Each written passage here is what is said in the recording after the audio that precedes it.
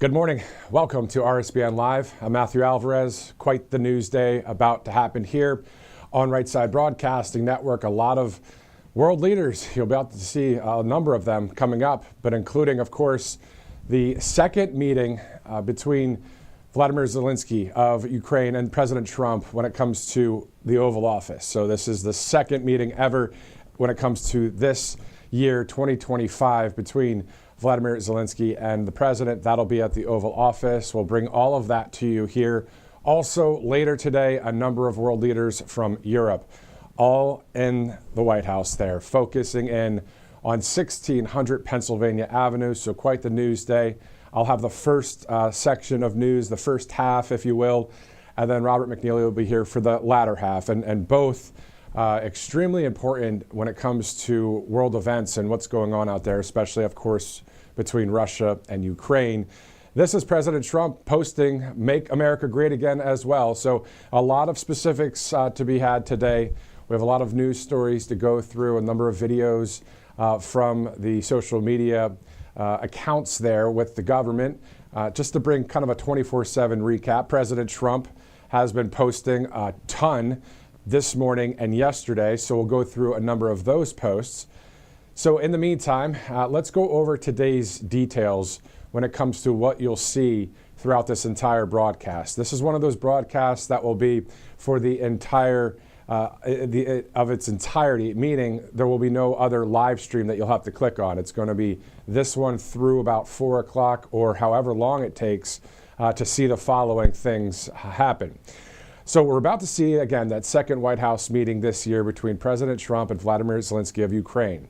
If all goes well today, generally speaking, there will be a trilateral meeting between President Trump, President Zelenskyy, and the Russian President Vladimir Putin. Again, that remains to be seen. It's that TBA, TBD. Will it happen? We'll see. If all goes well today, that's what the president has said, that there would be a trilateral meeting. We'll get to some of those Truth Social posts in a minute. Before we get to one of our interviews to start off the broadcast, there's a number, again, of live elements and live videos that we can go to. So in the meantime, here's today's White House schedule.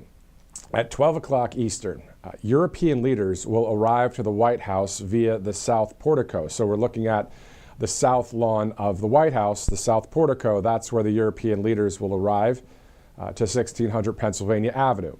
We're going to list off the world leaders that we've seen reports of that will be there. Some have posted on their various social media accounts that they'll be there.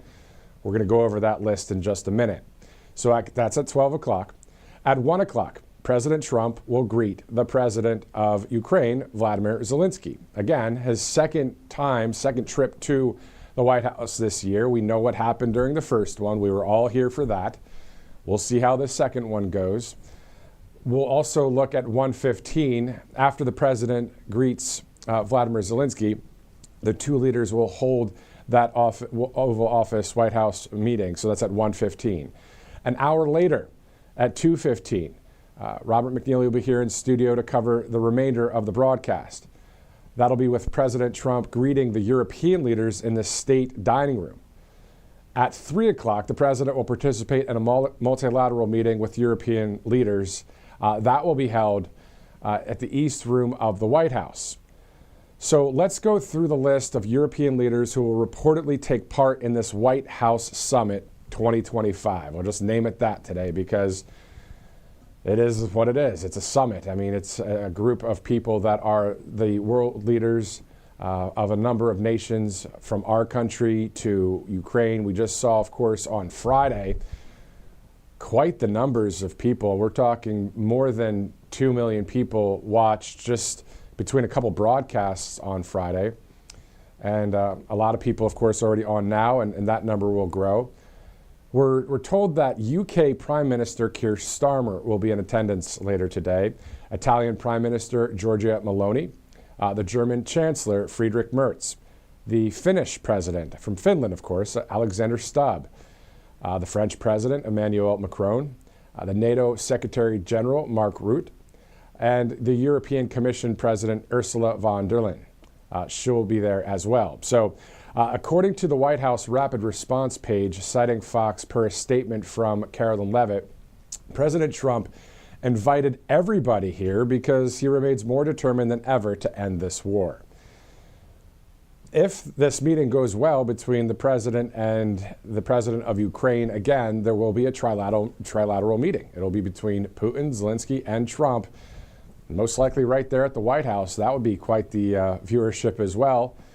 And always, you guys can watch throughout the week, and as we cover, whether it's a big story or really what's happening out there, it's always that conservative angle when it comes to what's common sense and what is really happening out there. So we always keep an eye on a lot of the stories, pretty much all of them, especially within the 24/7 news cycle that we see on X, we see on Truth Social, we see from the White House Office of Communications. There's a lot that we follow here. And then on top of that, we're common sense Americans just like you guys are. So it's great to be on the right side of history, seeing things happen before our eyes during this historic presidency, the 47th president of the United States, Donald J. Trump. So it's 11:06. We have a number of video elements to get to. We have a number of interviews to get to. At 12:30, Justine, Brooke Murray with the Media Research Center will join us to talk about today's big day. And also, Newsbusters is celebrating 20 years, so that'll be cool to talk about. And then also, we have a number of other people from either the Media Research Center or Newsbusters, CNS News, that will be throwing to a couple interviews here in just a minute. Also, on Thursday night, the Pardon Me, Bevelyn B. Williams movie premiere happened. If you remember watching a few weeks back, Silk was on the broadcast, Bevelyn B. Williams was on the broadcast, talking about what that was like to go through, where President Trump pardoned 23 pro-lifers that pray outside of various facilities, and the whole situation there where she received, I believe it was 41 months for something that was not 41 months worth of a punishment. We have a movie premiere video that we'll be showing you that yours truly on an iPhone, technology is crazy these days, right?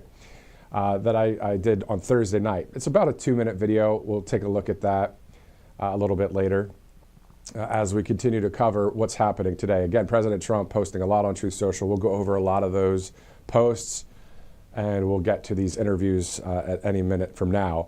In the meantime, we did just hear from the White House Office of Communications saying that California's sanctuary policies gave way to a Florida tragedy. So we're told 3 innocent Americans are dead after an illegal alien semi-truck driver attempted an illegal U-turn on the Florida Turnpike and caused a minivan to violently crash into the truck's trailer. The illegal alien is an Indian national who was granted a commercial driver's license by the so-called sanctuary state of California, reading here from the White House press release, whose reckless policies put the lives of American citizens at risk every single day. But instead of acknowledging the tragedy, criminal illegal alien sympathizer Gavin Newsom callously doubled down, claiming that giving driver's licenses to illegals and quote-unquote improves public safety. So the White House says while Democrats put criminal illegal aliens over the Americans they claim to represent, the Trump administration provides no such safe harbor and is seeking to place the individual into removal proceedings. The White House also says how many more innocent people have to die before Gavin Newsom stops playing games with the safety of the American public. That was asked from the Department of Homeland Security. We pray for the victims and their families. Secretary Noem and DHS are working around the clock to protect the public and get these criminal illegal aliens out of America. So that story, that tragic incident recently happening, and again, receiving that from the White House Office of Communications just moments ago, really within the hour.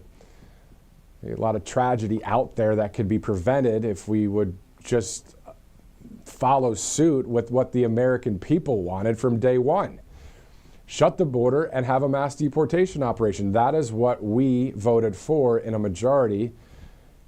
And we see that happening. We have a few videos.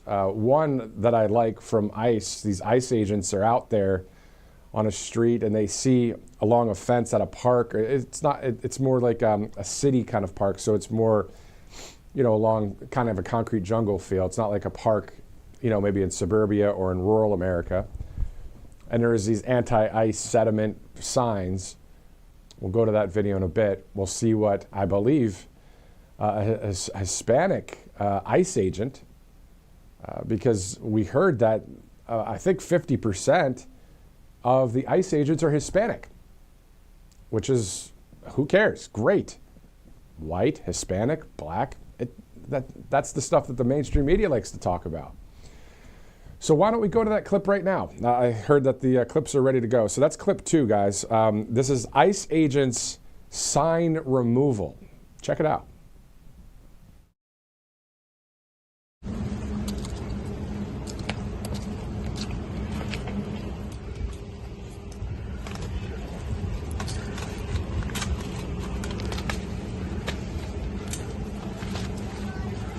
Mine.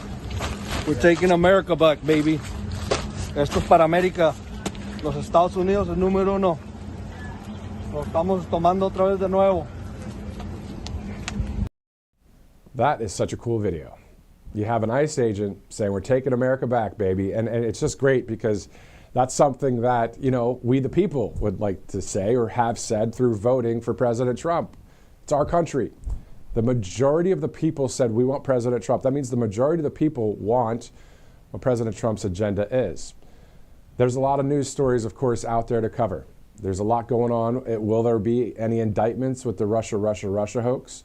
Will we get more information from the DOJ regarding the Epstein, case and situation? These are things that we've been seeing in those so-called news headlines. But we, the people, of course, want to know what's going on with our country. We see that President Trump, of course, was just in Alaska. Quite the reception there from people in Alaska with Trump flags and that whole situation there, seeing the Russian plane and the U.S. Air Force One plane. Again, a lot of people, of course, watching that. I'm sure a lot of you that are watching right now. And as we continue on with our coverage today, watched that coverage on Friday, Robert McNeely in studio for just several hours. And like today, again, if you're just joining us right now, of course, it's 11:12 Eastern time on this Monday, August 18th. I'll be covering the first half of today's events. Robert McNeely will cover the second half. And then we'll go over specifically again who's all participating in these meetings. We'll go over the schedule, the timing for it. And then we'll get into some interviews. We'll talk about a number of topics. And we'll basically facilitate what we're about to see today, which is a massive White House summit between a lot of world leaders going to be in that building today on this Monday, August 18th. Before we continue on, let's go to allfamilypharmacy.com. You want to be prepared, of course. You want the treatments your family might need before an emergency hits. But most pharmacies and insurance companies make that almost impossible with gatekeepers and outrageous prices. So All Family Pharmacy is different. Here you can stock up on your essential medications, order exactly what you want, keep it on hand so you're ready for anything. Well, other pharmacies, they're raising prices. All Family Pharmacy has lowered theirs, giving you 25% off their most requested medications, ivermectin, mebendazole, plus an extra 10% off with our promo code that you see there, RSBN10. They offer medications many providers refuse, like ivermectin, starting at just $2 per capsule. There's hydroxychloroquine, again, mebendazole, methylene blue, antibiotics, antivirals, and more, all with a doctor's prescription included. So ordering is simple. You can fill out your request online. A licensed doctor reviews it. Your medication shipped to your door in just a few days. You can check them out. You'll definitely find something you'll need. You can go to allfamilypharmacy.com/RSBN and use that code RSBN10 to save the extra 10% off. Let's go to monetary gold as well. Bank of America just announced that the U.S. dollar is on the verge of collapse. So think about that. Your savings, your retirement, your paycheck, all losing value faster than ever. History tells us that when paper money falls or fails, precious metals win. So gold and silver have been the ultimate store of value for more than 5,000 years. That's why now is the time to call monetary gold the trusted name in physical gold and silver. They'll show you how to protect your retirement savings before it's too late. So all you have to do is call 888-617-7964 or visit rsbnforthegold.com. That's a great website right there, rsbnforthegold.com. You can do that all today, of course. Don't wait for the collapse to happen. Be ready before it does. All right, so that's Monetary Gold, a great new sponsor here at Right Side Broadcasting Network, as it's 11:15 Monday, August 18th. A lot going on today, as you guys know. That's why you're here watching. That's why a number of people will be added to the audience, as we are here for you. And we want to cover, and we will cover, the happenings, the goings-on of the day, just like we do every day here at Right Side Broadcasting Network.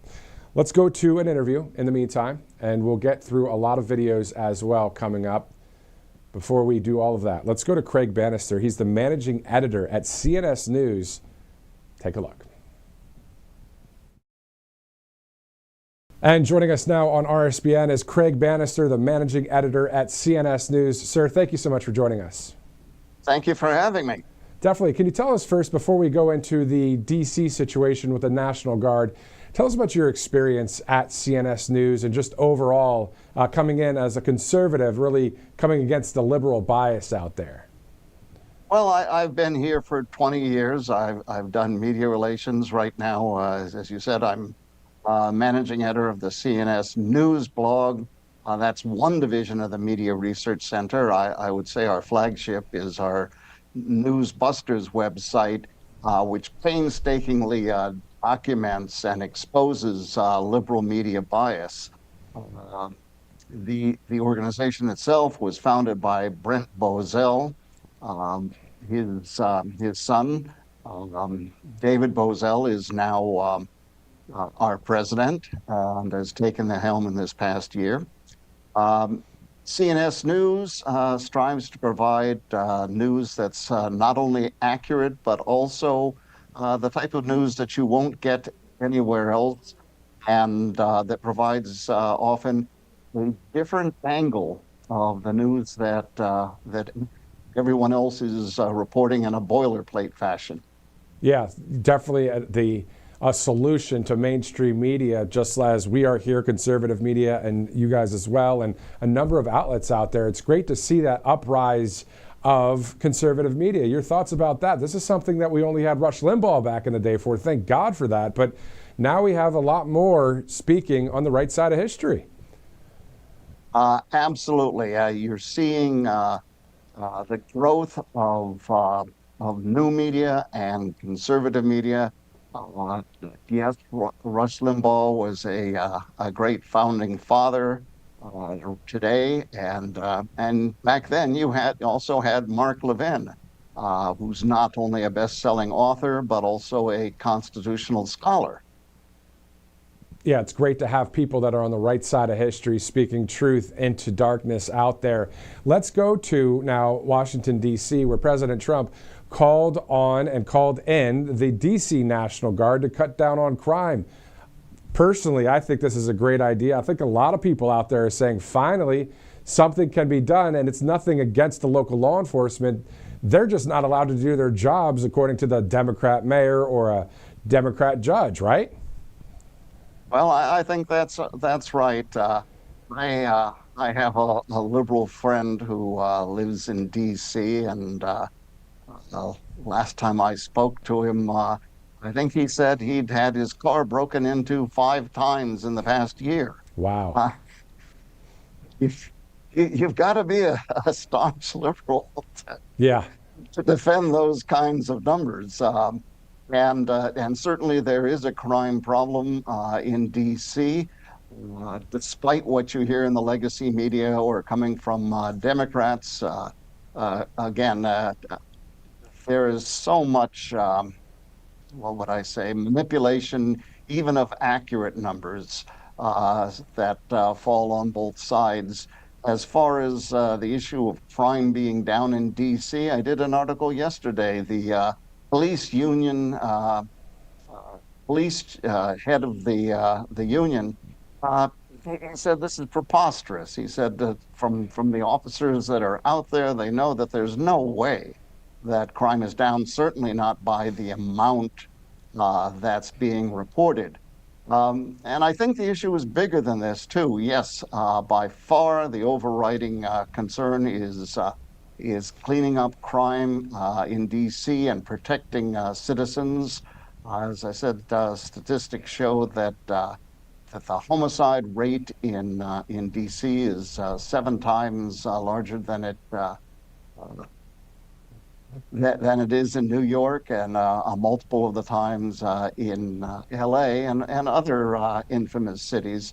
But in addition to that, I think it's also significant that D.C., the nation's capital, be clean and safe as an emblem for the rest of the world.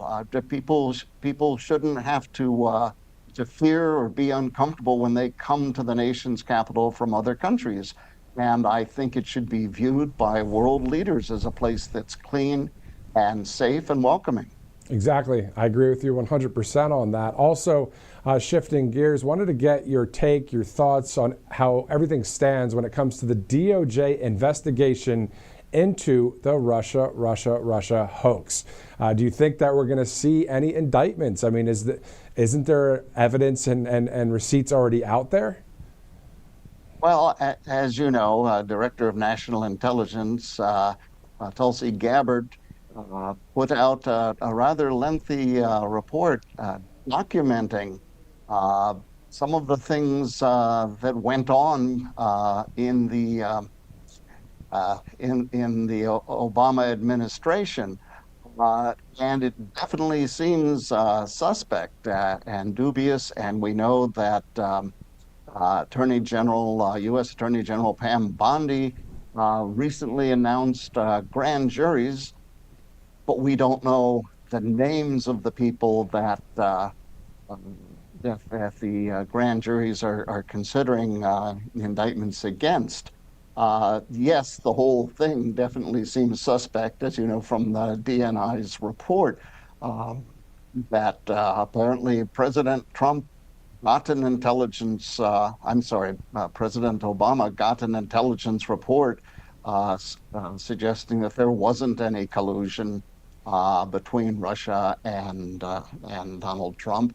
And he rejected it and sent it back and told them to create a report that said that there was.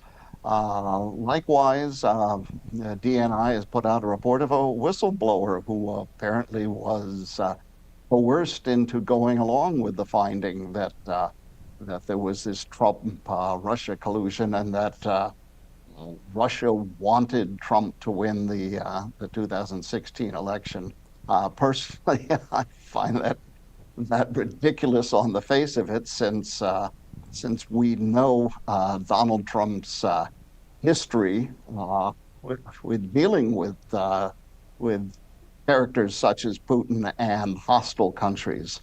Exactly. It's just the amount of other, I think, and others think, other crimes, to be investigated. Russia is just one thing. There's a lot of lawfare that was against President Trump and a lot against we the people, right, with the weaponization of government. So we see that we're going to have to monitor that moving forward. And Craig, before I let you go, thanks again for joining us right now. This is Craig Bannister, the managing editor at CNS News. Sir, what advice or what encouragement would you like to share with the American people out there? Whether this is seen by 1,000 people or 20 million, what would you want to say to them moving forward for our country to be saved? I would say shun the legacy media, and if you can't do that, trust but verify everything you hear. Again, a lot of it is extremely nuanced, and you have to look past the literal of what you're being told by the likes of MSNBC, and see the subtext there, see the insinuation. There are other sources of news out there. There's CNS News, there's Newsmax, there's Mark Levin. Even if you're on the left, pay attention to both sides and maybe add them together and divide by 2. Yeah, I mean, there's many fake news outlets out there, and it's great to be on the side of conservative media here at Right Side Broadcasting Network and a few others out there that are really, resonating with the American people, just like you guys there at CNS. So, sir, thank you so much again for joining us. Craig Bannister, the managing editor at CNS News. Thank you for joining us, sir. Thank you. Thank you. All right, so 11:25 this morning, a lot happening today, of course. That's why we see a number of people already on all of the platforms watching us live. If you watched us on Friday, man, there was more than 2 million people watching, and I'm sure those numbers will continue to grow. It reminds me of the millions of people that watched the election night coverage, more than 5 million, then more than 6 million for the inauguration. When it comes to all of our social media platforms out there, we see the views, and you think about it, this is something to be very grateful for and valued, because this is a lot of years of work for Right Side Broadcasting Network since 2015, and all of those rallies that you guys watched and some of you attended, and somebody that's watching right now may have been interviewed on Right Side Broadcasting Network, because we always are and are around the people, right? All of us. Because this is what is supposed to run the country. We the people. We're the ones that elect the people that we want in office, except for 2020.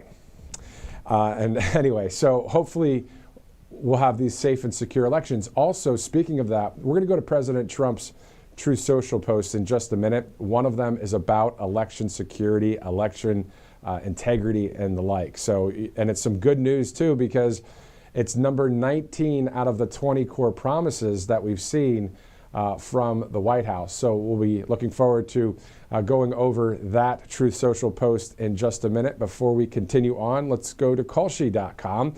You can download the Kalshi app or just go to Kalshi.com/RSBN. So there's a lot of places that you can, bet and trade out there. But Kalshi has more than 1 million users, and also there's so many topics that people talk about on Kalshi.com. So you see one right there. Will Zelenskyy, what will he say? What kinds of angles will there be? That's right there. You can check all of that out right now. Specifically, we know that when we look at what the markets are saying on Kalshi, the largest U.S. prediction market about what Trump will say during his meeting, today with Zelenskyy. Also, you can trade on what will happen at the meeting, what will be said, will they shake hands, and more, all specifics like that. I'd like to check out Kalshi to check some of the odds, track the sentiment out there. This is the only place, of course, to trade on these kinds of events legally in all 50 states. And you get a $10 promo for users who sign up with that code RSBN and trade $100. So we'll see what happens on this day as we continue to monitor today's events. Again, Kalshi.com, a great sponsor here. You can integrate your live polls into your stories organically and use them as a reference, of course. That's what we can do here as well. All right, so it's the bottom of the hour, 11:30 Eastern time. Let's go to angelpaste.com as well. All right, so obviously there's a lot of products on Angel Paste, including the Miracle Cream right there. So once you go there, you'll see all these different products. You can use the RSBN promo code. That'll give you a percentage off. RSBN, of course, always a good code to use. Getting that percentage off these great products. This company out of Spring, Texas, of course, angelpaste.com, a longtime sponsor here at Right Side. Proud and glad to have them with us, along with all of the sponsors here at Right Side Broadcasting Network. All right, so it is, again, the bottom of the hour, 11:28. Getting ready to see a lot today. That's why we're all here watching together, and this is what we'll be covering throughout the day. Robert McNeely will be in studio maybe around 2:15. It just depends on when the meeting with Volodymyr Zelenskyy is completed. Then the European leaders will be meeting with President Trump as well, and I believe Volodymyr Zelenskyy will be a part of those meetings as well. So there's just a lot of coverage today. We're going to go full steam ahead for several hours right here on this live stream as we continue to monitor what's happened in the 24/7 news cycle, highlight a few videos that we've seen within that 24/7 news cycle. We'll be looking at the Trump on Truth segment in just a minute, a lot of posts from the president. And also, Pardon Me is a movie out there, the Bevelyn B. Williams story. You might want to research a little bit if you need a refresher on that, because she just had a movie premiere the movie about her life with a number of stars in it, and was able to make it out there to Atlanta. My wife and I went to that movie premiere, and I got a little video together using the iPhone and iMovie and put something together. We're going to show that in just a bit. Speaking of videos, let's go to the White House when it comes to Social Security in America. Here's that video. In the campaign, I made a sacred pledge to our seniors that I would always protect Social Security, and under this administration, we're keeping that promise and strengthening Social Security for generations to come. I signed one big, beautiful bill and allowed no tax on Social Security for our great seniors. Social Security will be great again. You got my commitment. This is a proclamation both commemorating the 90th anniversary of the Social Security Act, and it also obviously mentions the fact that as part of the One Big Beautiful Bill, a vast majority of our senior citizens are no longer paying taxes on their Social Security benefits, as you promised in your campaign and as you delivered for the American people.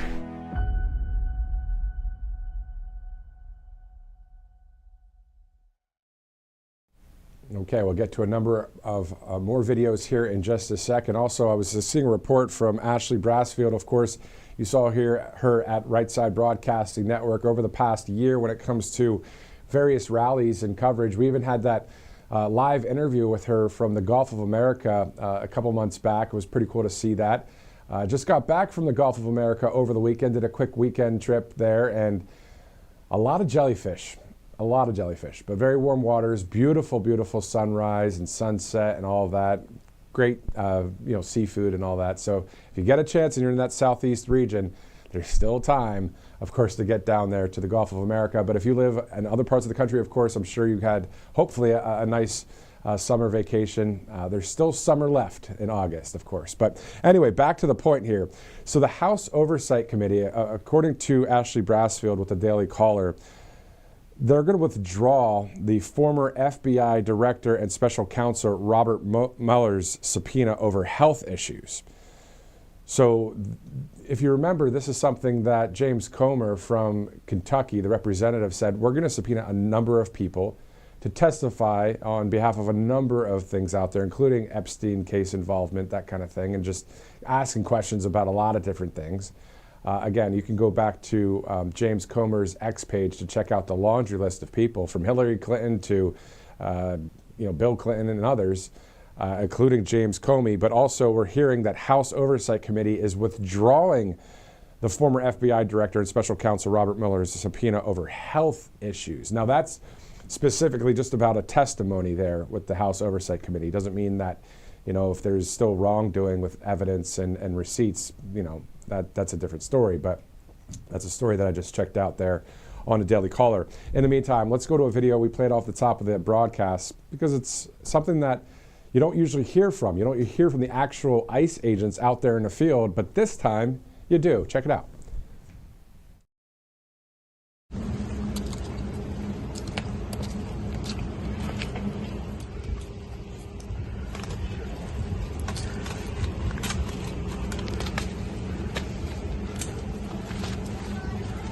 Mine.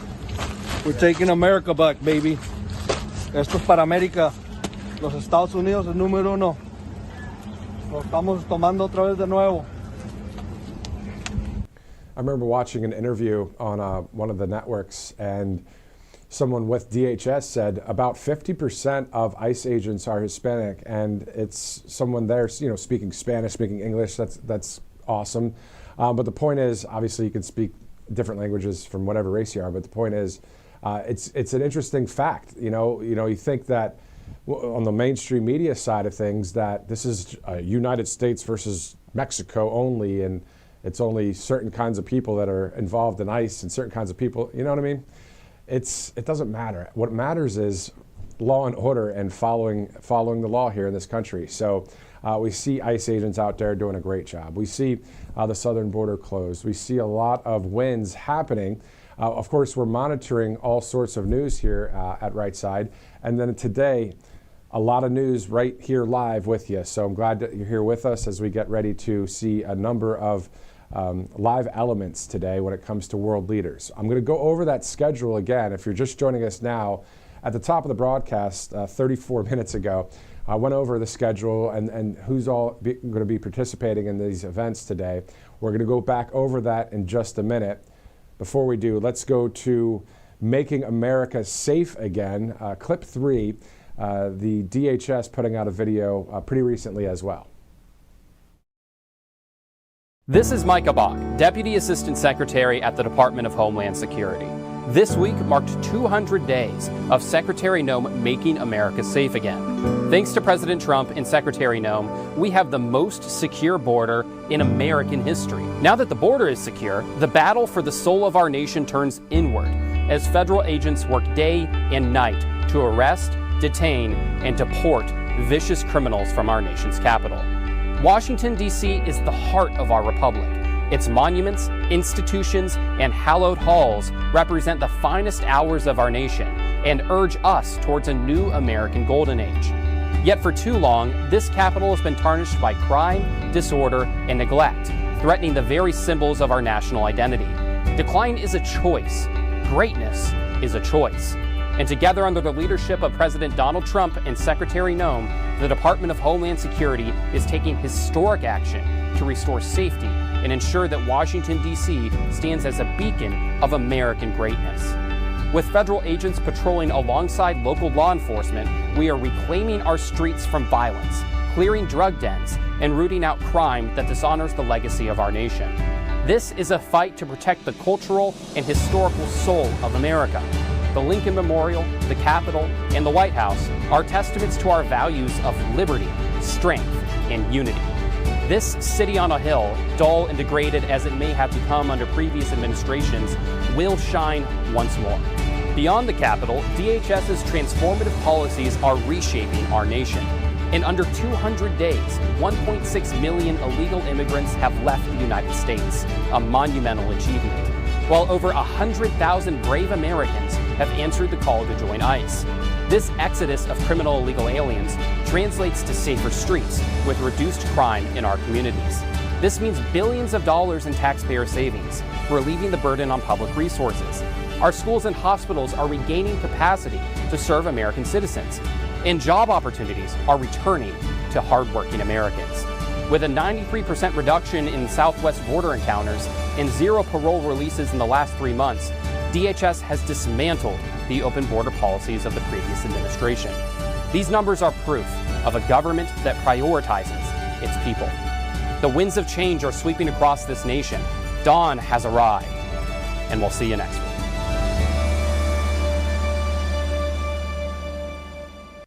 All right, so awaiting the number of things to happen here coming up. At 12 o'clock, the president, of course, there at the White House, but the world leaders, these European world leaders, will be going there at 12 at the South Portico, so the south lawn of the White House. That's where they'll be entering, so I believe we'll have a live picture of that. Again, I'll get into the schedule here in just a minute. Before I do, let's go to one of our great sponsors, Utah and Florida. They just passed these bills to ban fluoride in the water supply. So why are all these states suddenly doing a massive U-turn on fluoride when they've been adding it to our water for the last 8 decades? So RFK Jr. has been warning us about fluoride for a while, and the government now admits to the fact that fluoride is linked to lower IQ. So in a study done by JAMA Pediatrics, one of the top medical journals out there, scientists actually found that fluoride levels over 2 milligrams per liter of water cause more than a 2-point drop in children's IQ scores. That's why we're proud to partner with Cove Pure. Cove Pure is a water filtration system that sits on your countertop. You don't have to drill any holes or call a plumber to set it up. Just fill it with tap water, plug it in, and it gets straight to work. So they have this ClearWave technology, and that ClearWave technology is certified to remove up to 99.9% of impurities in your water. So anything that isn't water, which is kind of funny to say, anything that isn't water, well, what do you mean? Meaning fluoride, pharmaceuticals, and even forever chemicals, they get filtered out, leaving you with pure water. So once you try Cove Pure water, you're not going back to the tap water.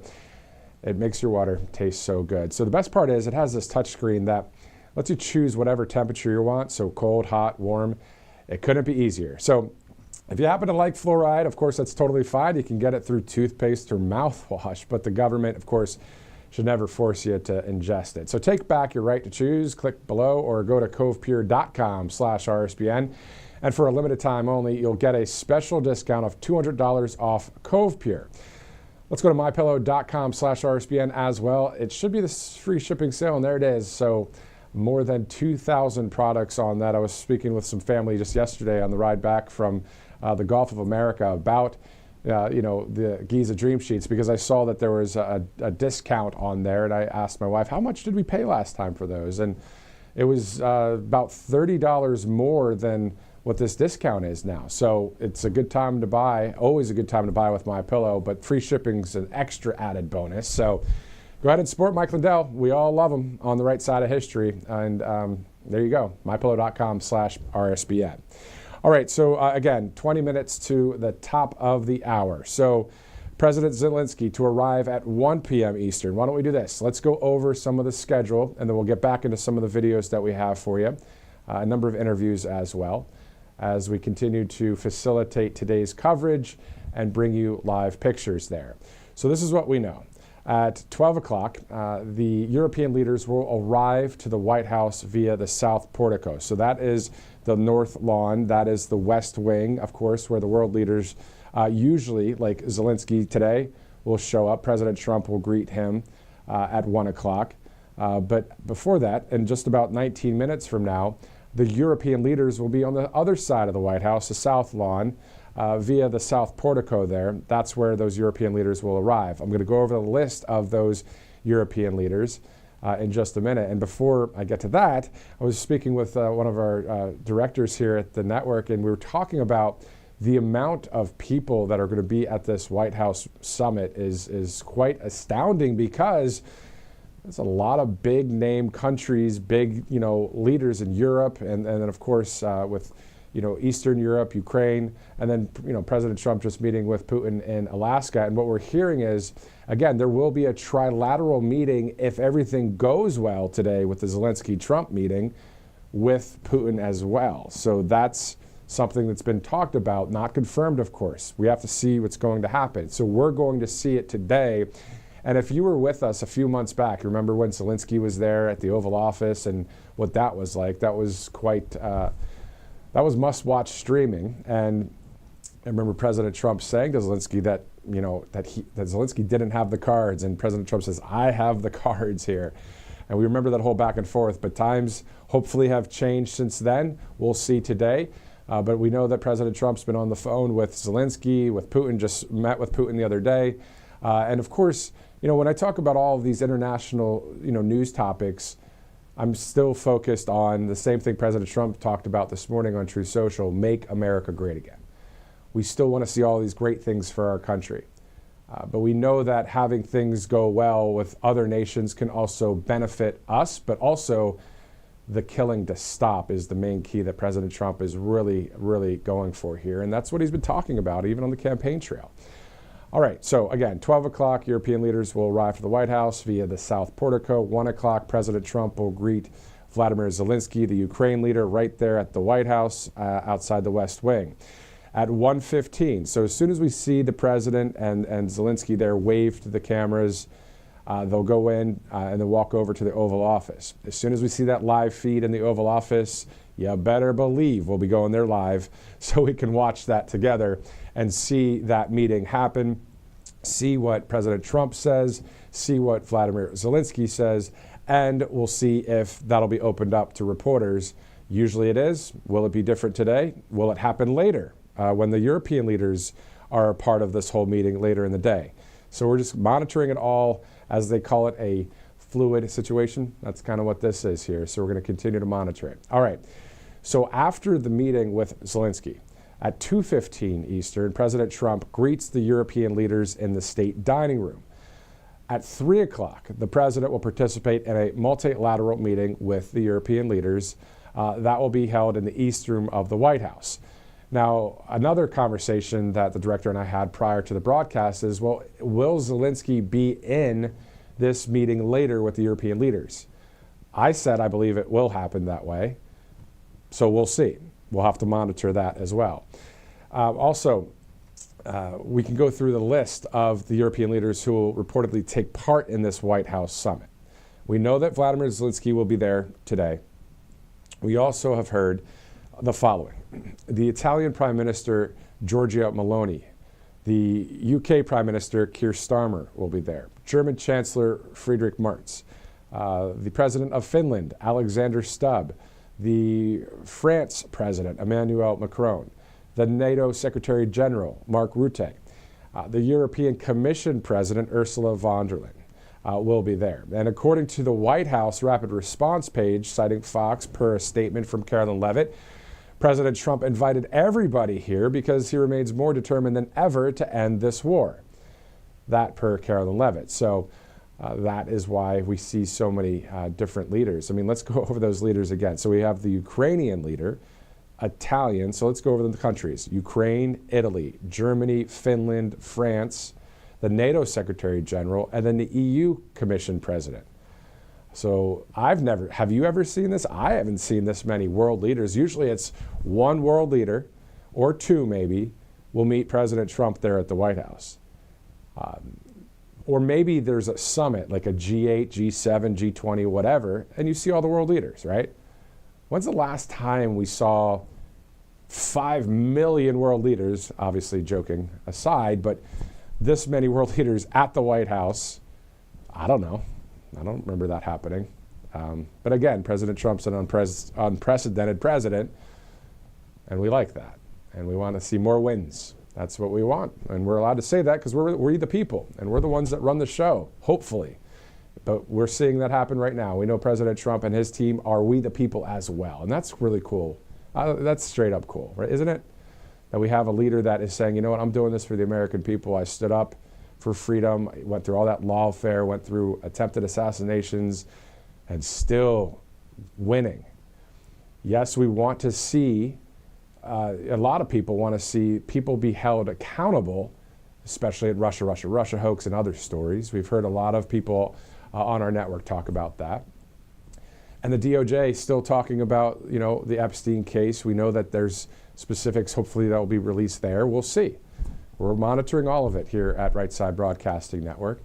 And again, on top of that, many wins happening with those 20 core promises, from sealing the border to the mass deportation operation to defending the Constitution. We know we don't want to be like a country like China. We don't want to be, and this is sad to say, we don't want our country to be like parts of California.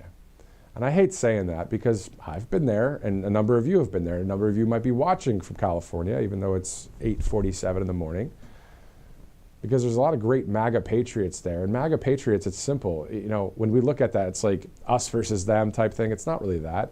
MAGA patriots are we the people, are common sense Americans, everyday Americans, the majority. And and when I say majority, a majority could be 51% versus 49% or whatever, right? No, a massive majority, I believe, are on the right side of history. Those are landslide victories that President Trump had over the past 3 elections. And we know what happened in 2020. So that's kind of where I'm coming from. But my point is, I don't want, and I know you don't want, to see our country ever go to anything like if New York City has Zohran Mamdani in charge. We don't want that. And we don't want our country looking like anything. We want our country looking like the US of A. Come on now, right? We want our country looking like what it's been, and even greater than that. But all for freedom. That pride that we sense. I posted something the other day on Truth Social. I was at one of the stores out there. I had to go run out and get some zero water filters anyway. But the point is, I have to buy now Cove Pure because Cove Pure looks amazing as well. But the point is, I go out there and I see, it was almost sunset, and this Jeep had an American flag on it. It was on the gas cap. It just looked cool. Took a photo, posted on Truth Social, and a lot of people liked it. And it was simple. I said something like, I just love when I see Old Glory, you know, the sense of patriotism. I said something like that. I just love seeing it, and for what it stands for.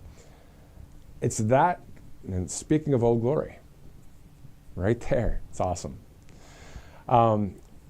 that's what it's about. And I know you guys know that. I know I'm preaching to the choir, but you can't say it enough.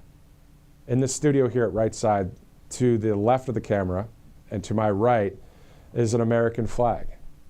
And it's always good to have that right there. I mean, I can continue on with the inside baseball stuff before we get to our next sponsor and that kind of thing. So We the People, Documents and Writings of the Founding Fathers. It collects 15 significant and historical texts, including the Declaration of Independence, the Constitution, Bill of Rights, Common Sense book, the Federalist Papers. I'm not getting any money by showing you the book. It's just the basic stuff of our studio. You know, we are like you. We want our country to win. We want our freedoms to continue on forevermore until the return, for those of us that are Christians out there, Jesus to this earth, you know? Anyway, Old Glory, great to see it. Our great flag of this United States. As we are 10 minutes from the top of the hour, let's go to one of our great sponsors here on Right Side Broadcasting Network, All Family Pharmacy. Now, you want to be prepared, of course, and you want the treatments your family might need before an emergency hits. But most pharmacies and insurance companies make that almost impossible with gatekeepers and outrageous prices. So All Family Pharmacy is different. You can stock up with them on your essential medications, order exactly what you want, and keep it on hand so you're already, prepared and ready for anything. Well, the other pharmacies are raising prices. All Family Pharmacy has actually lowered theirs, giving you 25% off their most requested medications. Medications like ivermectin and mebendazole. Plus, you get an extra 10% off with our promo code RSBN10. They offer medications many providers refuse, like ivermectin, starting at just $2 per capsule, hydroxychloroquine, mebendazole, methylene blue, antibiotics, antivirals, and more, all with a doctor's prescription included. So ordering is simple. All you have to do is fill out your request online, a licensed doctor reviews it, and your medications shipped to your door in just a few days. You can check them out. You'll definitely find something you need there. Go to allfamilypharmacy.com/RSBN and use the RSBN 10 code to save that extra 10%. Great sponsor here at Right Side Broadcasting Network. Let's also go to Tax Network USA, 800-357-1415. If you missed any taxes over the past couple of years or just need some extra assistance getting everything taken care of there, all you have to do is go to tnusa.com/RSBN. Also call 800-357-1415. Always good to talk to somebody on the line about all these things that are happening out there. If you have any questions about your taxes, or again, if you missed a year, give them a call, or maybe you missed a few years. Just give them a call to help you out. Tax Network USA, 11:52 this morning. Thanks for joining us. We are looking forward to seeing, I believe this video is now from the South Portico. So we went from the West Wing, where Zelenskyy, the Ukraine leader, will be meeting President Trump. That's at 1 o'clock. So if everything's perfectly on time, that means in 7 minutes from now, we're going to see the European leaders right there at the South Portico of the White House. They'll go into the White House. President Trump will meet up with them after the Zelenskyy meeting. Let's just go over the timing once again for those of you who just joined us. So 12 o'clock, European leaders will arrive to the White House via the South Portico. At 1 o'clock, an hour later, President Trump greets President Volodymyr Zelenskyy. At 1:15, the two leaders, Zelenskyy and President Trump, will hold that meeting at the Oval Office, Part 2. At 2:15, an hour later, the president will greet the European leaders in the state dining room. So they arrive there at 12 o'clock in the South Lawn, on the South Lawn. They enter through the South Portico. Then after the president's meeting with Zelenskyy, the president will greet the European leaders in the state dining room. The question is, and I haven't seen it yet, and we're going to look over President Trump's True Social post, but will Zelenskyy be a part of this meeting with the European leaders a bit later? I would say yes. Why not? All right. At 3 o'clock, then the president will participate in a multilateral meeting with the European leaders. That's going to be held in the East Room of the White House. Again, the UK Prime Minister, Italian Prime Minister, German Chancellor, the Finnish President, of course Finland, the French President, the NATO Secretary General, and the EU Commission President Ursula von der Leyen will be there. as part of this huge summit that came out of nowhere, really. I mean, we knew that stuff like this is being talked about, but that's a lot of world leaders, and we're going to see it all unfold right here. Again, Robert McNeely will be in studio for the second half of the coverage. So after the Zelenskyy Oval Office meeting, he'll pick up coverage from there. We're going to stay live on this broadcast the whole time.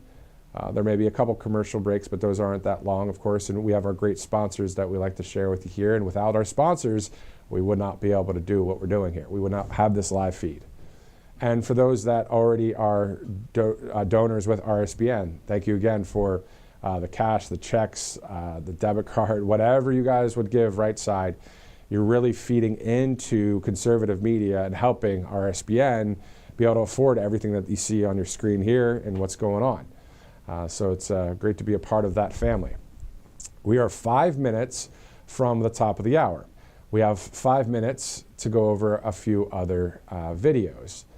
If we see anything unfold there live, we'll, even when we're talking about, and even if it is a sponsor or if it is a video, we can always go to, if we see President Trump, or go to the live event and come back and continue on with the various activity that we were in at that moment, because this is all RSBN live, everything happening live right now. All right, so let's do this. Let's go to a video about making Washington, D.C. safe. And I'm going to say it this way. Maybe not safe again. Well, actually, now that I think about it, yeah, it was safe back in the day. I looked at a video, I forget what year it was. I think it was 1954. I also posted a video, and it had the old school announcer on there. And this is the U.S. Capitol, and there, that kind of thing. It was pretty safe then. So yeah, make DC safe again. Let's go to clip 4 and check that out as soon as it's ready. We're going to rebuild our cities into beacons of hope, safety, and beauty better than they have ever been before. We will take over our horribly run Washington, D.C. and clean up, renovate, and rebuild our capital so that it is no longer a nightmare of murder and crime. We're going to get all the graffiti off the marble. We're going to fix the roads and the medians, which are falling down all over the streets. Washington, D.C. will become a symbol of beauty, security, freedom, and strength.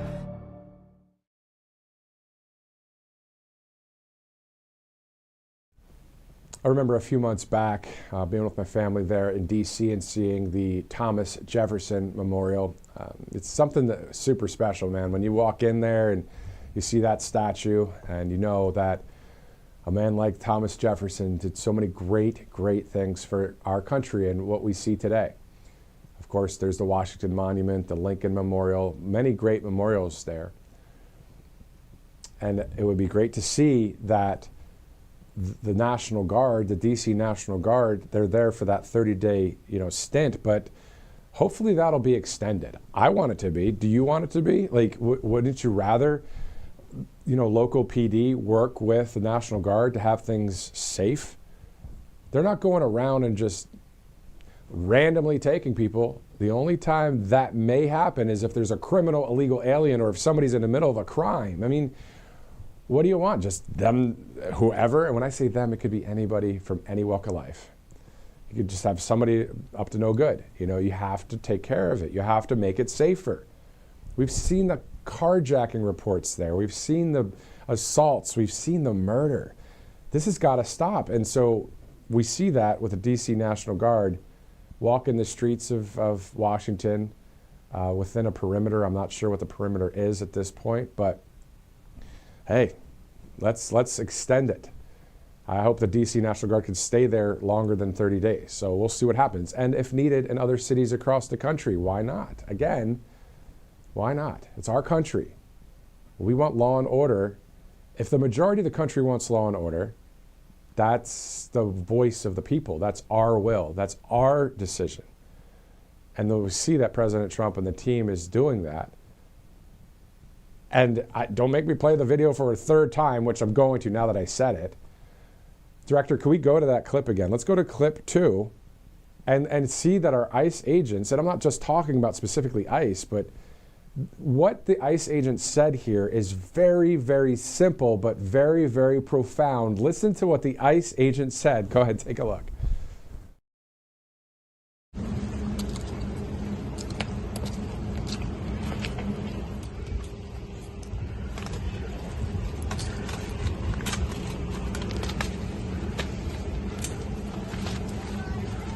Mine.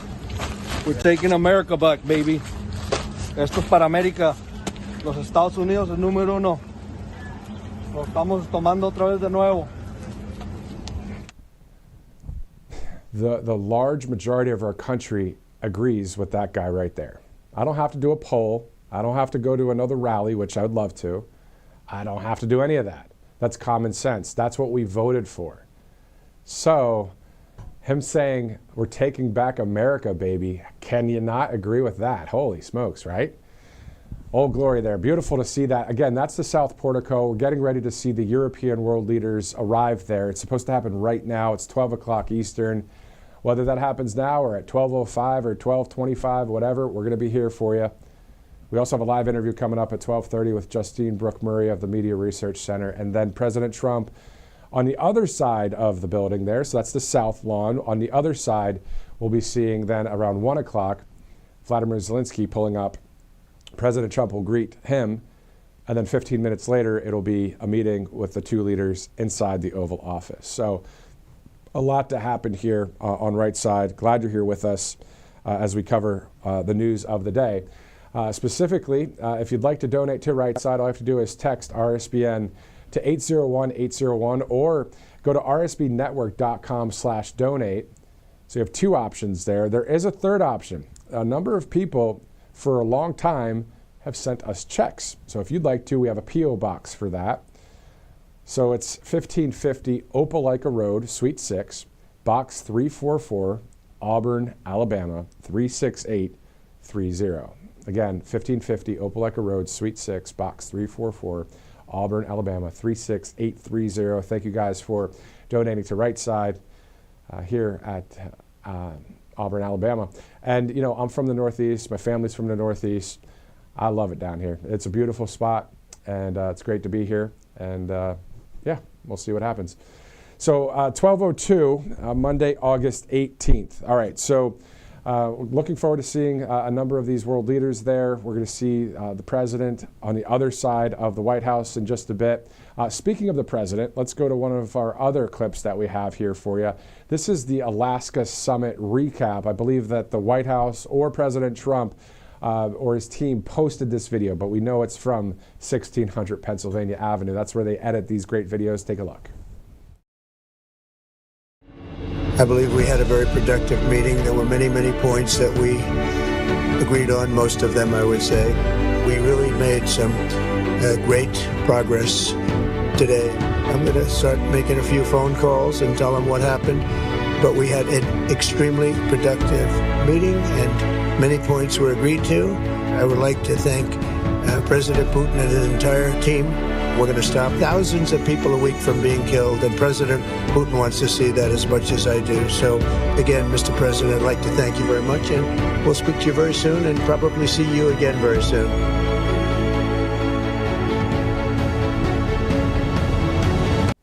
Again, if you're just joining us now, what a day that was on Friday. Robert McNeely in studio. Holy smokes, there was more than 2 million people that watched both broadcasts, I mean, added together. And then, I don't know, maybe it's 3 million, because I know that one of the sites had 957,000 views. Another one had 1 million. And that's just on one site. So we've got Rumble, YouTube, X, you know, there's Truth Social, Truth Plus, of course. There's our app, our website. It's just great to see it, you know, because all of you guys that are watching, you know, you're on the right side of history when it's conservative media. You know, kind of like this. And I'm going to say this, and I don't know if it's the right time to say this or not, but I'm just going to say it because why not be transparent? What Rush Limbaugh did for this country, we all know how awesome Rush was. Why not in conservative media us take that baton and keep going with the Rush style, you know? Tell it like it is. Ooh. The mainstream media, they hate that. That's why they have so many teleprompters and producers and corporate people saying, say this. Nah, we don't want any of that on conservative media. We're here for you guys. We're part of you. You know what I mean? We the people. Let's go to President Trump's Truth Social post. I believe this is clip 7, Director. We're looking at election integrity and security. President Trump says, I am going to lead a movement to get rid of mail-in ballots and also, while we're at it, highly inaccurate, very expensive, and seriously controversial voting machines, which cost 10 times more than accurate and sophisticated watermark paper, which is faster and leaves no doubt at the end of the evening as to who won and who lost the election. President Trump saying earlier, we are now the only country in the world that uses mail-in voting. All others gave it up because of the massive voter fraud encountered. We will begin this effort, which will be strongly opposed by the Democrats because they cheat at levels never seen before by signing an executive order to help bring honesty to the 2026 midterm elections. Remember, the states are merely an agent for the federal government in counting and tabulating the votes. They must do what the federal government, as represented by the President of the United States, tells them for the good of our country to do. With their horrible radical left policies like open borders, men playing in women's sports, transgender and woke for everyone, and so much more, Democrats are virtually unelectable without using this completely disproven mail-in scam. Elections can never be honest with mail-in ballots voting and everybody. In particular, the president says, the Democrats know this. I and the Republican Party will fight like hell to bring honesty and integrity back to our elections. The mail-in ballot hoax using voting machines that are a complete and total disaster must end now. This, according to the president, as I read his Truth Social post. I know that's a lot of words on that screen right there, but we're almost done. But it's also great to see President Trump speaking about this. So remember, without fair and honest elections and strong and powerful borders, you don't have a semblance of a country. Thank you for your attention to this matter. Donald J. Trump, President of the United States of America. 12:06 Eastern. Let's get another live look there on the south lawn of the White House. Okay, we see that. You come up for air, you know, let's go back swimming. Let's go to clip 8, the Alaska recap from President Trump. He said, of course, the other day, a great and very successful day in Alaska. The meeting with President Vladimir Putin of Russia went very well, as did a late-night phone call with President Zelenskyy of Ukraine. So the president's saying this on Truth Social, and various European leaders, including the highly respected Secretary General of NATO. The president said on Truth Social that it was determined by all that the best way to end the horrific war between Russia and Ukraine is to go directly to a peace agreement, which would end the war, and not a mere ceasefire agreement, which oftentimes do not hold up. President Zelenskyy will be coming to D.C., of course, that's today, the Oval Office on Monday afternoon. If all works out, we will then schedule a meeting with President Putin. Potentially millions of people's lives will be saved. Thank you for your attention to this matter, that according to President Trump as well. As we await the world leaders there, the following Truth Social post from President Trump decided not to have a graphic for every one of them because I'm going to read through a lot of them because really a lot of these happened just this morning. So let's go through a few more of President Trump's posts as we await the European leaders. We'll go over the schedule again so you know what to expect. We have a few more videos to go to, and we have a live interview coming up in a bit.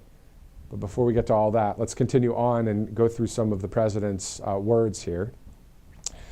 President Trump said this morning, I've settled 6 wars in 6 months, one of them a possible nuclear disaster, and yet I have to read and listen to the Wall Street Journal and many others who truly don't have a clue. Tell me everything that I am doing wrong on the Russia-Ukraine mess. That is sleepy Joe Biden's war, not mine. I'm only here to stop it, not to prosecute it any further. It would have never happened if I was president.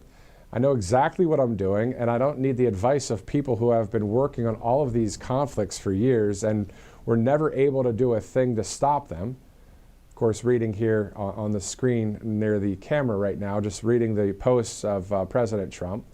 President Trump continued by saying they are stupid people with no common sense, intelligence, or understanding, and they only make the current Russia-Ukraine disaster more difficult to fix. Despite all of my lightweight and very jealous critics, I'll get it done. I always do. President DJT. President Trump also saying this morning, I am totally convinced that if Russia raised their hands and said, we give up, we concede, we surrender, we will give Ukraine and the great United States of America, the most revered, respected, and powerful of all countries ever, Moscow and St. Petersburg and everything surrounding them for 1,000 miles, the fake news media and their Democrat partners would say that this was a bad and humiliating day for Donald J. Trump, one of the worst days in the history of our country. But that's why they are the fake news and the badly failing radical left Democrats. Thank you for your attention to this matter, the president says. Might as well go through a few more. President Trump this morning saying D.C. gave fake crime numbers in order to create a false illusion of safety. Let's just stop there, though. And we'll continue on that post in a second. Washington, D.C. gave fake crime numbers in order to create a false illusion of safety. How many other cities is this possibly happening in? This is really about life and about death, or life and about injury, or life and getting your car stolen, or life and fill in the crime blank. President Trump continues saying this is a very bad and dangerous thing to do, referring to D.C. giving fake crime numbers, and they are under serious investigation for so doing. Until 4 days ago, Washington, D.C. was the most unsafe city in the United States and perhaps the world. Now, in just a short period of time, it is perhaps the safest and getting better every single hour. People are flocking to D.C. again, and soon the beautification will begin. I want to look up the information that I researched just, on the D.C. National Guard. I'm scrolling through that on my laptop right now. Let's see if I could find it on the fly here. There it is. So the D.C. National Guard, now that they're mobilized in the federal city, here's what I've researched. It's something that you guys can research as well, simply by going to the D.C. National Guard website. But there's 2,700 plus soldiers and airmen available. 2,700. It was formed in 1802 by President Thomas Jefferson to defend the newly created District of Columbia. The only National Guard unit out of all the 54 states and territories which reports only to the president. So the D.C. National Guard is the only one that reports only to the president. It retains the mission as protector of the District of Columbia. And under those notes, I put, thank God, make Washington, D.C. safe with an exclamation point. So that's some of the specifics when it comes to the D.C. National Guard. Pretty cool to just know that that was created by Thomas Jefferson. Talk about some great history right there. Let's go to a sponsor as we await the world leaders there. Monetary Gold, one of our great new sponsors here at Right Side. Bank of America just announced that the U.S. dollar is on the verge of collapse. So think about that. Your savings, your retirement, your paycheck, all losing value faster than ever. History tells us that when paper money fails, precious metals win. So gold and silver have been the ultimate store of value for more than 5,000 years. That's why now is the time to call Monetary Gold, the trusted name in physical gold and silver. They'll show you how to protect your retirement savings before it's too late. So all you have to do is call the phone number that you may see on your screen. Yep, it's right there. You can also call 888-617-7994 or visit rsbnforthegold.com today. You don't want to wait for that collapse to happen. Be ready before it does. Hopefully it doesn't, but we'll see what happens. Monetary Gold, a great sponsor here at Right Side. All right, so we have a number of European leaders pulling up. We'll tell you who's all there in just a second. Let's go there live. Up. Ready, open. Mr. Secretary. Myself first. Is it okay? You look very handsome as always. Nice to see you, my friend. Ready, close. Thank you so much. Ready, shut. Very nice. How are you? Yes, Mr. Advisor. So good to see you. So good to see you. Momentous day.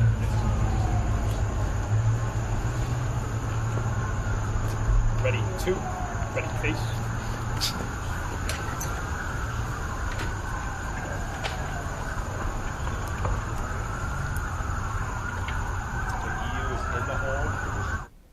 All right, so the first one there at the South Portico, the NATO Secretary General Mark Rutte. So that's the first world leader there when it comes to being a leader of parts of the world when it comes to the NATO Secretary. Still waiting on a number of world leaders from the UK, Italy, Germany, Finland, France, and then also the EU leader, Ursula von der Leyen. So we'll be monitoring that South Portico. I believe that everybody will be there by the 1 o'clock hour because we may have to have a split screen or triple screen where we see the front of the White House and the rear of the White House, the back of the White House there, because Volodymyr Zelenskyy will be pulling up to meet President Trump outside the West Wing, scheduled for 1 o'clock. So a lot going on today. Just like on Friday when you saw President Trump in Alaska for that summit there. All right, so in the meantime, though, I'm going to continue reading a few more posts from President Trump, and then we'll see, how many minutes between each of the world leaders. We'll just kind of navigate this live coverage and continue on. Again, thank you guys for watching and streaming in here on Right Side. All right, let's go to President Trump. All right, so we talked about D.C. and those fake numbers. Let's stop. Let's go there right now to the White House. Ready, pop. Ready, open. Madam President, pleasure to see you again. Ready, close. Ready, shut.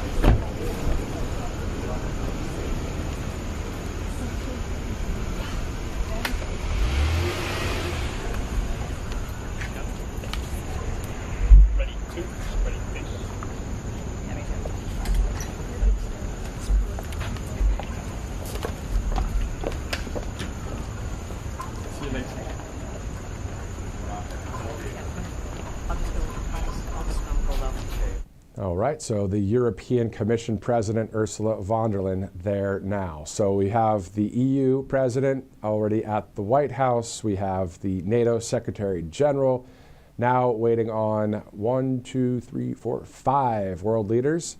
Keir Starmer of the United Kingdom, Giorgia Meloni of the country of Italy, Friedrich Merz, the Chancellor of Germany, President Alexander Stubb of Finland, and President Emmanuel Macron of France. So once those leaders are in-house, that means we'll be seeing them again a bit later when President Trump meets them at the state dining room after President Trump meets with Volodymyr Zelenskyy of Ukraine. Again, that's at 1 o'clock where what the schedule is for Volodymyr Zelenskyy on the other side of the White House. So you're looking there, this is the South Lawn, right? This is the South Portico. On the other side is where the entrance of the West Wing is. That's where usually when one world leader pulls up and the president steps out to greet that world leader, that's what we're going to see on the other side of the White House. I know it's kind of a lot going on, and that's that picture right there on the bottom right of your screen. So the North Lawn is the bottom right. The bigger screen there is the South Lawn, and where the world leaders from Europe will be are arriving right now. So we're going to monitor this together and see everything happen live from Washington. Pretty cool stuff. Technology is pretty cool. I know it's been around for a while, but it's still pretty sweet to see. You guys are watching from, if you're watching in Iowa right now, you're seeing this live right here. And I know live TV's been around for a minute, but what hasn't been around for a minute is conservative media. Mainstream has. Anyway, all right, so 12:18, Monday, August 18th, here live right now.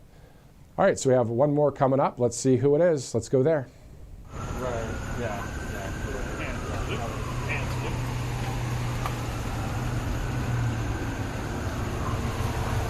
Ready, two, ready, doors, ready, pop, ready, open. Mr. Prime Minister. Nice to see you again. Ready, close. Ready, shut.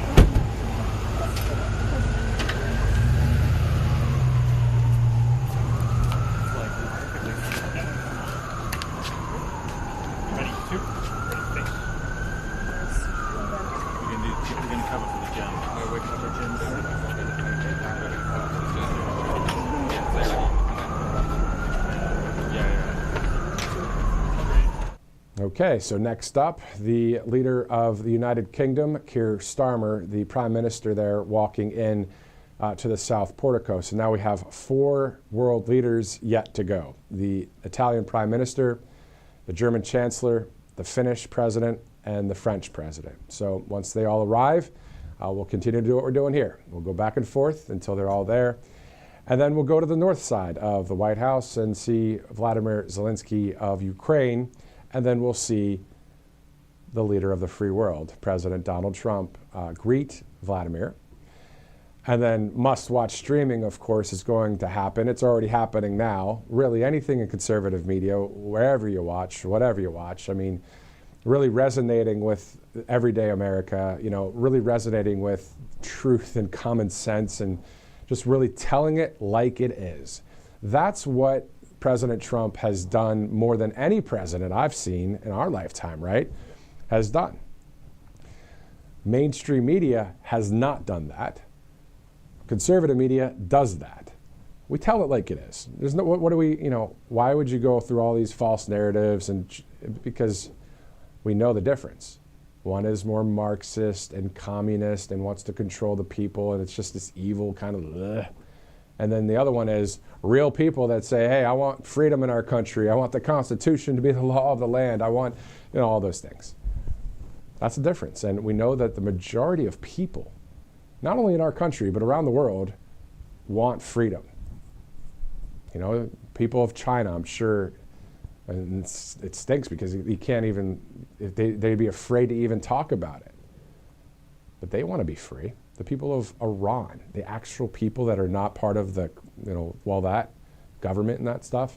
I remember watching a video of Iranians saying, I'm not part of, I don't want to be with this Islamic Republic thing. I just want to be free, you know. I'm born here. Just imagine if you were born somewhere else, right? And some of you might be watching that were born in another country. But the point is, for those of you, the majority of you most likely are Americans, right? Born here in this country. Just imagine if you were born in X, Y, and Z country, right? You'd want to be free. You wouldn't want a government to lord over you. That's why our country, and as you guys know, is the greatest country on earth. So, and we want to protect that. We want that to be saved. I don't want just President Trump for 3.5 years, and when President Trump moves on, he's still going to be a powerful political figure, and we're going to hear from him. It's going to be great. I'm sure he'll be holding rallies, even post-presidency, who knows? But we want our country to continue and get stronger and better beyond President Trump. It's happening right now. This is the time. Those midterm elections, as you know, are super, super important. The 20 core promises, extremely important. Those that broke the law against our country, having them be held accountable, extremely important. Or if all the so-called bad people that broke the law, if they don't get, you know, they're not held accountable, then what happens the next go around? Peter Navarro said it right there outside the White House on the North Lawn. He said, if you don't hold these people accountable, he said, I'm afraid this would all happen again. And think about how bad it would get. It would be really, really bad. It'd be 10 times worse than Biden, 1,000,000 times worse than Harris would have been. It'd be really, really bad. Our country. That's why we all voted the way we did for the past 3 elections. Because the majority of us are hardworking Americans that love God, family, and country. 12:24 Eastern, we are awaiting Giorgia Meloni from Italy, Friedrich Merz from Germany, Alexander Stubb from Finland, and Emmanuel Macron, the French president. So we know that later at 2:15, the President Trump will meet up with these European leaders at the state dining room. Will Zelenskyy be part of those meetings? I think he will be, so we'll see. We'll monitor it. We do know at 3 o'clock that the president will participate in a multilateral meeting with the European leaders. Talk about a secure building right now. that perimeter there's probably a lot of perimeters of security and law enforcement and everything, because think about it, there's a lot of world leaders right there in that one section of town. So 12:24, let's go over a few things as we await the next world leader. It is 12:25 Eastern. In about 5 minutes, Justine Brooke Murray from the Media Research Center will join us live. We'll just talk about today's big day there at the White House, and also talk about the 20th anniversary of Newsbusters, which is pretty cool. So we'll learn about that in a minute. We'll go there in just a second. Let's see if there's another video that we can go to at this point. I think that what we'll do is, since we're having so much of the live activity now, we're just going to have to hold off on going to videos and interviews as I see another vehicle pulling up. So let's go to the next European leader. I wonder which one it'll be. I mean, this is a good one for Kalshi, by the way. Which world leader's next? Ready, doors. Ready, pop. Ready, open.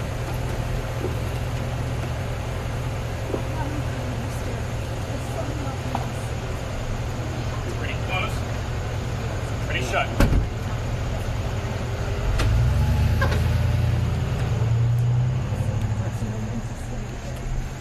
Yep. Ready, 2, 1. Ready, face. Finland is next. Yeah. Do they have a... All right, so the Italian Prime Minister, Giorgia Meloni, just stepping into the south portico of the White House. If the camera there outside of the White House there, that's one pool camera that all the networks would use. It looks like they're standing at attention for another vehicle to pull up. If he were to pull back just a little bit, the flag that is to the left of our great old glory is most likely the flag of the next leader that's showing up. So we have Germany, Finland, and France, the leaders there. Emmanuel Macron of France, Alexander Stubb of Finland, and Friedrich Merz, the Chancellor of Germany. So those are the three leaders that we're awaiting. And then there'll still be one more leader on the other side of the White House in about 30 minutes. That's Volodymyr Zelenskyy of Ukraine. So we're watching here with you. This is all live right now on Right Side Broadcasting Network. Let's go to, quickly, unless I just saw a car there. Director, did you see a vehicle in the foreground? Okay.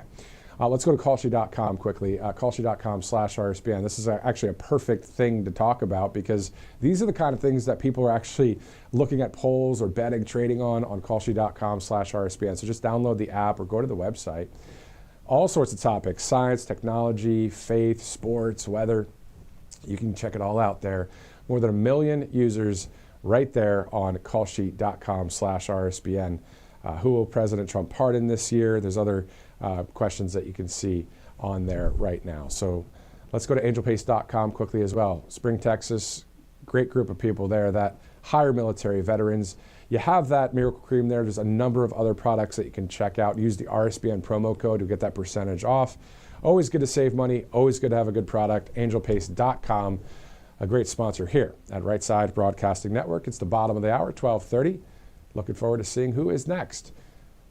If I were to guess, I would say the Finnish president. Let's go with Finland. The reason why I say that is I saw the flag, a little bit of the corner of the flag that was being brought over. And if you look at the colors of all the flags, you can maybe tell which one's next. So I'm going to go with Finland. If I'm right, great. If I'm wrong, great. All right, so Monday, August 18th, we're going to see the leaders coming up here. We can see some of the flags moving down from various military members there. So we're going to continue to monitor this. I do have a number of interviews to get to and that kind of thing. But of course, this is the live event that we're covering. We're going to stick with this. And then we'll get to our interview with Justine Brooke Murray momentarily, as we await a number of world leaders yet to show up there at the White House. Again, according to the White House Rapid Response page, citing Fox, that Carolyn Levitt said President Trump invited everybody here because he remains more determined than ever to end this war. So this is what we're seeing. Will it happen? We will see. Will there be a trilateral meeting between Vladimir Putin of Russia, Volodymyr Zelenskyy of Ukraine, and the leader of the free world, President Trump? Will that happen this week? I don't know if I heard it from President Trump or where I heard it, but it could be as soon as Friday for something like that to happen. So it just depends on how today's meeting goes. That, according to the president, if you look at his Truth Social, and that makes, to be honest, reporting very easy when it comes to hearing from the leader of the free world or a president, where instead of waiting for maybe a press release or from someone else, you're hearing directly from the president or reading directly from the president on Truth Social. And in the meantime, I can go over a few of those Truth Social posts that we've been seeing here by President Trump. He was speaking about the DC fake crime numbers. He was speaking about Russia and Ukraine. He said earlier today, this morning, a big day at the White House. We have never had so many European leaders here at one time. So there's that answer from earlier. If you were watching the coverage, I was saying, well, I haven't seen something like this, in my lifetime. I act like I'm like 80, which, by the way, if you're 80 and watching, thank you so much for your just being a citizen of this country and also watching Right Side. But the point is, President Trump confirming that. We've never had what we're seeing today. So this is history. Right now, we're covering it. And they've always said that about journalism. You're the first writer of history. In this case, not writing, but reporting on a historic moment. So President Trump said again, quote, a big day at the White House. We have never had so many European leaders here at one time. A great honor for America. Let's see what the results will be. President DJT. Also, President Trump speaking about a number of other topics here. Let's see if I'm trying to stick to all of the ones that have to do with the story at hand. We'll get to that in just a second because I'm hearing that there's another leader on the way. So let's go there now live.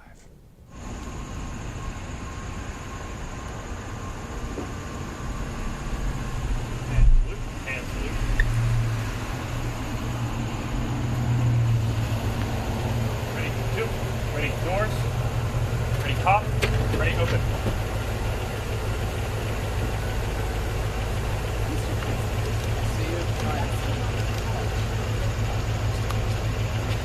Ready, close. Ready, shut.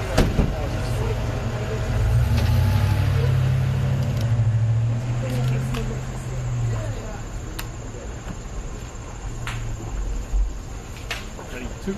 Ready, face.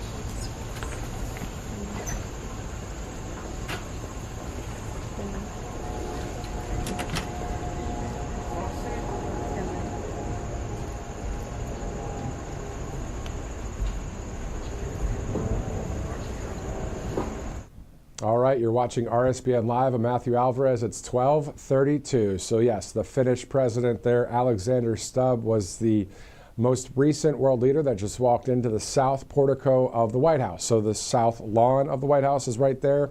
They're walking into the White House. They'll be seeing the president a bit later. We're going to go over the schedule again just to bring everybody up to date on what's going on today. There's a lot of moving parts, including Volodymyr Zelenskyy is going to be walking to the front of the north lawn of the White House in a minute. So what's next will be the French President Emmanuel Macron, then the German Chancellor Friedrich Merz will be showing up in just a second. In the meantime, let's go to Justine Brooke Murray with the Media Research Center. Justine, thanks so much for joining us on Right Side Broadcasting Network.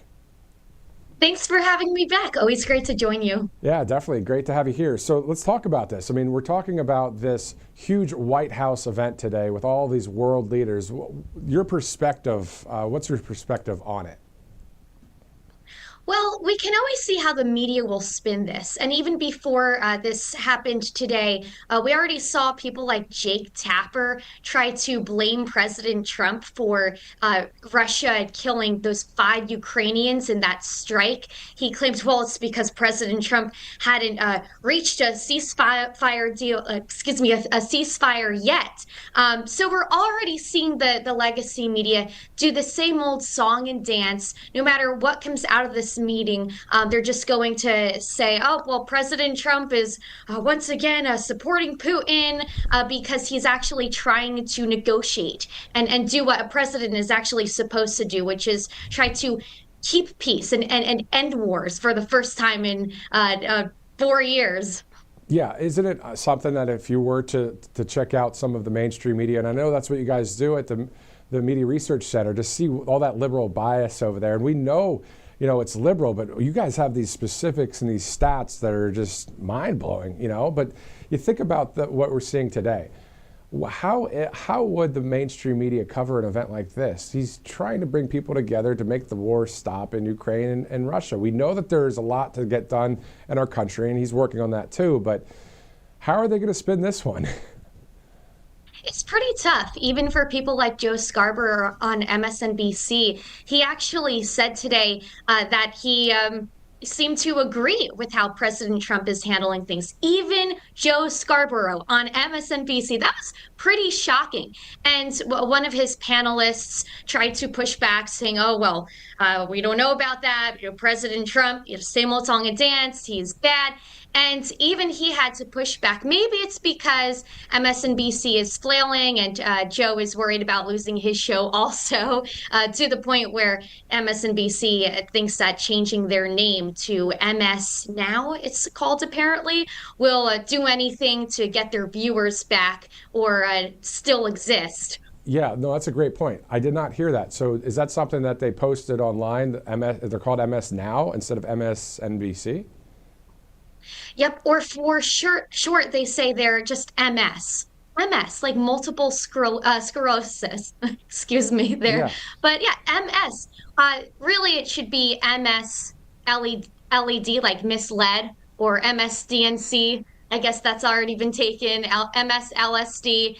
But Joe went on this really excited rant today, announcing it, saying, "Well, this is going to make sure everybody knows that we're not just the legacy media." He actually said, "Legacy media. Oh, we're going to look more independent now." Sure. It's so wild. Yeah, I mean, that's exactly what they're doing. They know that.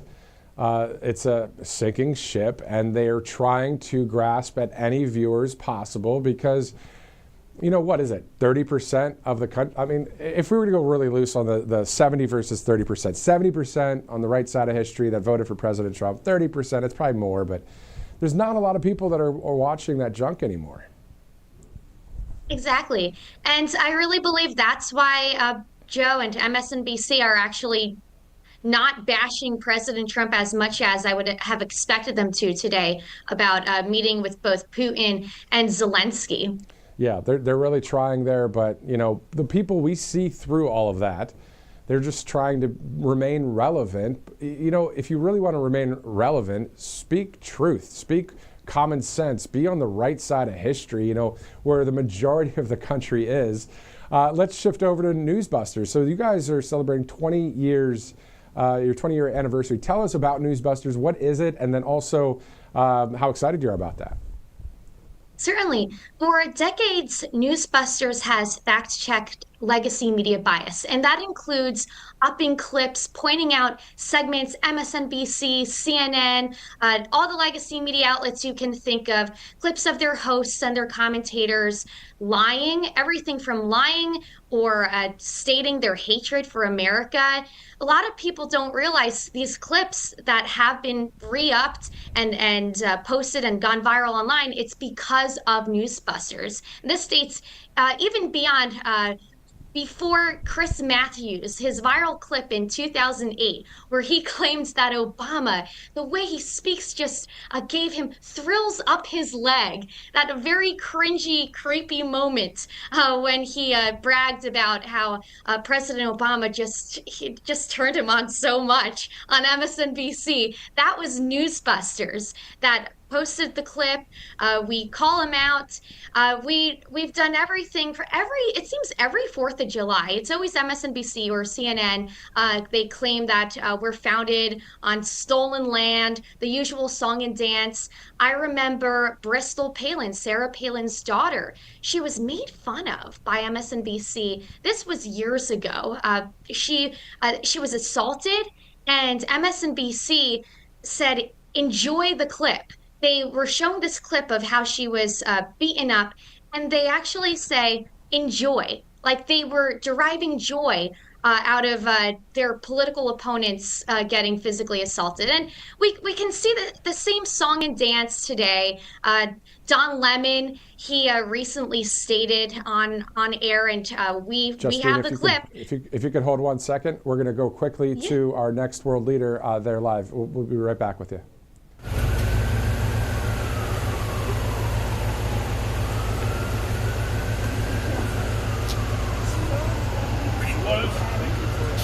Ready, shut.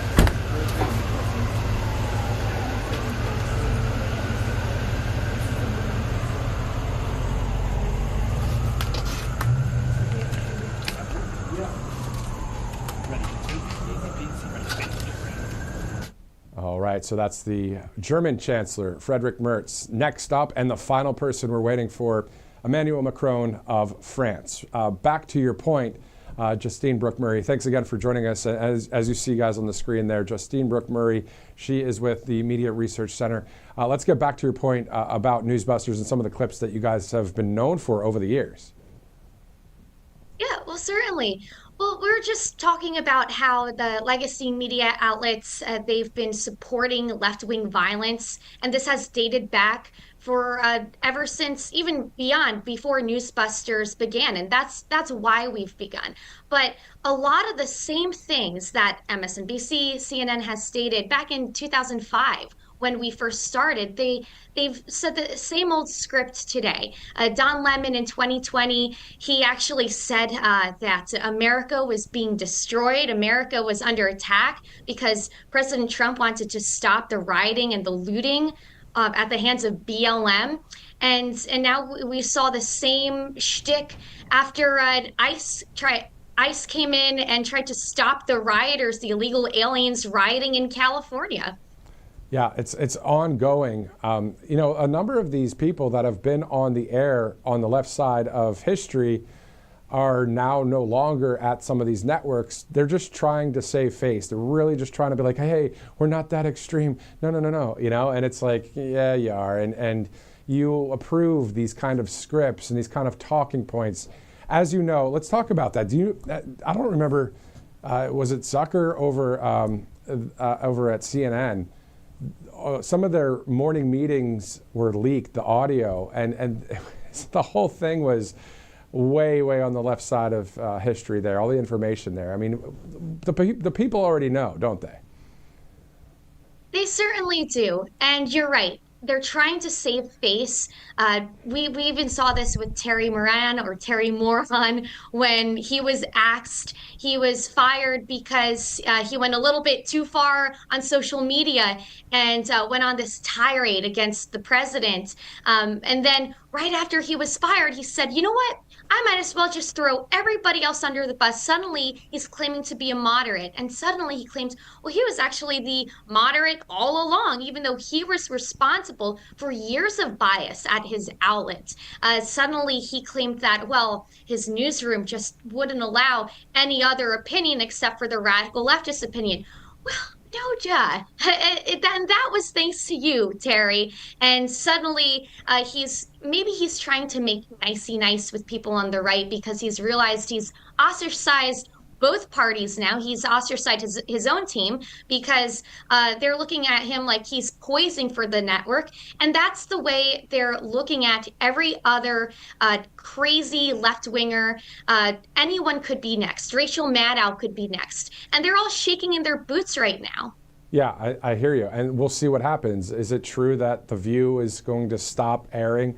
But also outside of this, too, isn't it great to see, you know, networks like Right Side and other conservative media, and you guys have been at it for years. Was it 84, 87? You guys have been around for a while. Obviously, I know you're celebrating 20 years, but it's been a while. It really has been. The Media Research Center had started before Newsbusters, even years before Newsbusters.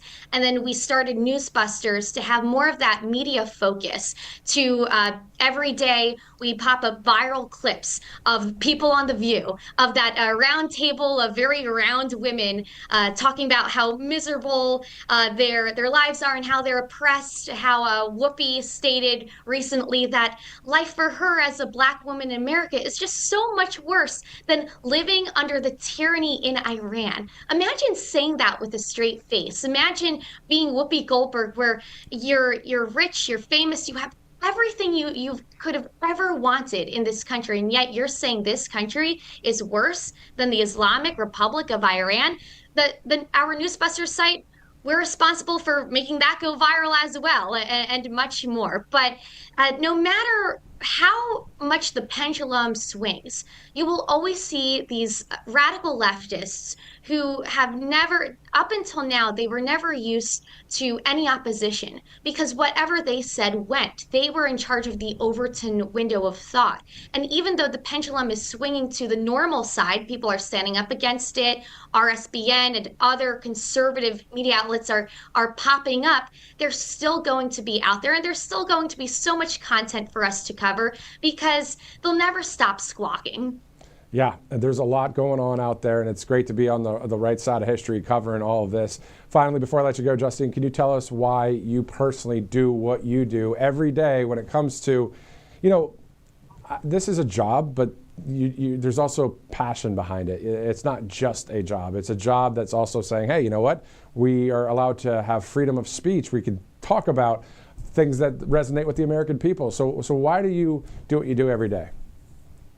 It all started on a college campus. I remember being a free speech advocate at Syracuse University, and I also wanted to be a journalist. But when I tried to work at our campus TV station, it was run by leftists who are the same types producing and even getting high executive and anchor positions at these legacy media outlets today. Those were the same students, or at least the same type of students and people who thought like them, who actually had banned me multiple times from the campus TV outlet because I would not report their leftist orthodoxy. And it really inspired my career. It was the reason that I took interest in the Media Research Center, and why I'm just so happy and passionate to be able to call out their bias in the legacy media every day, and have an amazing group, an amazing team working with me. They've been working for decades. I only started last August. So I have a great team to learn from and to work with every day. That's awesome. It's great to be on the right side of history again in conservative media. Justine, Brooke Murray, thank you so much for joining us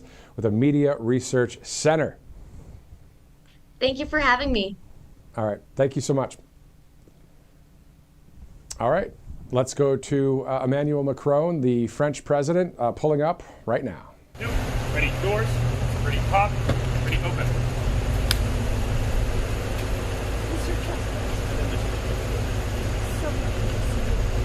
How are you? Ready close. Ready shut. Ready face. Happy to be here again. Thank you.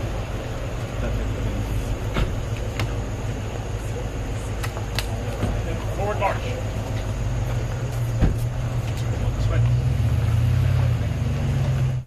All right, so all of the world leaders are there on that side of the White House when it comes to the European leaders meeting up with the president. Also, one more world leader, but this is going to be on the other side of the White House. Not sure if we have that live vantage point, but it is outside of the West Wing.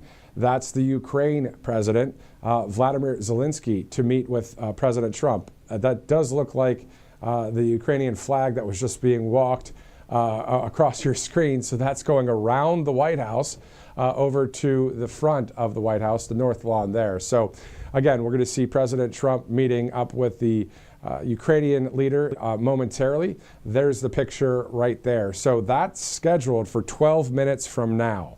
So in 12 minutes, we'll be seeing, around that time, we'll be seeing Volodymyr Zelenskyy. We'll see President Trump step out as well, greeting the Ukrainian leader. Then they'll go into the Oval Office. We'll have all of that live coverage for you. Let's do this. Let's take a quick commercial break. My name is Matthew Alvarez. Thank you so much for watching here on RSBN Live. We'll be right back. Welcome to Right Side Broadcasting Network. your trusted conservative news outlet. At RSBN, we deliver the truth when the mainstream media falls short. Since 2015, we've proudly broadcasted every single one of President Trump's iconic MAGA rallies, bringing you the excitement and energy live before anyone else. By watching RSBN, you get an unfiltered front row view of the action on the ground. We interview the crowds to give a voice to millions of Americans just like you. We show you President Trump's speeches in their entirety, free from interruptions and censorship. We cover the stories that matter to you with the integrity and passion you deserve. Thank you for choosing RSBN as your home for America First News. Together, we stand strong, united, and informed. So join us and be part of the right side of history. Hey y'all, it's Silk from the Diamond and Silk Chit Chat live show. Look, don't forget to check me out right here on RSBN Network. Be sure to watch the show on Right Side Broadcasting Network, and I want you to support Right Side Broadcasting Network. Yes, it's imperative that you do so, okay? I look to see y'all soon. Bye-bye.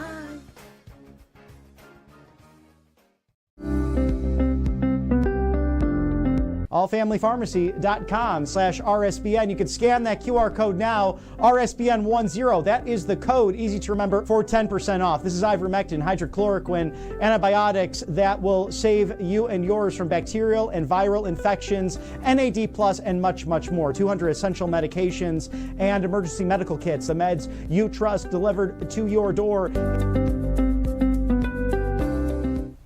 All right, welcome back. You'll be seeing Robert McNeely in just a bit after the meeting with President Trump and Zelenskyy. He'll be covering the remainder of the live coverage in just a minute.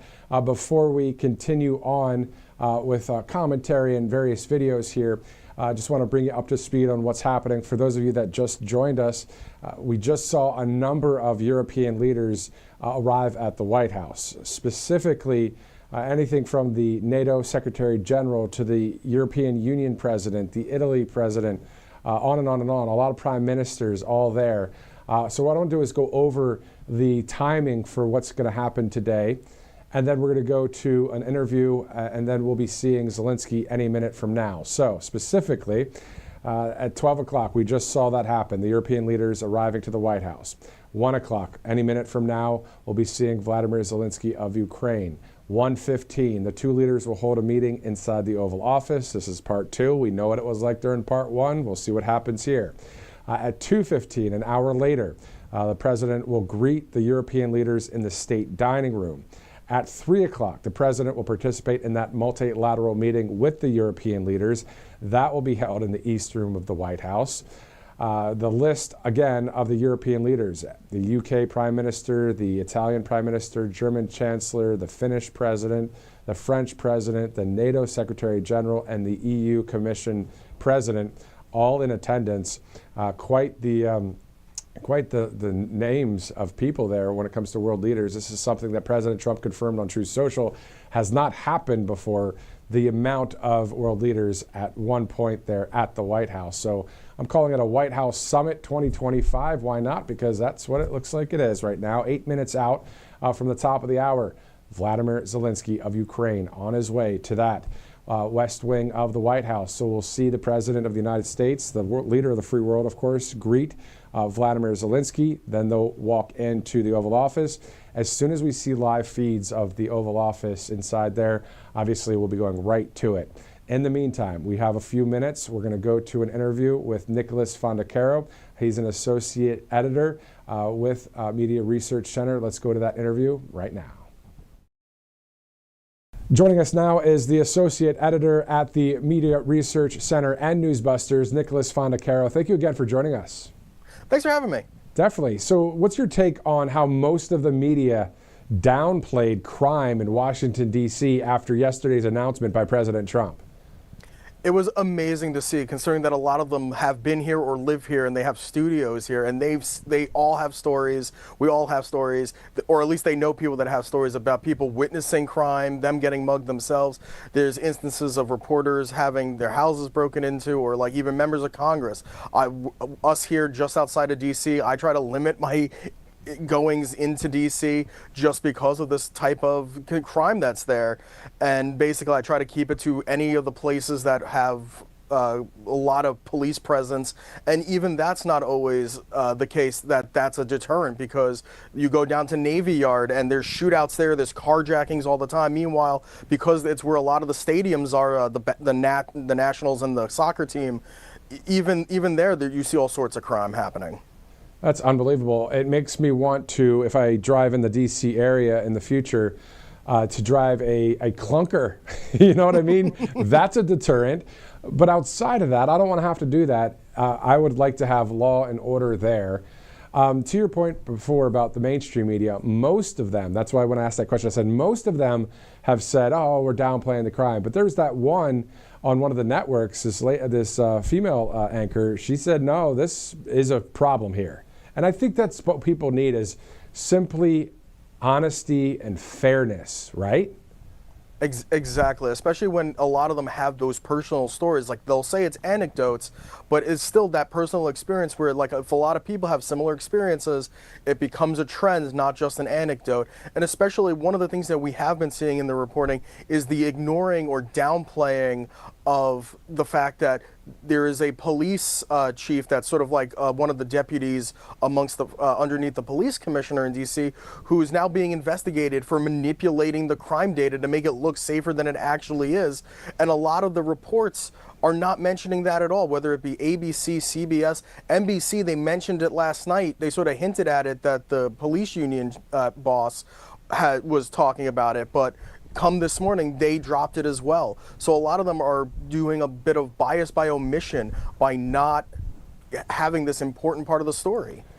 Yeah, they're just, as they say, fudging the facts. So, as you know, the public has lost faith and trust in mainstream media, and now they have been searching for other sources of news almost on a constant basis. So with this new wave of conservative media, we have options out there, of course, outside of the man who started it all, Rush Limbaugh. So would you agree with everything I just said there? But also moving forward, it looks like conservative media is going to start maybe overtaking mainstream. You never know.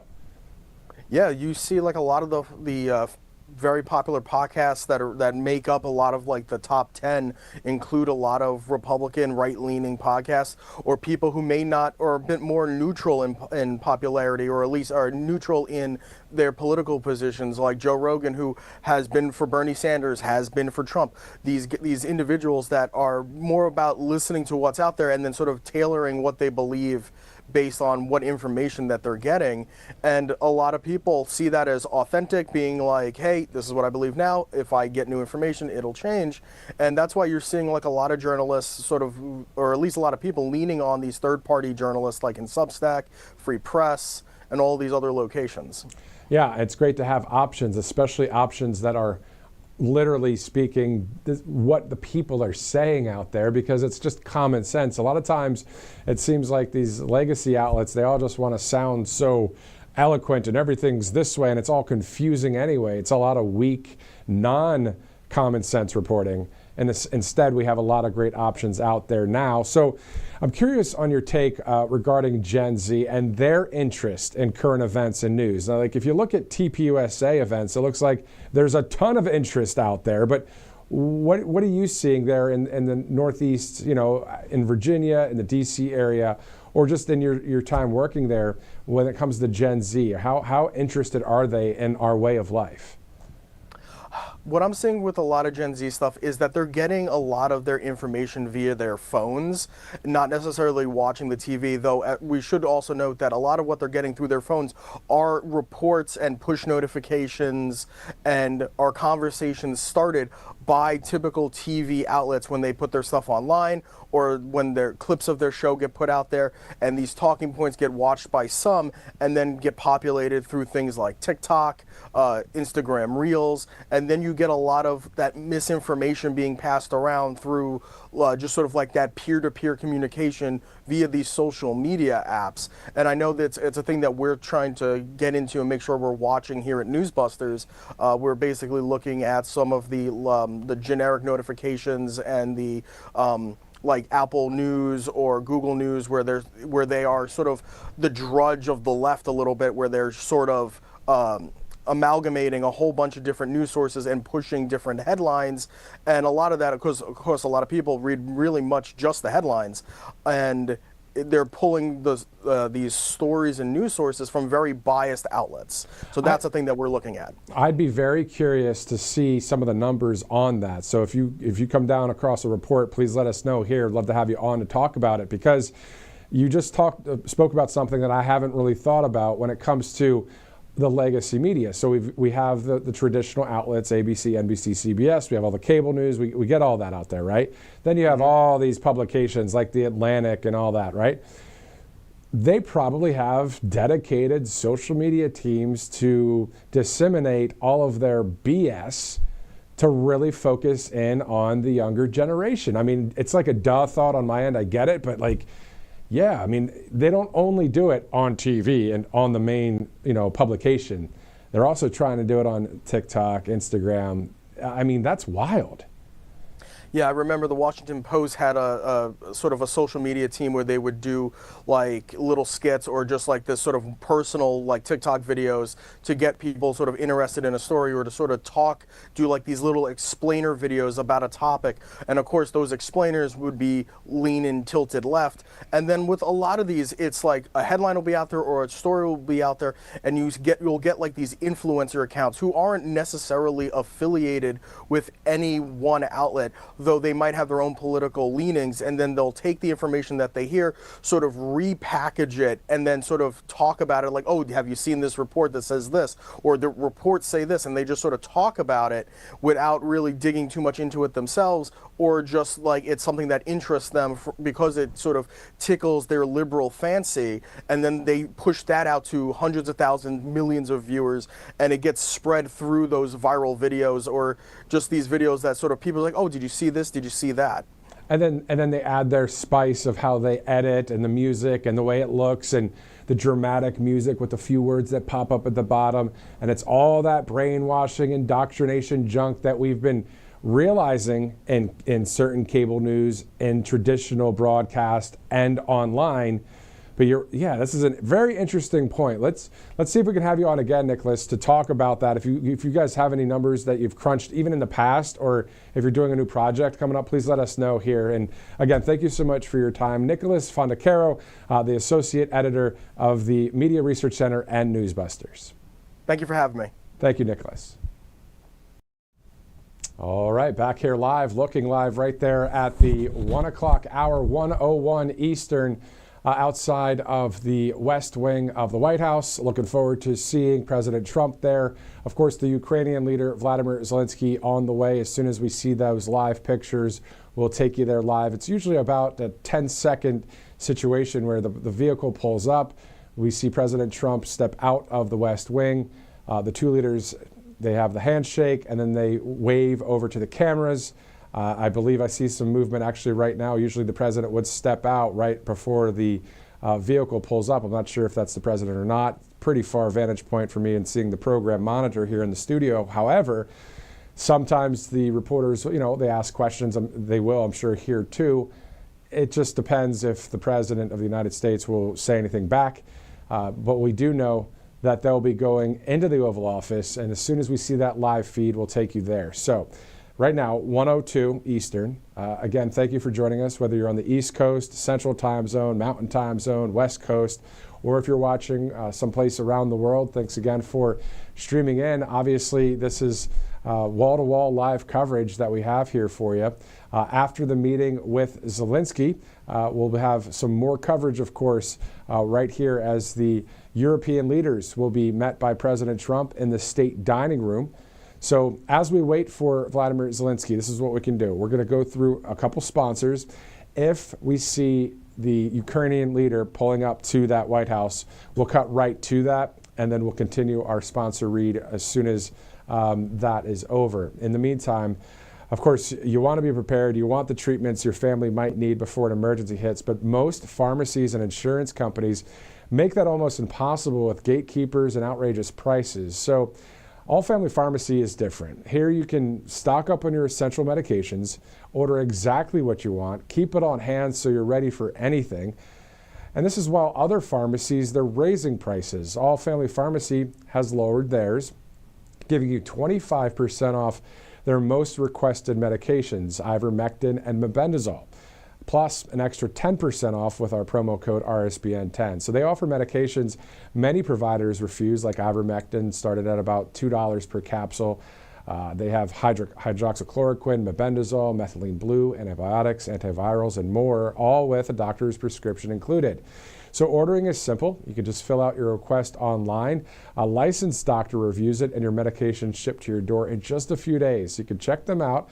You'll definitely find something you need there at allfamilypharmacy.com/RSBN. Use that RSBN10 code for the extra 10% off.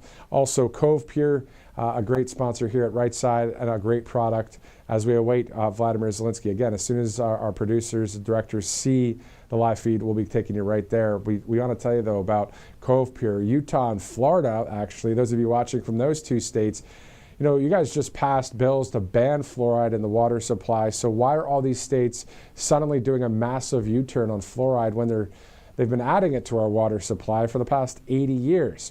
Well, RFK Jr. has been warning us about fluoride for a while, and the government now admits to the fact that fluoride is actually linked to lower IQ. So in a study done by JAMA Pediatrics, one of the top medical journals out there, scientists found that fluoride levels over 2 milligrams per liter of water cause more than a 2% drop or 2-point drop in children's IQ scores. So that's why we're proud to partner with Cove Pure. Cove Pure is a water filtration system that sits on your countertop. You don't have to drill any holes or call a plumber to set it up. Simply just fill it with tap water, plug it in, and it gets straight to work. Their ClearWave technology is certified to remove up to 99.9% of impurities in your water, and anything that isn't water, meaning fluoride, pharmaceuticals, or forever chemicals, gets filtered out, leaving you with pure water. So once you try this brand, you're not going to want to go back to that tap water out there. The best part is it has that touch screen. It lets you choose whatever temperature you want, cold, hot, and warm. It couldn't be easier. So if you happen to like fluoride, of course, that's totally fine. You can get it through toothpaste or mouthwash, but the government should never, of course, force you to ingest it. So you can take back your right to choose. Go to covepure.com/RSBN for a limited time only. You'll get a special discount of $200 off of Cove Pure, a great sponsor here at Right Side, as we look back there live outside the West Wing of the White House. Now, again, a shout out and a thanks to all of these sponsors that we have here at Right Side and all of you that donate to the network. Without that, we wouldn't be able to show you any of what you're seeing right now, and many years of coverage that you've grown to enjoy here at Right Side, all brought to you by RSBN donors and our great sponsors. So thank you guys for doing so. 106 Eastern, awaiting the Ukrainian President, Volodymyr Zelenskyy. So in the meantime, let's do this. It's 107, Monday, August 18th. We know that the European leaders have arrived to the White House there in the South Portico. Then we're going to see Volodymyr Zelenskyy any minute from now. Again, we know what happened during the first part of part one of the Zelenskyy-Trump meeting at the Oval Office months ago. I was actually covering it here with you guys, watching it just like you were at home. What a situation that was. Remember when J.D. Vance, the vice president, stepped in and said some things? President Trump was saying, I have the cards, you don't have the cards, saying it to Zelenskyy. Well, since then, a lot of phone calls have been made, a lot of different diplomatic things have happened. So this may be happening where this war between Russia and Ukraine will stop. We'll see how the meeting goes today. If the meeting goes good, that means there will be a trilateral meeting between Putin, Zelenskyy, and Trump at the White House, possibly this week. Those are not my words. I've been reading those reports and seeing that out there. So that may be happening. It all depends on how today goes. Now, the European leaders, if you're just joining us now, they just arrived on the south lawn of the White House. They entered through the south portico of the White House. President Trump will see them after the meeting with Zelenskyy. That'll be at the state dining room. Then around 3 o'clock Eastern, there's going to be this huge multilateral meeting between all of these world leaders, and that'll happen live right here on Right Side. So we see the camera moving a little bit. That may mean an SUV is pulling up, or he may be just getting a different vantage point. So we'll see which one it is here in a second. But a lot of live coverage today, and thank you guys for those of you that watched on Friday. There was more than 1 million people on just one of the broadcasts and 957,000 on another. And then that's just with one of the platforms out there. When you combine Rumble, YouTube, X, all of, watching online on all of the ways you could watch Right Side, several million people just watched on Friday alone. That reminds me of election night and inauguration day here at Right Side, where a combined 11 million people between election night and the inauguration watch. So that's, we don't take that lightly. Obviously that's a kind of a big deal in the sense of the amount of people watching, but it's always been because of one thing, just the common sense reporting here and seeing President Trump from all those rallies since 2015. So shout out to Joe Seals, the owner of this network, and Bridget Seals and Mama Seals and all of the hosts that have ever worked at Right Side Broadcasting Network.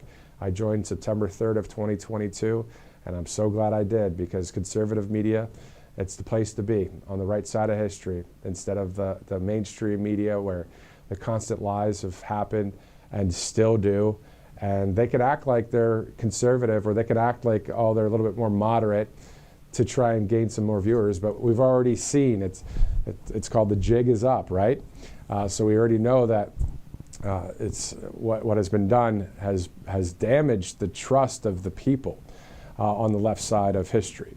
But you guys are trusting the right side because simply we're just like you guys. When we're out there interviewing you about all of the various topics about President Trump or just about our country, we're reporting it from that angle, the common sense things that we need in this nation. So to keep our freedoms intact, to keep us freely loving our God, our family, our country, working hard, get down with those taxes, increase jobs, right? Having a secure border, law and order on the streets, those that have broken the law, especially within the deep state and all that. President Trump's the one that said to obliterate and dismantle the deep state and globalists. He said it.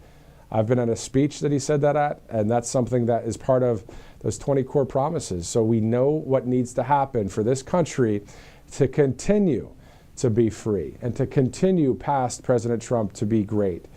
And so we have these 3.5 or so years now. When I say or so, I mean, it's not, he's been in office for more than 6 months, so it's a little less than 3.5 years. But yeah, so we're seeing all of it unfold. A lot of history in the making. This is, as a journalist, as a reporter, as an anchor, as a host, whatever you want to call people that are on TV. Hi, my name is Matt. We're first writers of history because we're able to cover this. This is historic today. The amount of European leaders there, President Trump said on Truth Social, this has not been done before. So this is quite the day. Thanks for joining us. Looking forward to seeing President Trump there. Any minute from now, we'll see Volodymyr Zelenskyy. While that happens, we'll have about maybe 5-10 minutes, maybe 15 at the most, where we'll see the next live feed of inside the Oval Office between President Zelenskyy and President Trump. That's that part 2 of when we saw part 1, when President Trump told him, I have the cards, you don't, and they had that meeting. So we're going to see how this second meeting goes. It's going to be very interesting. Thanks for watching this must-watch. Usually it says must-watch TV. Well, this is must-watch live streaming. In the meantime, in that little bit of a break there, we're going to go to a video from Thursday night. My wife and I went to Atlanta. We saw the Pardon Me, the Bevelyn B. Williams story, a movie that just released. It was released on the 15th, on Friday, so we were there for the movie premiere. Silk was there. Dr. Alveda King, a family member of Martin Luther King, was there. Bevelyn B. Williams, the story about her. She was one of 23 people pardoned by President Trump, a pro-life person that was out there. Let's go now to Volodymyr Zelenskyy outside of the White House.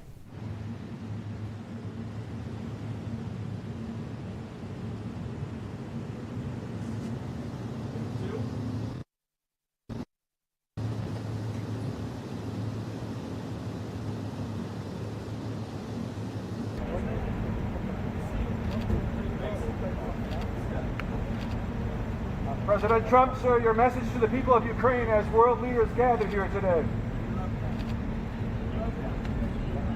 Russia continues to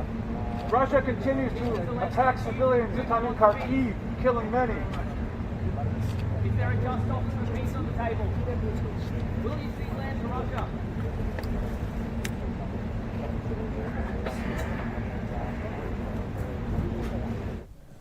All right, so there you go. That's the greeting. So what's next will be them in the Oval Office, part 2. Buckle your seatbelts. It's going to be interesting to see how Volodymyr Zelenskyy will be this time around versus what he was like in the part 1.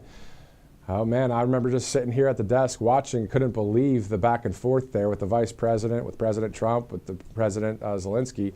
I think this time around it's going to be a little bit more smooth diplomatically, but also, you know, really though, outside of all of this, outside of the European leaders, outside of the White House, outside of Zelenskyy, Trump, and everything, what President Trump wants and what anybody would want that's on the right side of history, a good person would say, hey, we want the killing to stop. We want the war to stop. We agree with President Trump on that. We also agree, most of us do, for the D.C. National Guard to continue to be in Washington, D.C. Make that thing safe. Let's do it, you know?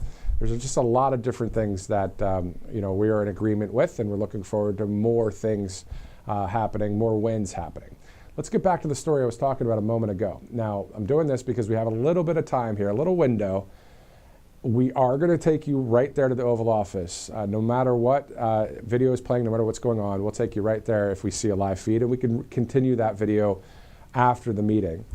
But then again, this is about to be halftime in the sense of after the meeting with Volodymyr Zelenskyy, there will be about an hour until we see the president meet up with, or maybe less, we'll see, with the European leaders. And then they have that multilateral meeting as well. So there's a lot of coverage still to happen here. But pardon me, the Bevelyn B. Williams story, the video that I did, I actually just recorded it on my iPhone, interviewed Silk, interviewed Bevelyn B. Williams, Dr. Alveda King was there, got a clip of her talking. It's about a 2-minute video. This is all about that movie. So if you want to look it up, the Pardon Me, Bevelyn B. Williams movie. This is a video that I put together on Thursday night, so don't criticize too hard. I mean, I'm okay with some of this camera skill, but go ahead and enjoy the video.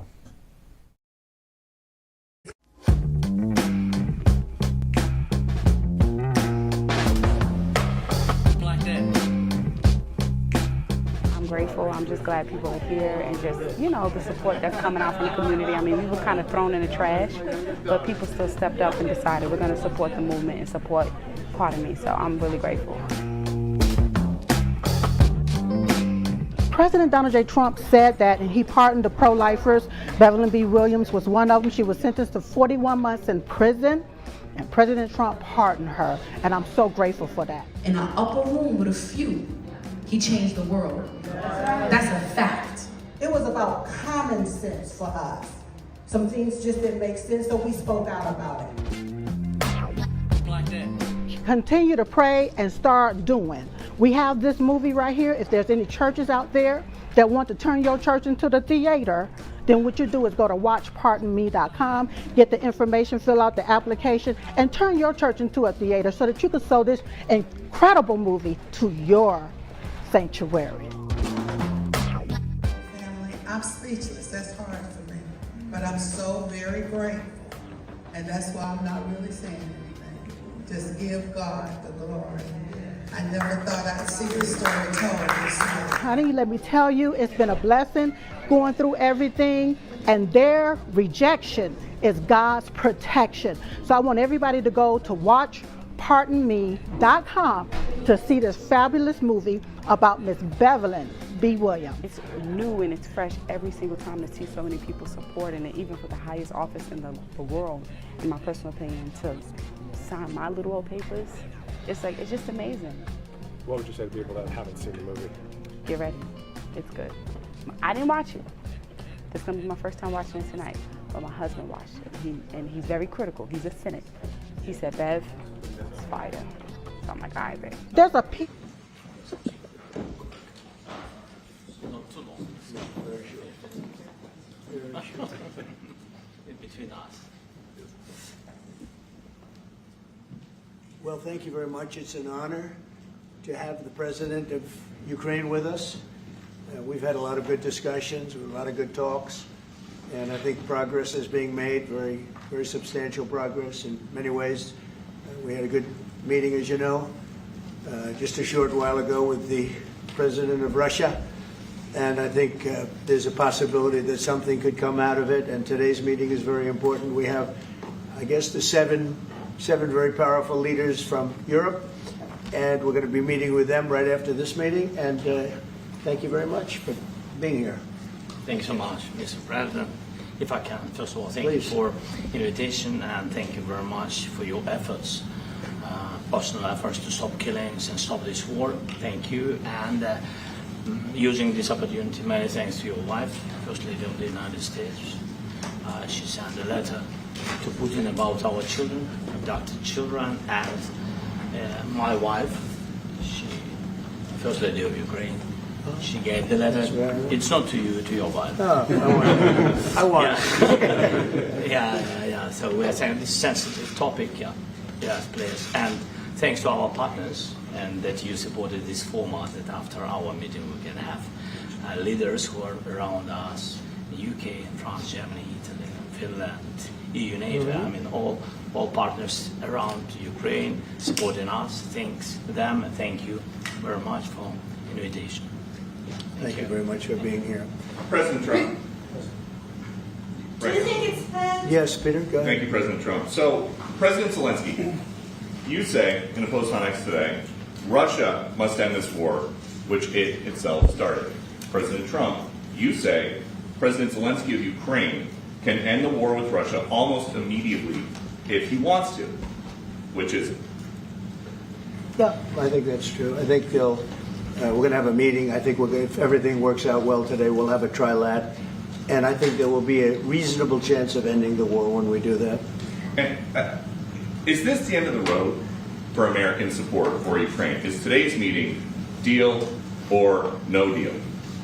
I can never say that. It's never the end of the road. People are being killed, and we want to stop that.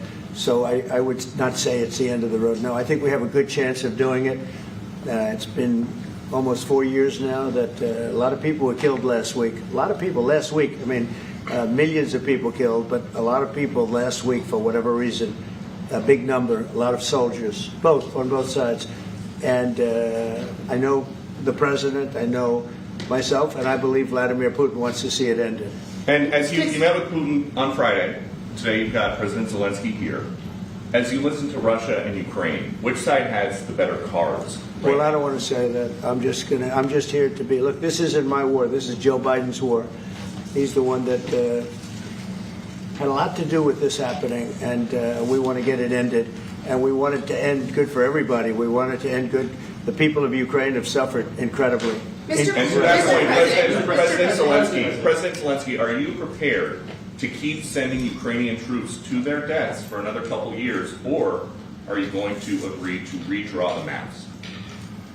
Thank you for your question. So, first of all, we live under each day attacks. That today have been a lot of attacks and a lot of wounded people, and the child was dead, small one year and a half.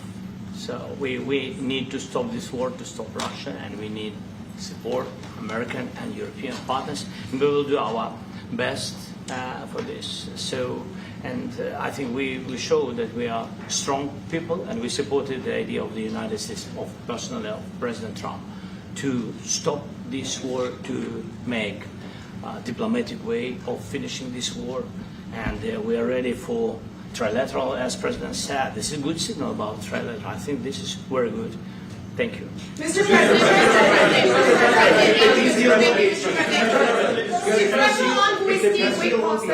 yes, if the peace deal will be achieved, are you going to be willing to send American peacekeepers to Ukraine? Well, we're going to work with Ukraine. We're going to work with everybody, and we're going to make sure that if there's peace, the peace is going to stay long term. This is very long term. We're not talking about a 2-year peace and then we end up in this mess again.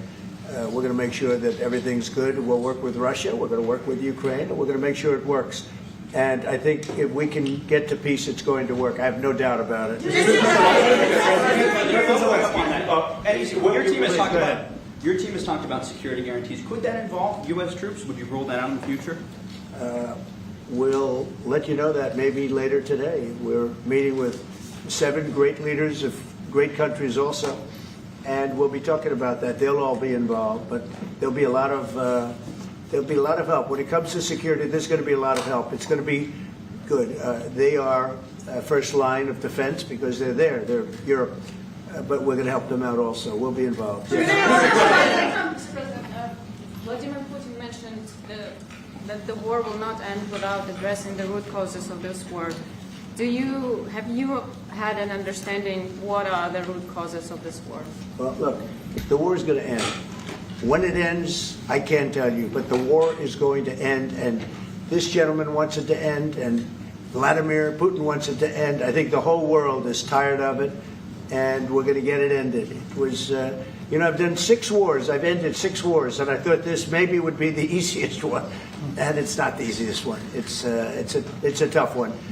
A lot of reasons for it, and they'll be talking about it for a long time. But they'll be talking about the others. Look, India, Pakistan. We're talking about the big places. When you look at, you just take a look at some of these wars. You go to Africa and take a look at that. Rwanda and the Congo, Republic of the Congo. That's been going on for 31 years. And so we've done a total of 6, and we really have 6, not including the fact that we obliterated, and it turned out to be a total obliteration, the nuclear, as you saw, the future nuclear capability of Iran. And this one, I think we're going to get solved also. I feel confident we're going to get it solved. Thank you, Mr. President. Can you tell us about your conversations with European leaders and what they need to see to support an end to the war? Yeah, well, we're going to be meeting with a great representative group and 7 very powerful, very big countries and great people, all friends of mine and friends of yours. And we're going to have some suggestions made. They want to see peace. They would like to see peace. When did Russia you said last in night in the red.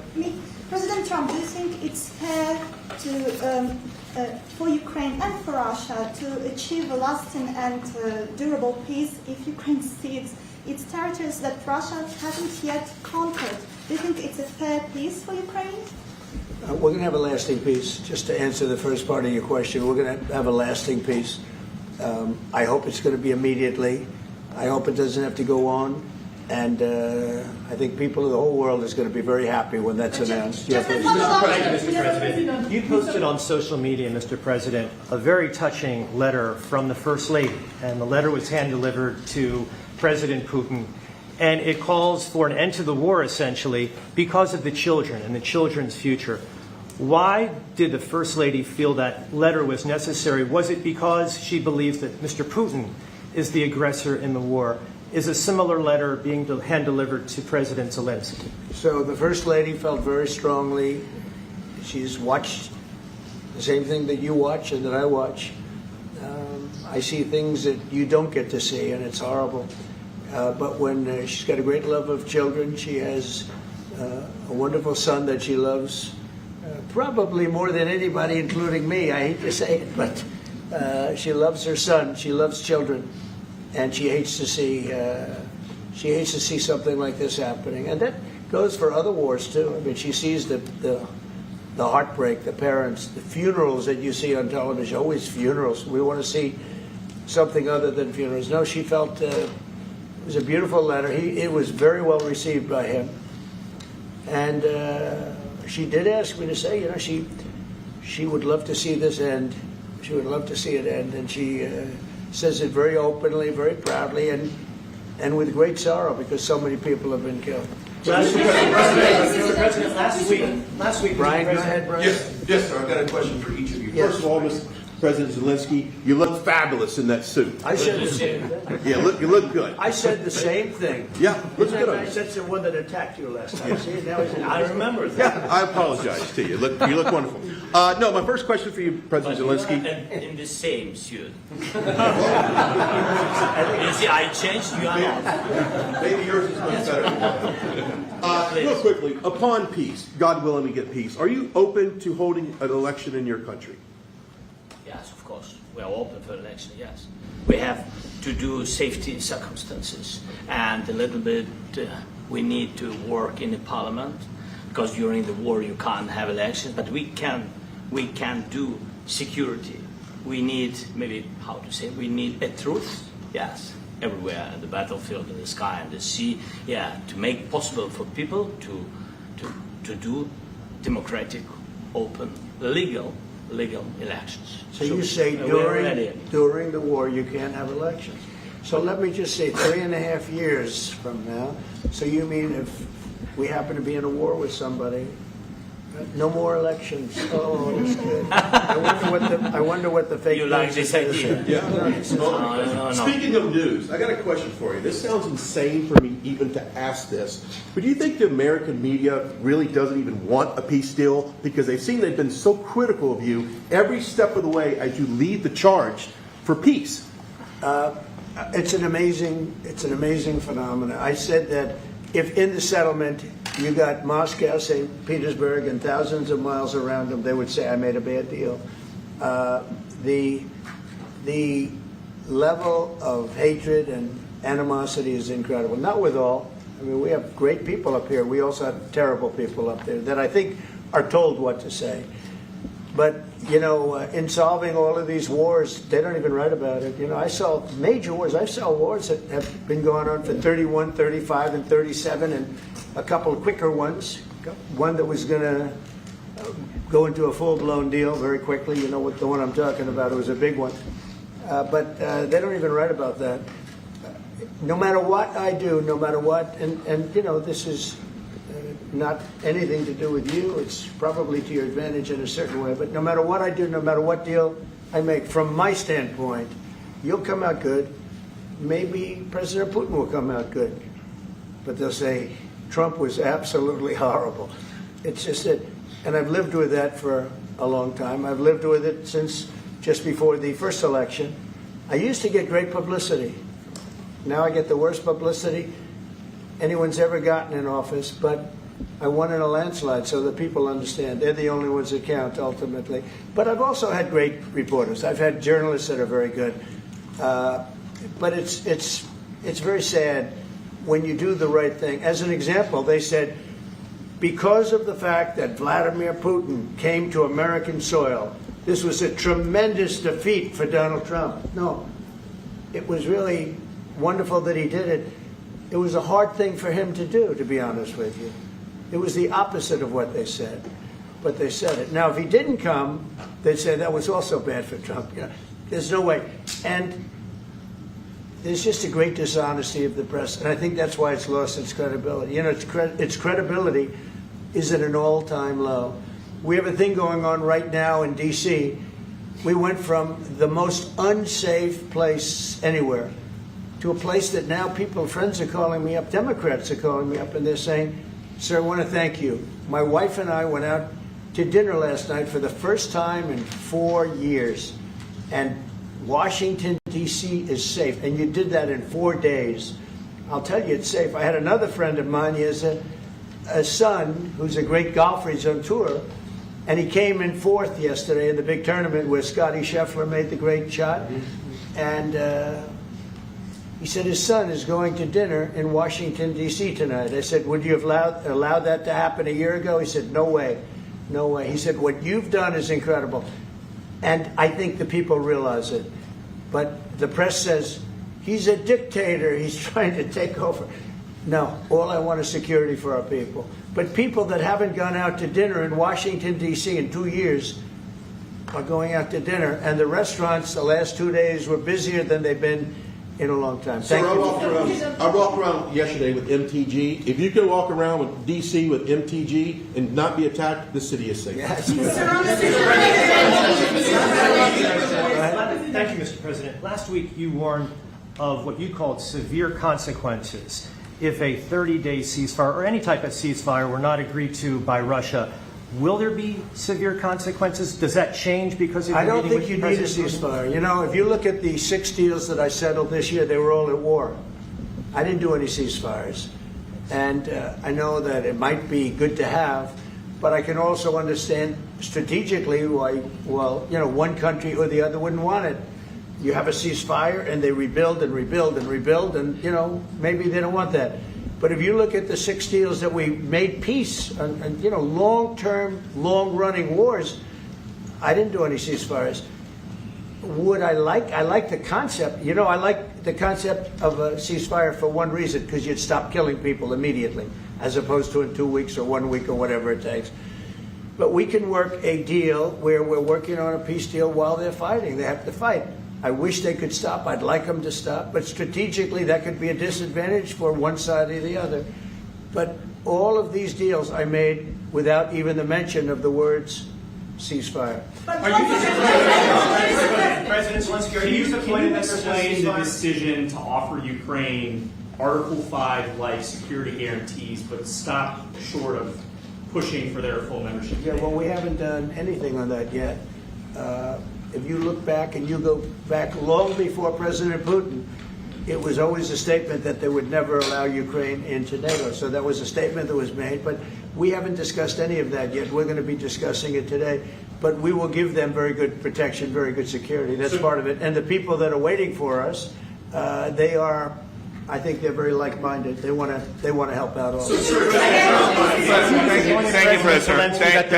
Thank you, President Trump. Are you disappointed there's no ceasefire, President? The United States has already given hundreds of billions of dollars to this war effort in Ukraine. Biden. At best, it is a stalemate, and the killing continues. So, President Trump, how much more is the United States willing to give Ukraine? And President Zelenskyy, how much more do you want?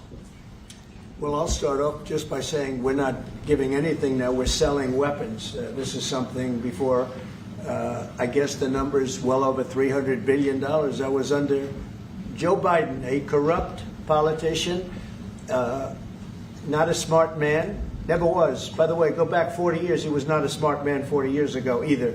But now he's in particular bad.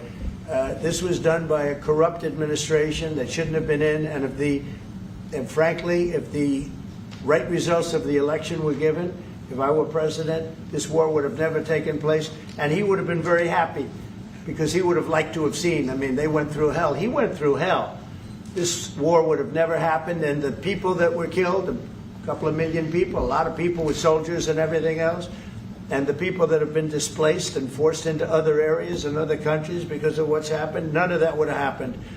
And I'm just saying that he was a horrible president, whether it was the borders or this. He was just a horrible, corrupt president. Mr. President, you want to I can. Thank you so much. So, first of all, we have possibility now to buy weapons from the United States. We are thankful for this program and this opportunity. We are thankful for Europe. They pay for this. And through NATO program, for example, Pearl and etc., we have some programs where we can have some money to finance this. And this is a part, I think, it's not a part for the war and to defend us. It also will be a part for security guarantees, to strengthen our army, to rearm Ukrainian army. This is very, very important. And it depends how much money we need to rearm. For example, the question of air defense, we spoke about it with President Trump, and I'm happy that we have now bilateral decisions and we work on it with production, American production. Nobody in Europe has so many air defense like Patriots, for example. We need it very much, and this is also about defending. I think the good news, we make the best military equipment in the world by far. You mentioned the Patriots. How good are they? Systems. We have systems. They're literally 100% foolproof, and it's really like shooting two bullets. Two bullets hitting each other in the air in a space like this. The chance is 100%. It's 99 to 100%. So we sell the equipment to NATO. And NATO does what, I don't know what the arrangement is that you have with, but I know that they want you to have the equipment. And we're getting the best equipment in the world, but they pay us for the equipment. Under Biden, it was just crazy what was going on. I believe the number is over 300. I think it could be $350 billion worth of equipment and money and everything else. And we've made more progress in settling this war in the last 2 months than they made in 4 years. This should have been settled a long time ago, but it should have never happened. Yeah, please. Real quickly, you pushed out on social media. Brian, go first. You pushed out on social media about doing away with mail-in ballots and potentially electronic voting machines. Can you expand on that and how important Well, that's a very off-topic, just really quickly. Mail-in ballots are corrupt. Mail-in ballots, you can never have a real democracy with mail-in ballots.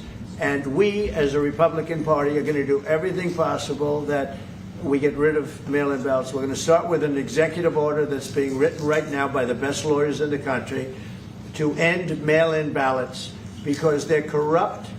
And you know that we're the only country in the world, I believe, I may be wrong, but just about the only country in the world that uses it because of what's happened. Massive fraud all over the place. The other thing we want change are the machines. For all of the money they spend, it's approximately 10 times more expensive than paper ballots. And paper ballots are very sophisticated with the watermark paper and everything else. We would get secure elections. We'd get much faster results. The machines, I mean, they say we're going to have the results in 2 weeks. With paper ballots, you have the results that night. Most people, many countries use paper ballots. It's the most secure form. So between paper ballots, very, very important, paper ballots, and I think maybe even more important, the mail-in voting. We're going to end mail-in voting. It's a fraud. If you have mail-in vote, even Jimmy Carter with this commission, they set it up. He said the one thing about mail-in voting, you will never have an honest election if you have mail-in. And it's time that the Republicans get tough and stop it because the Democrats want it. It's the only way they can get elected. Because with men and women's sports and with transgender for everybody and open borders and all of the horrible things, and now the new thing is they love crime. They're fighting me on the fact that I've made Washington, D.C. safe. We're not going to get mugged, beaten up, or killed like all the people you've been watching get so badly hurt. I'm glad, I hate to take your time with this, but I'm glad you asked me that question. Sorry. We're going to stop mail-in ballots because it's corrupt. You know, when you go to a voting booth and you do it the right way and you go to a state that runs it properly, you go in, they even ask me. They asked me for my license plate, for identity. I said, I don't know if I have it. They said, sir, you have to have it. I was very impressed, actually. But it's very hard to cheat with mail-in voting. As you know what happens in California, it's so corrupt, where some people get 5, 6, 7 ballots delivered to them. Now, we got to stop mail-in voting, and the Republicans have to lead the charge. The Democrats want it because they have horrible policy. If you have mail-in voting, you're not going to have many Democrats get elected. That's bigger than anything having to do with redistricting, believe me. And the Republicans have to get smart. We're not going to have a country. I said for a long time at rallies, you need borders and you need free and fair elections. Those two things. Otherwise, you don't have. We have strong borders now.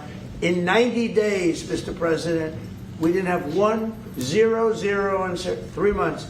Not one person came in illegally into our country. In fact, even I find that hard to believe, but it's run by a little bit of a liberal group that put out the numbers, so I guess it's, but 0, 0, and 0. You go back a year ago, 2 years ago, 3, millions of people poured into our country. It was terrible. Thank you very much. What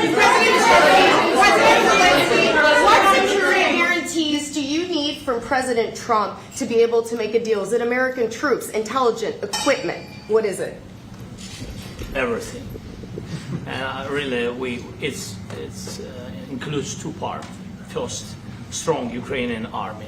That's what I began to discuss with your colleagues. And it's a lot about weapon and then people and training missions and intelligence. And second, we will discuss with our partners. It depends on the big countries, on the United States, on a lot of our friends. And Mr. President, are you willing to commit American troops to that NATO-like protection in order to get President Zelenskyy to a deal today? Well, I don't know if you define it that way, but NATO-like, I mean, we have people waiting in another room right now. They're all here from Europe, biggest people in Europe, and they want to give protection. They feel very strongly about it, and we'll help them out with that. I think it's very important. I think it's very important to get the deal done. You've been involved to the peacekeeping in Ukraine since your first day in the administration. What would you say to the Ukrainian people right now who are suffering under the Russian attacks and hoping that the American people will stand with them? Well, I know Ukrainian people. I've known many over the years. They're great people. They're smart. They're energetic. They love their country. I mean, they love their country, and we want to get this war ended. That's all I can do. I love the Ukrainian people, but I love all people. I love the Russian people. I love them all. I want to get the war stopped. Very important. Mr. President, was there any aspect of your discussion with Vladimir Putin that left you disappointed?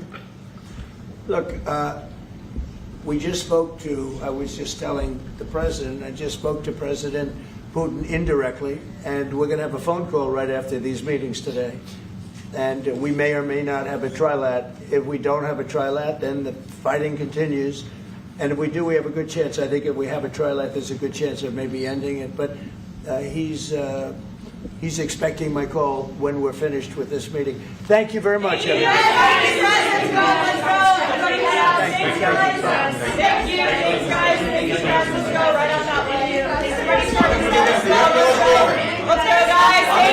Thank you, press. Let's go. Let's go. Move.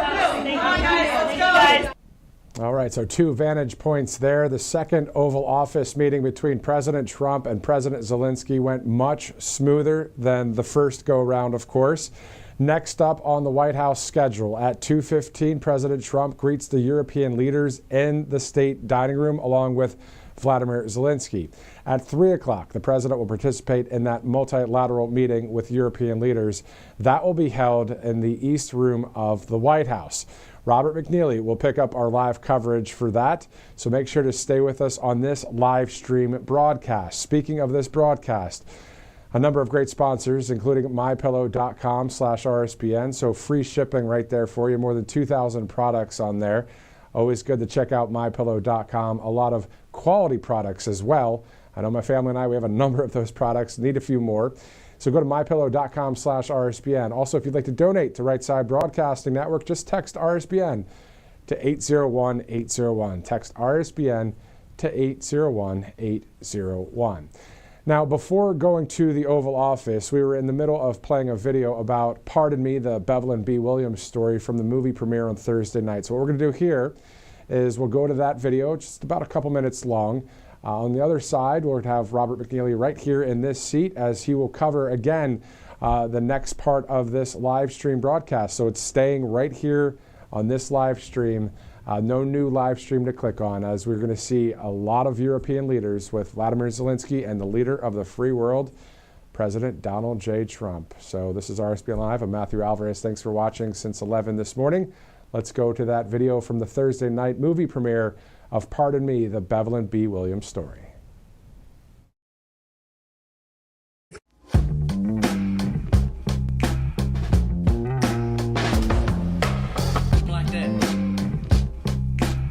I'm grateful. I'm just glad people are here and just, you know, the support that's coming out from the community. I mean, we were kind of thrown in the trash, but people still stepped up and decided we're going to support the movement and support, pardon me, so I'm really grateful. President Donald J. Trump said that, and he pardoned the pro-lifers. Bevelyn B. Williams was one of them. She was sentenced to 41 months in prison, and President Trump pardoned her, and I'm so grateful for that. In an upper room with a few, he changed the world. That's a fact. It was about common sense for us. Some things just didn't make sense, so we spoke out about it. Continue to pray and start doing. We have this movie right here. If there's any churches out there that want to turn your church into the theater, then what you do is go to watchpardonme.com, get the information, fill out the application, and turn your church into a theater so that you can sow this incredible movie to your sanctuary. Family, I'm speechless. That's hard for me. But I'm so very grateful. And that's why I'm not really saying anything. Just give God the glory. I never thought I'd see the story told this way. Honey, let me tell you, it's been a blessing going through everything, and their rejection is God's protection. So I want everybody to go to watchpardonme.com to see this fabulous movie about Miss Bevelyn B. Williams. It's new and it's fresh every single time to see so many people supporting it, even for the highest office in the world, in my personal opinion, to sign my little old papers. It's like, it's just amazing. What would you say to people that haven't seen the movie? Get ready. It's good. I didn't watch it. This is going to be my first time watching it tonight, but my husband watched it, and he's very critical. He's a cynic. He said, Bev, it's fire. So I'm like, all right, babe. There's a piece of this movie that resonates with everybody. I don't care if you're black, white, pinstripe, polka dot, or plaid. Left wing, right wing, or in between. I don't care what you are. There's a piece of this movie that is going to resonate with everybody across this entire country.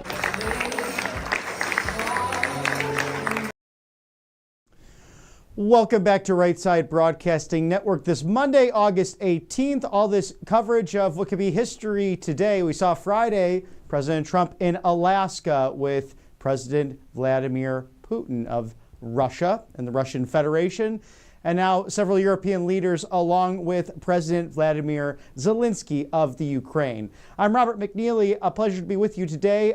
Amazing coverage this morning by Mr. Matthew Alvarez, just detailing everything happening right there at your White House, the People's House. When the Marine is standing outside of the West Wing, it means that President Trump is in the Oval. And you just saw the great questions by outstanding media colleagues who are focused on what could be peace come this Monday. Now, a large multilateral meeting taking place in about 10 minutes. We saw as the European leaders entered the South Lawn of the White House and greeted by Monica Crowley at that lovely door there to bring them into the White House to discuss what is monumental. And we know that Hillary Clinton and John Brennan both stating that if President Trump is able to pull this off, they themselves will end up nominating him for the Nobel Peace Prize. And we know that's been the case, whether it's Prime Minister Benjamin Netanyahu of Israel,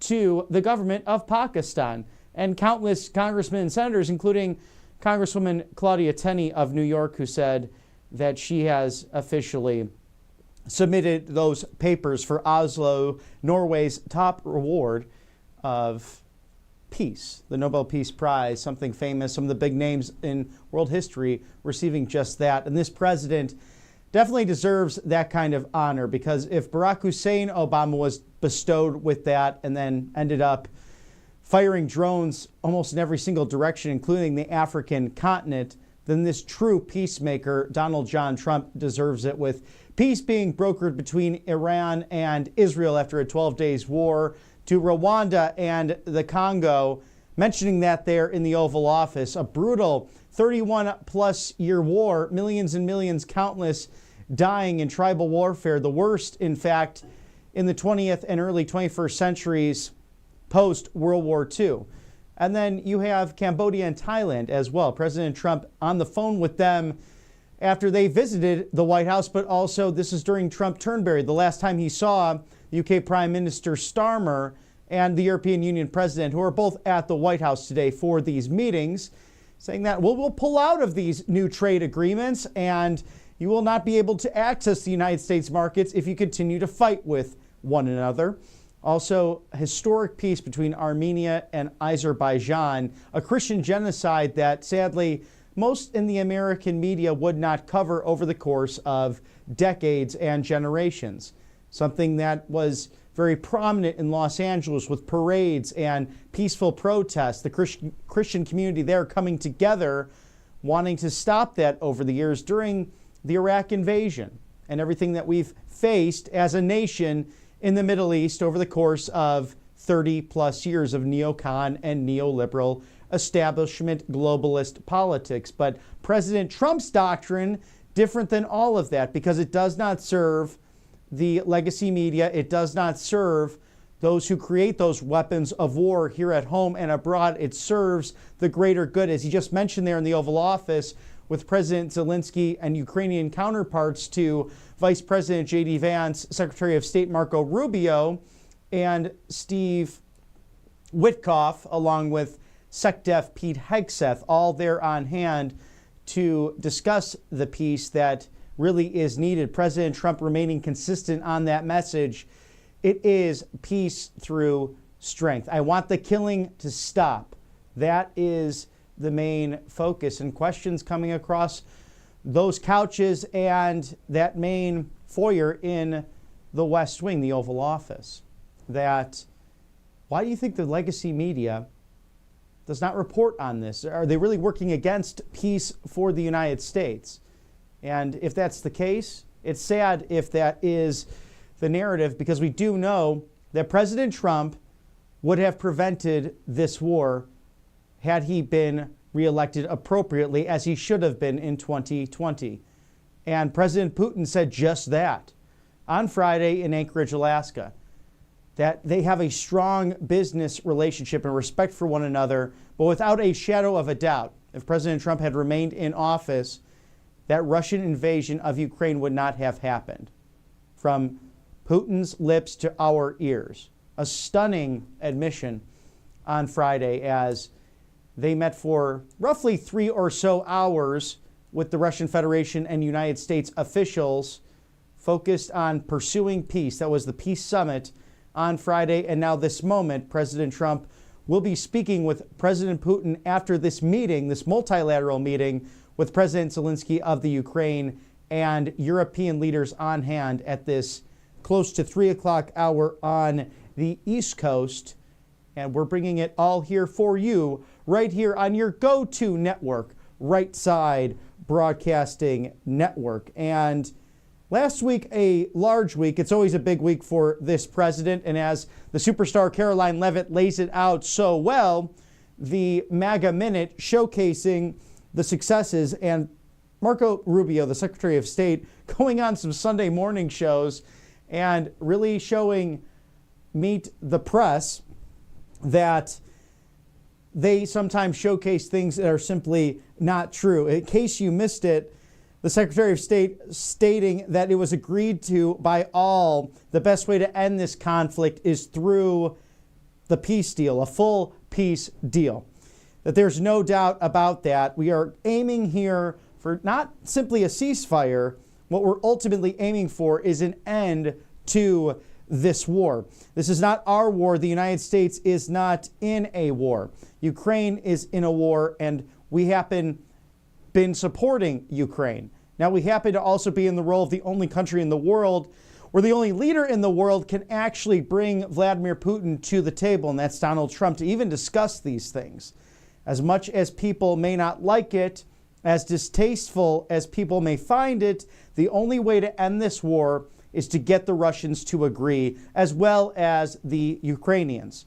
But the Russians agree to the peace deal, and then we will see what happens in the coming days, perhaps weeks and months. But this has been something that's been discussed 200 plus days into this administration. President Trump saying it's a bit trickier and not as easy as one would make it out to be. But with this record of countless other nations coming to peace through the influence of the Trump doctrine, this one should happen as well. Just a bit more complicated than others. Now, Secretary of State Marco Rubio also continued that the only way to reach a deal is for each side to get something and each side to give something.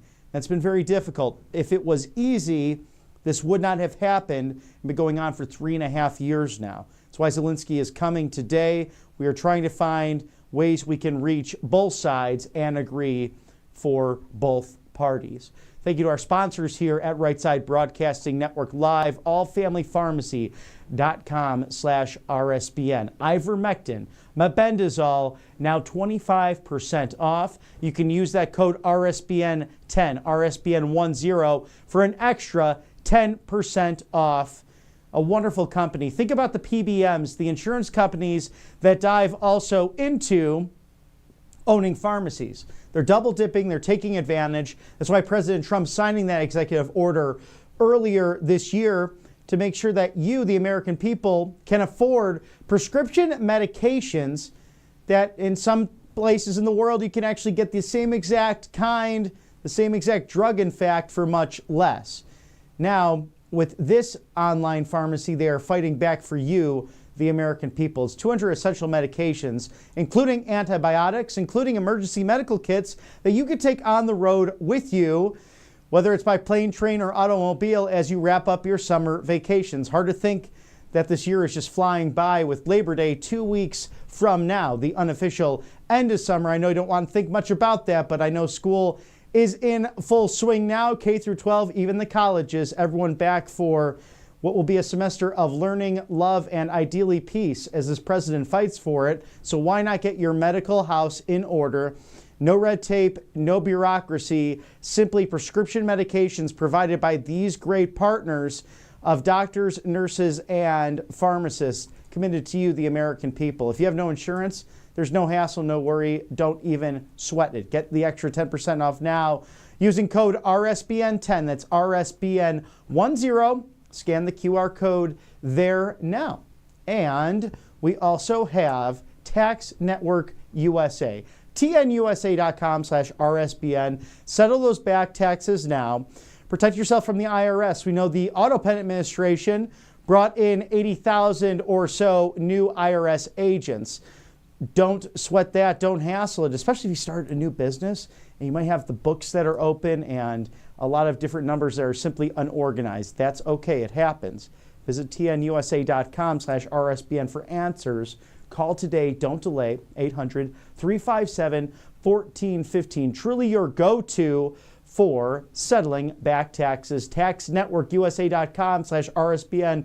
Please reach out to my friends there, the expert accountants, and in some cases, they did work for the IRS, so they bring that knowledge to you at Tax Network USA so that you don't have to stress out about everything we have to face on that pesky April 15th every year.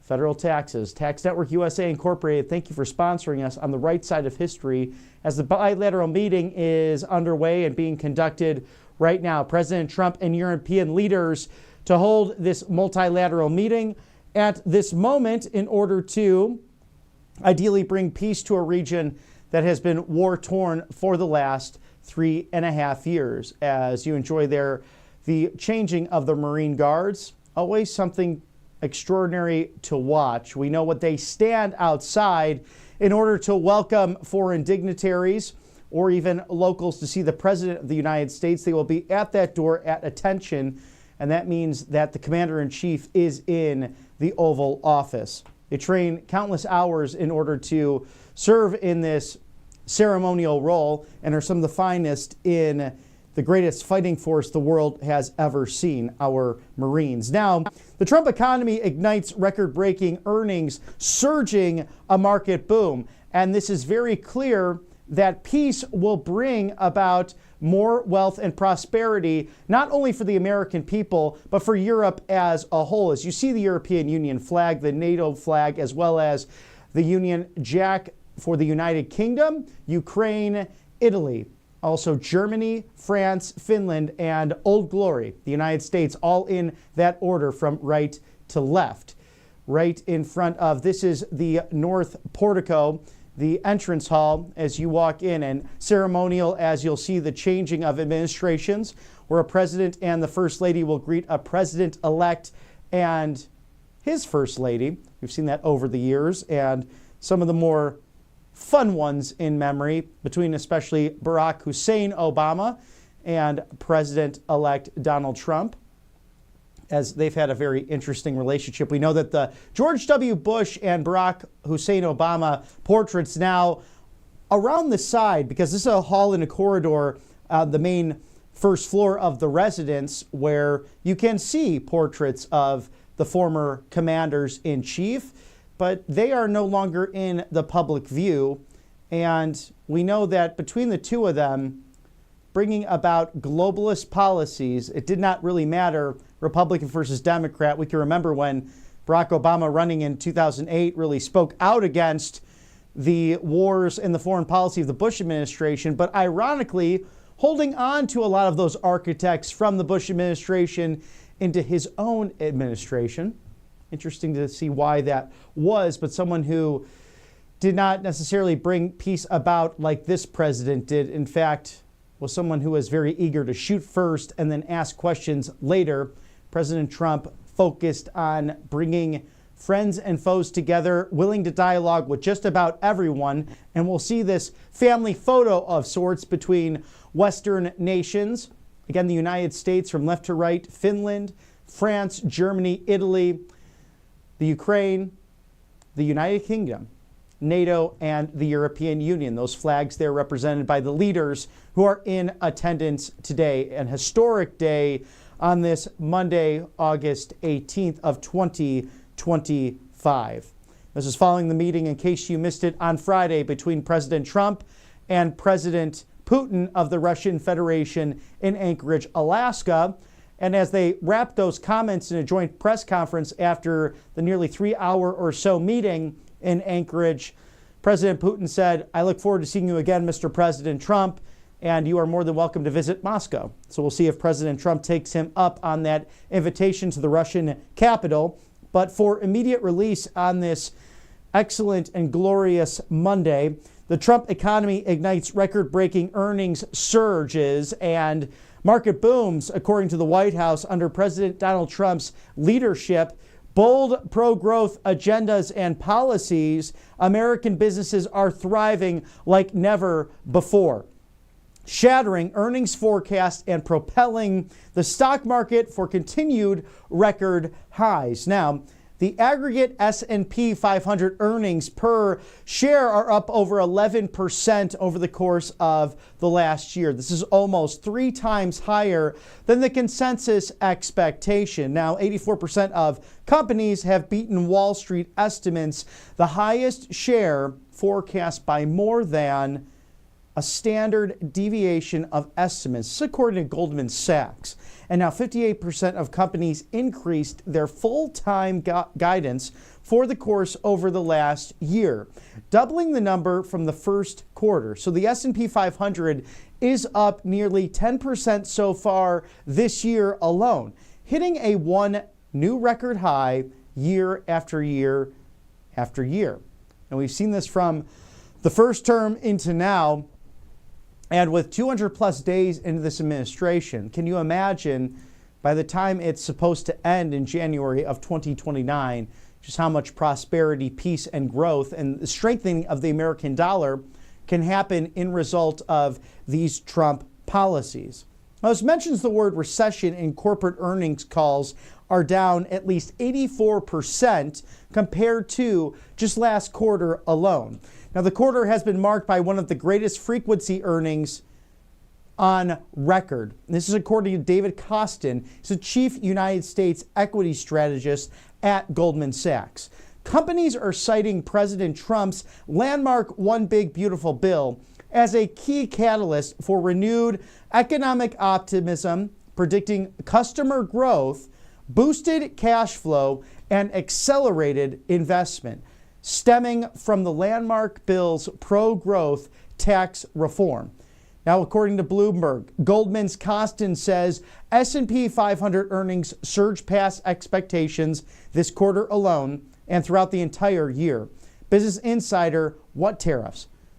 S&P 500's companies are wrapping up one of the strongest earnings sessions on record.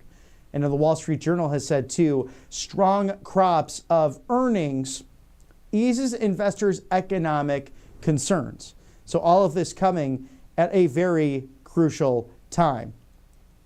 And this president focused on that because, in turn, peace brings economic stability not only for the United States, but also for international security worldwide. And we know now, as this meeting stands, Ukraine said, according to President Zelenskyy, that he cannot constitutionally give back any land, according to his own mandates. Now, it's interesting because during the course of this war, he actually did suspend elections. And one of our friends and dear colleagues asked that question just moments ago in the Oval Office. Will you hold elections? And President Zelenskyy committing to that in this forthcoming peace deal, God willing. But he's still very stringent on giving back any Ukrainian land in this mix. But we know, according to Secretary of State Marco Rubio, mentioning this on the Sunday shows and throughout today's meetings, that somehow, some way, both sides need to cede something. So both come in very strong-willed, strong-headed perhaps. We've seen that from Putin and Zelenskyy in the past. But what will ultimately come of this, and the only person who can bring them to the table, and to bring so many leaders on such a short notice, President Donald Trump, in his mission to bring peace to the Western world. Something that would not have taken place, this Russian invasion of Ukraine, back in 2022 had he been reelected. And we do know that from the living predecessors, Vladimir Putin, since he's been president of Russia and at the head of that government, really over the course of the last 25 or so years, only President Trump was able to keep him located in Russia, not invading other sovereign lands. It was Crimea under George W. Bush, the territories under Barack Hussein Obama, and now the invasion of the mainland of Ukraine, all done under the watch of other presidents. Vladimir Putin did not respect, nor did he fear, the neocon, neoliberal American agenda. But he respects and fears the peace through strength Trump doctrine that has clearly worked throughout the entirety of not only the United States and a historic election and great political comeback that we witnessed last year, but abroad and within their own countries, and this right-wing populism, as we've seen showcased by great leaders like Giorgia Meloni of Italy, who's at the White House and part of this meeting. It's something that's gained popularity. Sovereign borders, respect for all cultures, and dialogue, and tariffs. Hey, they work, and it's clearly being seen at the S&P 500 and in these dialogues between nations that might have some differences, but do agree that peace is in the future and something that can bind the Western world and the world as a whole, as President Trump will hold a family photo with European leaders at the bottom of the hour. This is Right Side Broadcasting Network's live desk. I'm Robert McNeely. Stick with us on this potentially historic day at the White House. Your house, 1600 Pennsylvania Avenue, President Trump meeting with European leaders. We'll take a quick commercial break and we'll be right back with you here on Right Side Broadcasting Network. Welcome to Right Side Broadcasting Network, your trusted conservative news outlet. At RSBN, we deliver the truth when the mainstream media falls short. Since 2015, we've proudly broadcasted every single one of President Trump's iconic MAGA rallies, bringing you the excitement and energy live before anyone else. By watching RSBN, you get an unfiltered front row view of the action on the ground. We interview the crowds to give a voice to millions of Americans just like you. We show you President Trump's speeches in their entirety, free from interruptions and censorship. We cover the stories that matter to you with the integrity and passion you deserve. Thank you for choosing RSBN as your home for America First News. Together, we stand strong, united, and informed. So join us and be part of the right side of history. Hey y'all, it's Silk from the Diamond and Silk Chit Chat live show. Look, don't forget to check me out right here on RSBN Network. Be sure to watch the show on Right Side Broadcasting Network, and I want you to support Right Side Broadcasting Network. Yes, it's imperative that you do so, okay? I look to see y'all soon. Bye-bye.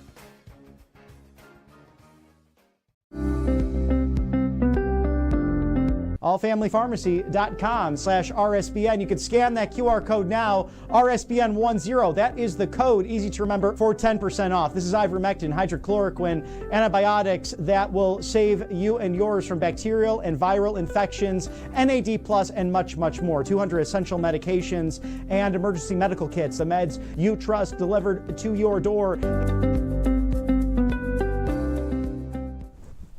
And the focus will be today these talks on ending this conflict between Russia and the Ukraine, as President Trump will hold a family photo with European leaders there at 2:30. Again, welcome to Right Side Broadcasting Network. If you were watching all morning, great coverage from my colleague Matthew Alvarez on a historic day here at the White House, And President Trump already meeting with President Zelenskyy of the Ukraine in the Oval Office with their counterparts, and the Vice President, J.D. Vance, on hand with Steve Witkoff, the Special Envoy, Secretary of State Marco Rubio, Secretary of Defense Pete Hegseth, and the most powerful woman in really the world, if not only the United States or Washington, D.C., Susie Wiles, on hand for that very important meeting. Now, President Trump, European leaders meeting right now, and from left to right, Old Glory there, Finland, France, Germany, Italy, the Ukraine, the United Kingdom, NATO, and the European Union, their flags all represented there as the former Dutch Prime Minister, Mark Rutte, and his new role as NATO Secretary General, really coining some terms in recent meetings, whether already be at the White House some weeks ago or at the NATO security meeting in Brussels, Belgium, that took place just weeks ago, stating that President Trump has been like the daddy of the Western world and helping, assisting with NATO and Europe, but Europe through NATO purchasing those Patriot missiles to assist Ukraine. So as President Trump said in the Oval Office today, it's not so much giving these weapons as it is there is an exchange, there's a monetary exchange, and that's rightfully should be done according to the NATO Secretary General, because America is a sovereign nation and borders respected once again. With the anti-globalist agenda, the more positive way to go about things, something that was missed during the Autopen administration of neocons and neoliberals trying to export their globalism.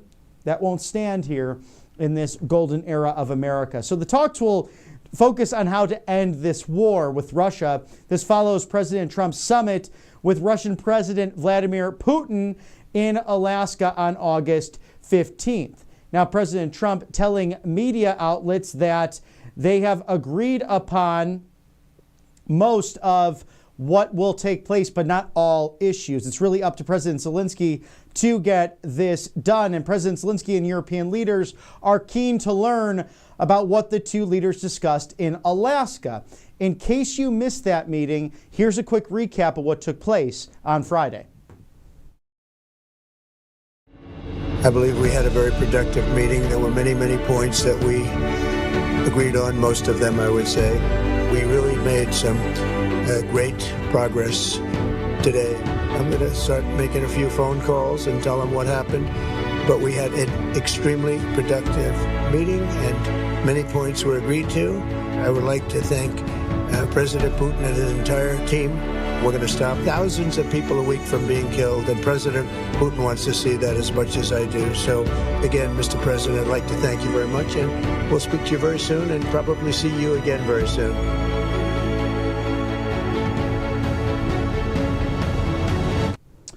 So President Trump focused on those peace efforts, and President Putin seemingly open to that, as it was discussed at that press conference in Anchorage, Alaska, after the leaders met for roughly 3 hours or so with their teams. Now, President Trump said he spoke to Putin about the possibility of a NATO-style collective defense guarantee for Ukraine. And U.S. Special Envoy Steve Witkoff told another network that Putin had agreed on Friday to robust security guarantees that would describe as game-changing, to quote Steve Witkoff, also stating that Moscow had made several concessions in the discussions regarding 5 Ukrainian regions that Russia fully or partially controls. Now, during the summit, it is widely reported that Putin has demanded Ukraine withdraw from the Donetsk and Luhansk regions as a condition for ending Russia's war. Now, Special Envoy Witkoff said that there is an important discussion with regard to Donetsk. That discussion is going to specifically be detailed today, so stay tuned for that as European leaders meeting with President Trump and his team, the national security apparatus of this United States, right there at the White House. Now, on Truth Social Sunday night, President Trump said reclaiming Crimea or entering NATO was off the table for the Ukraine altogether. Also, President Trump told President Zelenskyy And NATO leaders during the call on Saturday over the course of the weekend on August 16th that President Putin does not want a ceasefire and prefers a comprehensive end to the war. And on Sunday night, after the arrival of President Zelenskyy in Washington, D.C., the Ukrainian leader stated, "We all share a strong desire to end this war quickly and reliably." So that's where everyone is coming together in this moment to potentially end a 3.5-year bloody conflict that has left the world a much more dangerous place.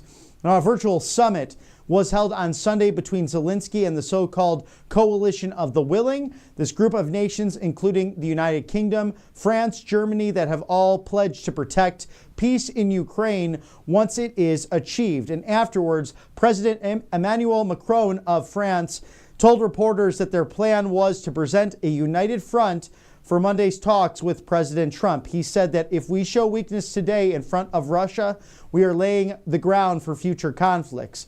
During that summit, President Zelenskyy stressed that the Ukrainian constitution makes it impossible to give up territory, stating that the Constitution of Ukraine makes it impossible to give up territory or trade land. Now, it's very interesting. I have not personally read the Constitution of Ukraine. I would like to dive into it because we do know, just fair and balanced here at this wonderful network, that Zelenskyy, during this war, used those martial law powers to suspend elections in the Ukraine, something that was widely criticized, especially for right-wing populists around the world, especially here in MAGA circles. So we'll watch all of that, where he pledged to a friend here at the network asking that question roughly 1 hour ago: do you commit to free and open elections in Ukraine moving forward? And Zelenskyy saying, yes, I do commit to that. And to note, the Ukrainian leader today wearing a suit, a black suit at that, with seemingly no tie or even a bow tie, but a black, very, almost as if he's attending a funeral. But let's hope that with that suit will mean more peace. Now, at a news conference on Sunday in Brussels, Belgium, President Zelenskyy and European Commission President Ursula von der Leyen said, "We welcome President Trump's willingness to contribute to Article 5, like security guarantees for Ukraine under the NATO articles, and that the coalition of the willing," as you see there, the United States, Finland, France, Germany, Italy, Ukraine, the United Kingdom, NATO, and Europe, the European Union, this is ready to do its share. The European Union specifically.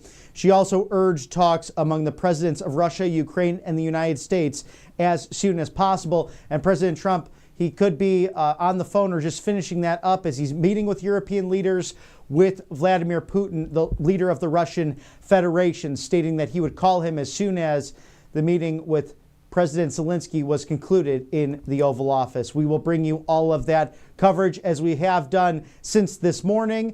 A historic day, perhaps, for the world to seek peace to end this 3.5-year conflict, as President Trump focused on that even last week with bringing peace and security to our nation's capital, using home rule in the District of Columbia to secure what has been crime-ridden and awful in the federal city. And within a week, it's really been remarkable. He said today in the Oval Office, even a Democrat friend said to President Trump, "Mr. President, we went out, him and his wife, to dinner for the first time in 4 years. They were that nervous just to go out for a night on the town."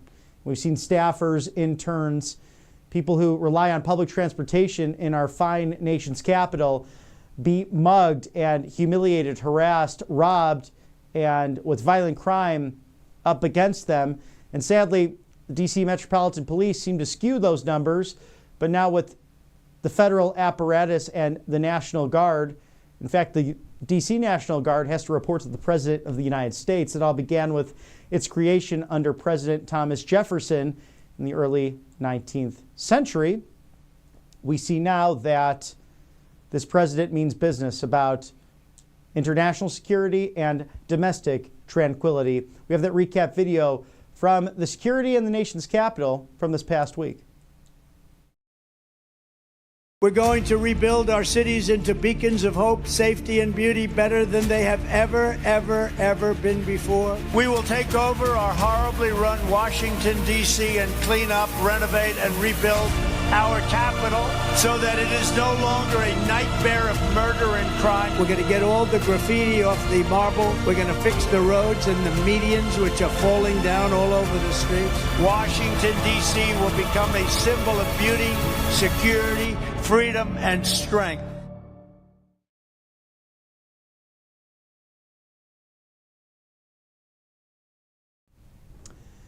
You want your freedom to choose. That's what America is all about, as the Trump foreign policy, peace through strength, the Trump doctrine on clear display today, as we await for a family photo with European leaders at the bottom of the hour. We'll take you right there in the main foyer as you enter the north portico and the front door of the White House, right outside of the beautiful blue room there.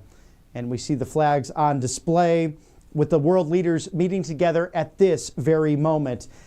Now, with all this going on around the world, you need your medicine cabinet stocked. And again, you want that freedom of choice, but you don't have a doctor who will prescribe some of these life-saving medications because they're involved with the PBMs and the insurance companies that actually own the local pharmacy. And then where does that leave you? Without life-saving medications like ivermectin, mebendazole, NAD+, methylene blue, hydrochloroquine, among many others, antibiotics, antivirals, emergency medical kits that could save your life. So where do you turn? It's allfamilypharmacy.com/RSBN running this great deal, specifically ivermectin, mebendazole, 25% off, and code RSBN10, RSBN10 still good for all of these savings for your life-saving medications to stock up in your medicine cabinet or take with you on your summer vacations. Can you believe that we're 2 weeks away from Labor Day? Request the medication you want online before the busy rush of that 3-day weekend. When approved by the doctor with this pharmacy and the prescription needed for these medications, only 2 to 3 days, comes right to your door. No red tape, no hassles, no headaches. If you don't have insurance, don't worry about it. This group, this team, these pharmacists want to provide for you, the American people. Their goal is simple: to put health back into your hands. And you could do that right now. allfamilypharmacy.com/RSBN. Once you take care of your health, let's take care of your financial freedom. And that's with gold, monetary gold, in fact, the best in the business. Wealth, security, preservation. Grab your complimentary presidential gold guide right now. Call today. Don't delay. It's 800-476-7790. That's 800-476-7790. Call immediately to discover how you can eliminate IRA fees permanently. It's rsbnforthegold.com. That's rsbnforthegold.com. Bank of America just announced the U.S. dollar is on the verge of collapse. And think about this: your savings, your retirement, everything you fight for so your kids can have that American dream. History tells us when paper money fails, it's these precious metals, gold and silver, that come in for the win. In fact, it's covered the whole host of over 5,000 years of human history. That's why now it's the time to call Monetary Gold. Again, ask how you can eliminate those annual IRA fees permanently. RSBNforthegold.com, 800-476-7790. And don't wait for the collapse of a monetary program or policy to happen. Get that gold and silver. Protect yourself. And you see the man who seems to have that Midas touch of gold right there on the front cover with your complimentary presidential gold guide from Monetary Gold. Let's make it a bull market once again. And the best way to do that, protect your financial assets. As we await President Trump to be with the leaders of Finland, France, Germany, Italy, the Ukraine, the United Kingdom, NATO, and the European Union, all meeting together for this extraordinary family photo, which you should see moments from now. They're meeting at the moment, and we'll see how this all goes down. So at the moment, President Trump has met with President Zelenskyy in the Oval Office. Somewhere in between all of these multilateral meetings, so it goes from bilateral to the multilateral, there will be a phone call, President Trump to alert President Putin about what's been discussed thus far, perhaps specifically regarding what he discussed with President Zelenskyy in the Oval Office. We'll take you to all of this as it's been happening just over the course of the last hour or so. And minutes from now, the family photo and more meetings to take place. Stick with us here at Right Side Broadcasting's live desk covering all of this. Now, according to the Special Inspector General's report to Congress, from January 1st of this year through March 31st, since February of 2022, Congress has appropriated or otherwise made available $184.81 billion for the Operation Atlantic Resolve and the broader Ukraine response, of which $34.26 billion remained available for obligation. During an interview with the Associated Press from Groundhog Day, February 2nd of this year, President Zelenskyy stated that of the approximately $177 billion in U.S. dollars in aid approved by the U.S. for Ukraine, the country has received about $76 billion of that dating back to the auto pen. Now, some history context on all of this.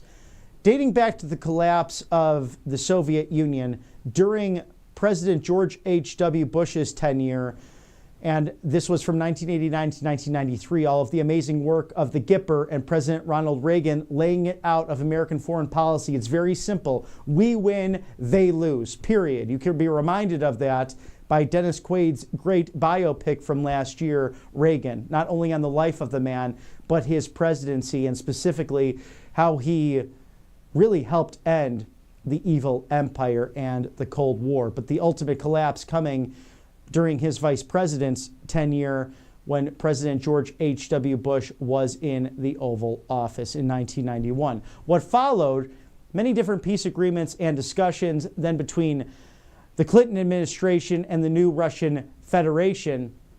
And what happened there was an agreement to remove nuclear missiles from specifically the Ukraine, but an open-ended agreement that we would always protect their apparatus, almost enhancing that Article 5 of NATO, arguably, but NATO also promising that it would not encroach upon the Russian western border. So instead that it would not add states. It has done that since with Finland and Sweden after the response of the Russian invasion of the Ukraine.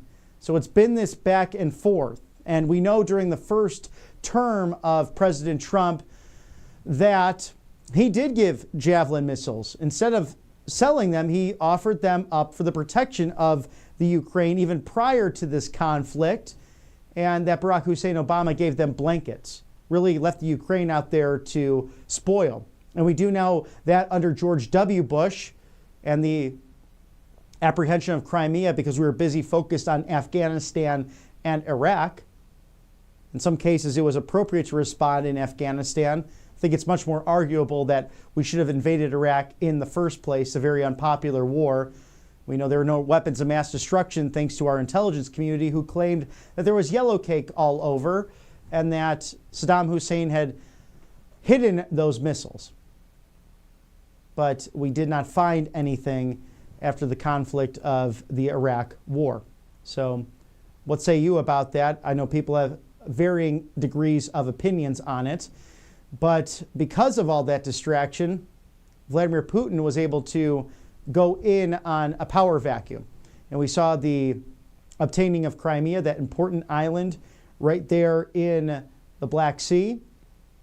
And that also leading to territorial gains under Barack Hussein Obama. It stopped with President Trump because a new top dog was in town to make sure that America First foreign policy was actually adhered to, and that common sense and a lasting peace could happen around the world. It began in that first term, and then that collapsed under the auto pen, and those globalist structures that seem to welcome war and not sit down for the peace. Even the former UK Prime Minister, along with President Autopen, had the opportunity for peace early on in the Russia-Ukraine conflict, 6 months in, and they let it go by the wayside. And you wonder why that is, what global apparatus and structures caused that to all happen, and what's turned into a stalemate of 3.5 years of bloody conflict, with over 1 million Ukrainian and Russians, both military and civilian, passing as a result of what should have never happened in the first place. Now, to give you some background on Volodymyr Zelenskyy, he was born in the Kiev Central Ukraine region on January 25th of 1978. He grew up as a native Russian speaker, but is also fluent in Ukrainian and English. He received his law degree from the Kiev National Economic University, but decided to pursue a career as an actor, comedian, scriptwriter, and producer. In 2015, he played a school teacher who was elected president in a popular television series called Servant of the People. In 2019, he went on to do just that, win the presidential election in Ukraine, unseating Petro Poroshenko. Now, during his presidential campaign, Zelenskyy promised to end Ukraine's protracted conflict with Russia. He attempted to engage in dialogue with Russian President Vladimir Putin, and an escalation of tension since 2021 culminated in Russia's full-scale invasion of the Ukraine in February of 2022. Now, in July of 2025, President Zelenskyy said he has submitted a draft law to reinstate the freedom of 2 anti-corruption bodies in Ukraine, days after nationwide protests broke out over the changes curbing their independence. He canceled elections during this conflict. That's just a cold, hard fact and something to be noted. Now, according to a recent survey, 52% of Ukrainians have a strong, this is 30% of them, or somewhat 22%, favorable opinion of Zelenskyy, while 31% had an unfavorable one. Volodymyr Zelenskyy and his wife, Olena Zelenskyy, have 2 children, a daughter, Alexandra, and a son, Kirlo.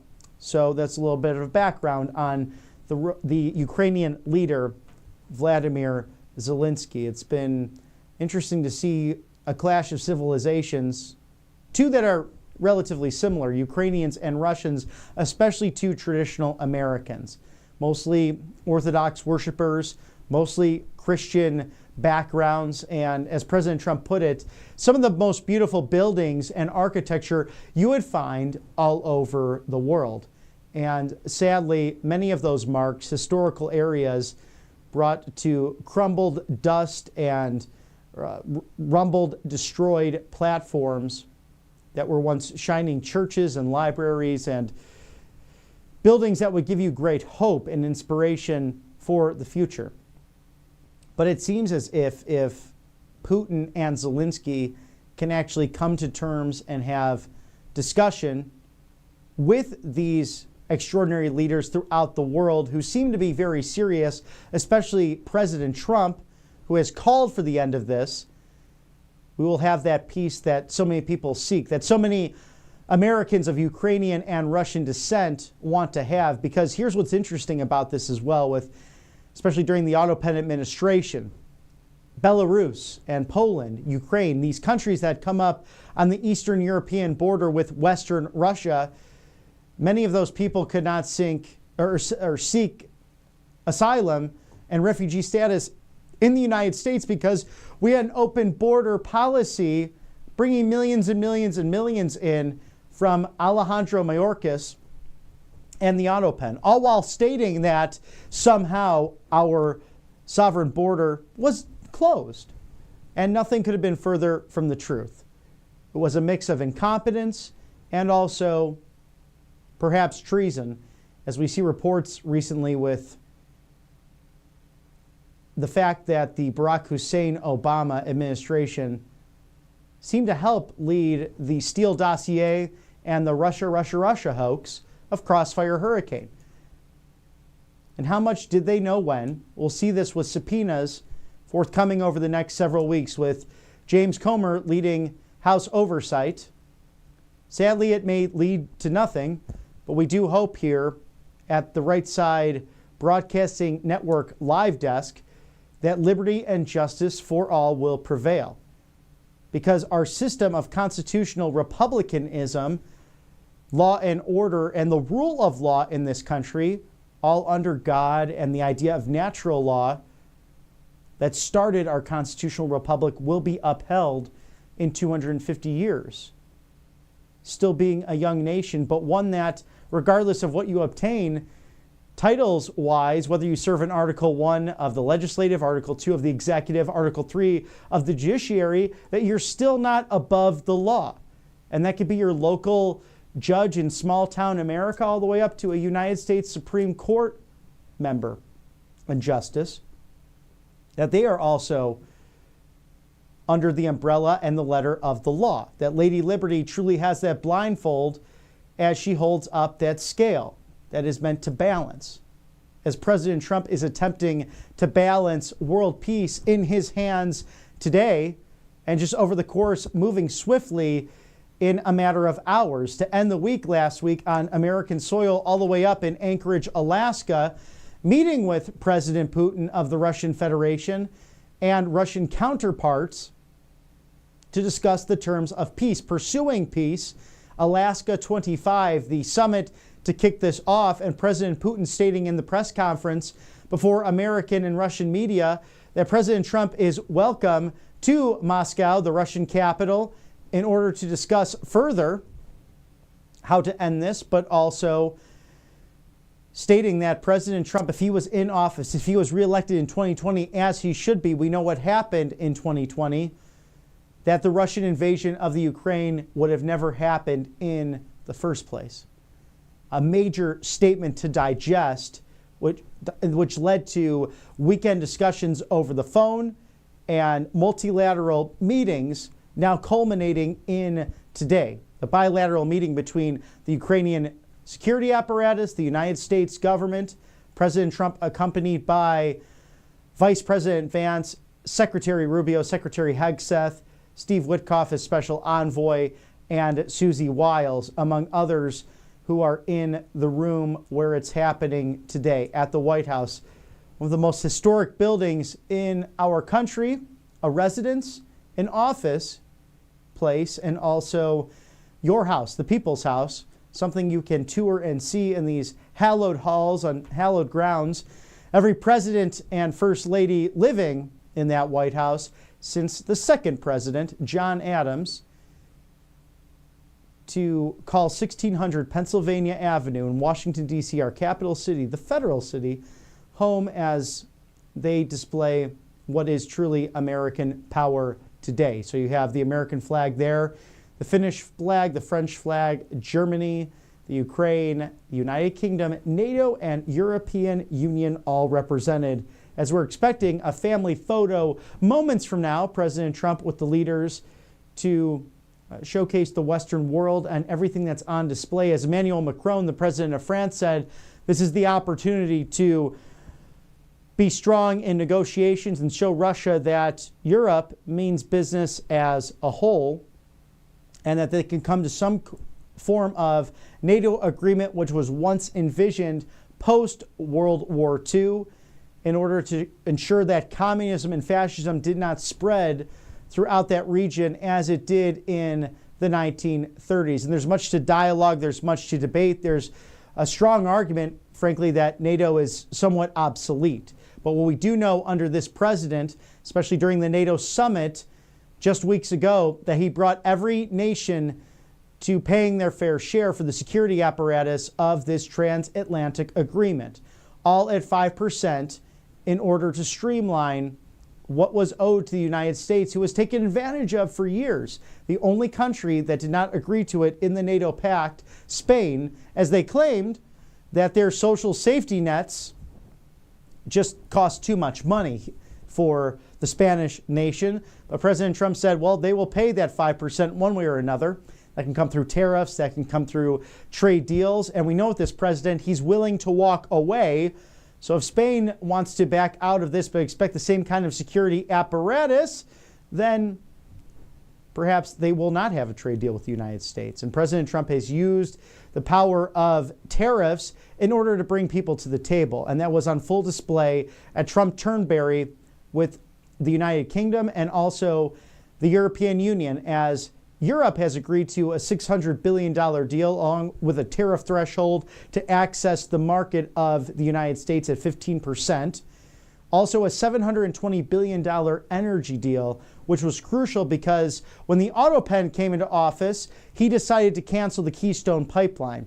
That went from the oil-rich and mineral-rich areas of federal lands in Alaska all the way through the Western Territories and British Columbia, also Calgary, up in northwest Canada, providing for Canadian jobs, all the way through the United States for the security apparatus of North America. Instead, passing and granting Nord Stream 2 for Russia to pour all of its energy into Germany, and then for Germany and Europe as a whole to really be reliant upon Russian energy. And that's what helped to embolden the Russian invasion of the Ukraine. Did not make a lot of sense, especially for those neoliberals and neocons and people who have been convicted of being involved in pedophilia, among other terrible things, at the Lincoln Project. If you remember that terrible organization that people like George Conway were involved with and other neocons like John Bolton, you know, they keep good company. Of course, that's in jest, stating that it was Russia, Russia, Russia, and the Steele dossier and the hoax that led to Crossfire Hurricane and an operation of Seashell Man himself, James Comey, with the 8647 statement that he shared all over social media.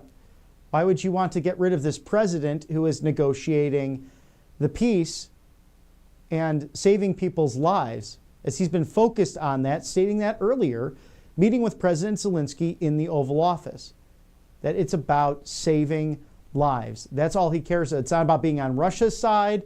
It's not being on the Ukraine side. It's about being on the side of humanity.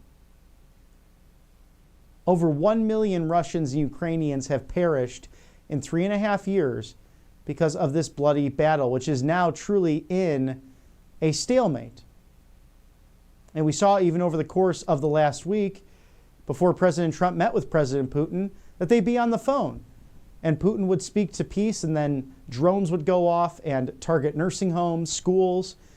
It's terrible what's taken place. You actually have an American media in some cases that ask those important questions. Like, President Putin, will you stop targeting civilians? And it's gone on both sides for too long now. And even a tragic story amongst Russian military. They had to dig up canals and tunnels near Chernobyl, where that terrible nuclear disaster was years ago. And although the half-life every year bringing down the scale and size, the scope of that tragedy, much of that land still uninhabitable, and many of those soldiers either dead now or suffering from radiation poisoning for having done that on the orders of the Kremlin. President Trump is tired of seeing all of that, and that has been the highlight of his American presidency, from securing the borders, from stopping the fentanyl trade, from protecting you, the American people, especially in the federal city. As we can go there live now with President Trump, the European leaders coming into the main foyer.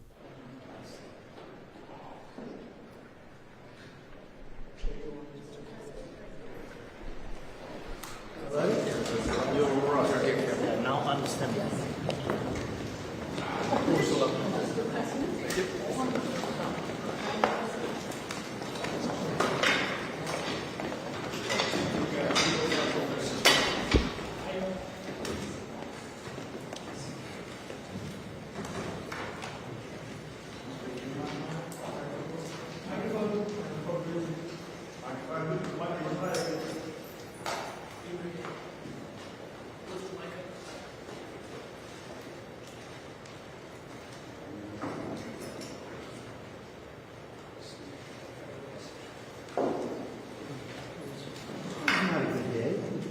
That was not a great day.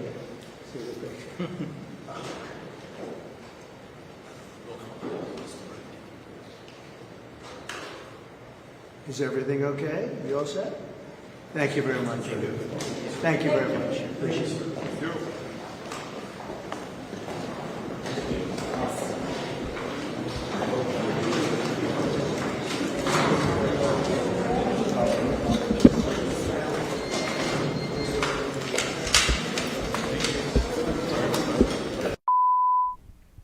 And that is the family photo of President Trump and the United States with European leaders. They're now going to their multilateral meeting there at the White House, which was or is scheduled for 3 o'clock Eastern, so 12 minutes from now. They seem to be ahead of schedule. And a background on some of these leaders, as you saw there, some more familiar than others with the American populace. But President Macron of France, he is 47 years old, and someone I think who has had quite a good relationship with President Trump, which was somewhat of a surprise. His initial opponent, Marine Le Pen, moved with somewhat of a MAGA movement, if you will, a nationalist populist movement within France that still continues to this day. He was once a socialist in France of the Socialist Party, now independent, and someone who really built up the peace through strength motto as president of France, enhancing his military, enhancing Bastille Day celebrations, and someone that his first lady and also Melania Trump have really had a friendly relationship. You could see that when the four of them do get together on a relatively regular basis. So that was, I think, a bit of a surprise, as he was endorsed by President Barack Hussein Obama during that race in 2016 against Marine Le Pen. But President Trump actually mentioning that in his first term, one of those surprise relationships happened to be him and Emmanuel Macron. And sometimes these things happen regardless of conservative or liberal or ideological background. You just got to pick up the phone and talk to someone, just as President Trump encouraged with North Korea when he brought them to peace terms, and the first president to walk over that demilitarized zone in 2019, perhaps in all of North Korean history. And after the Korean engagement, that war that has technically never ended. We do have the ceasefire on the table, but most presidents will look through their binoculars into the demilitarized zone. President Trump walked over that line from South Korea to North Korea at the invitation of Little Rocket Man, Kim Jong-un, the leader of that nation.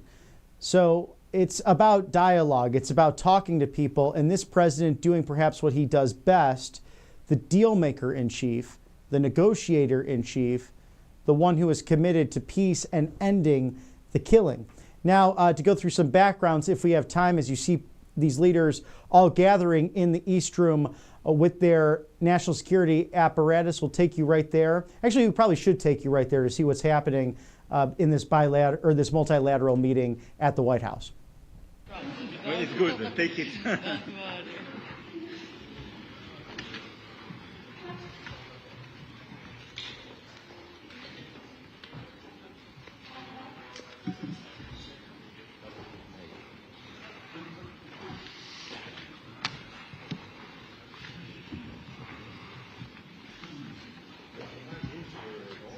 Isn't it it's such an incredible place.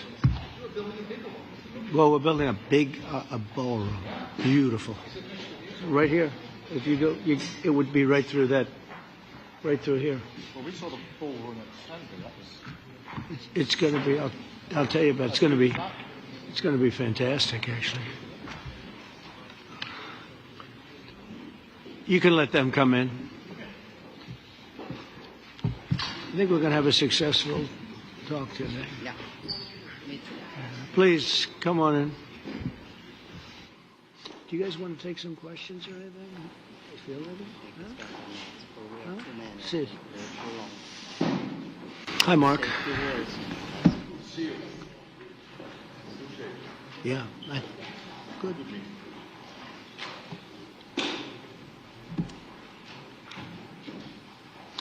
Well, thank you very much. It's a great honor to have you here. Special place. White House is special no matter where you're from.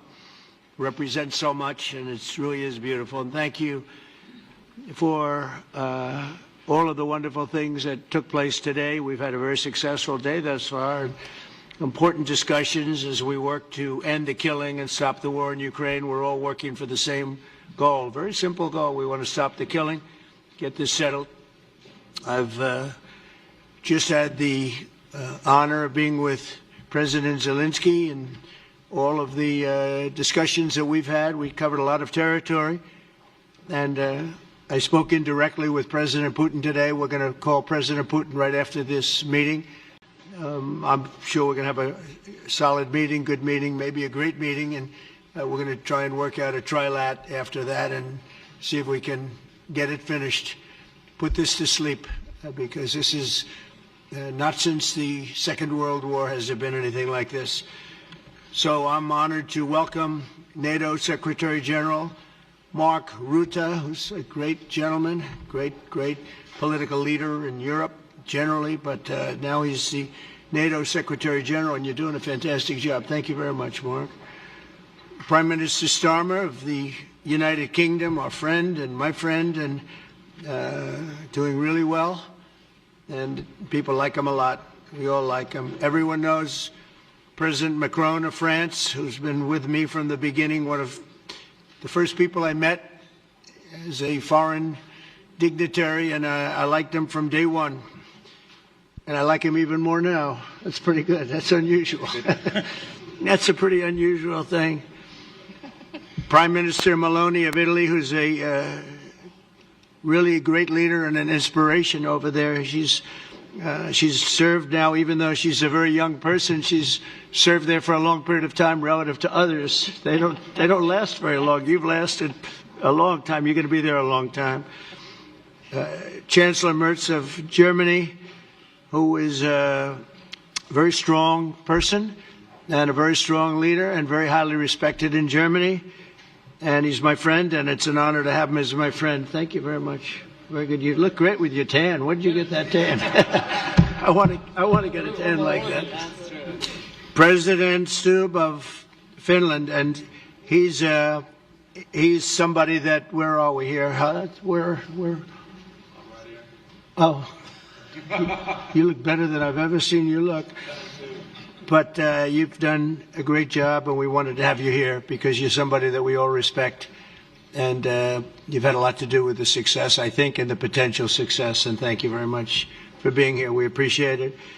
And the President of the European Commission, Ursula von der Leyen, who is somebody that we just made a big deal with all of those countries. I don't know. I think you might be more powerful than all these guys at this table. I don't know.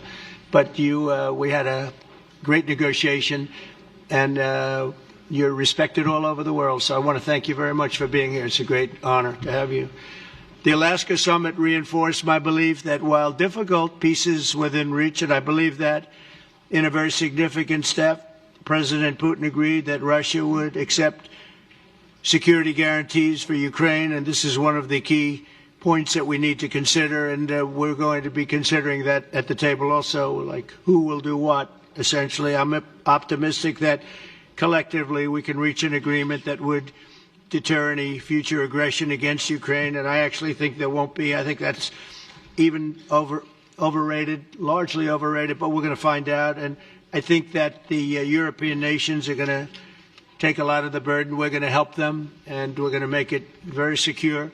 We also need to discuss the possible exchanges of territory, taking into consideration the current line of contact. That means the war zone, the war lines that are pretty obvious, very sad actually to look at them, and negotiating positions. President Putin, also you have President of Ukraine, who is you just met a little while ago, and we're going to try and get a three-party meeting maybe as soon as we can.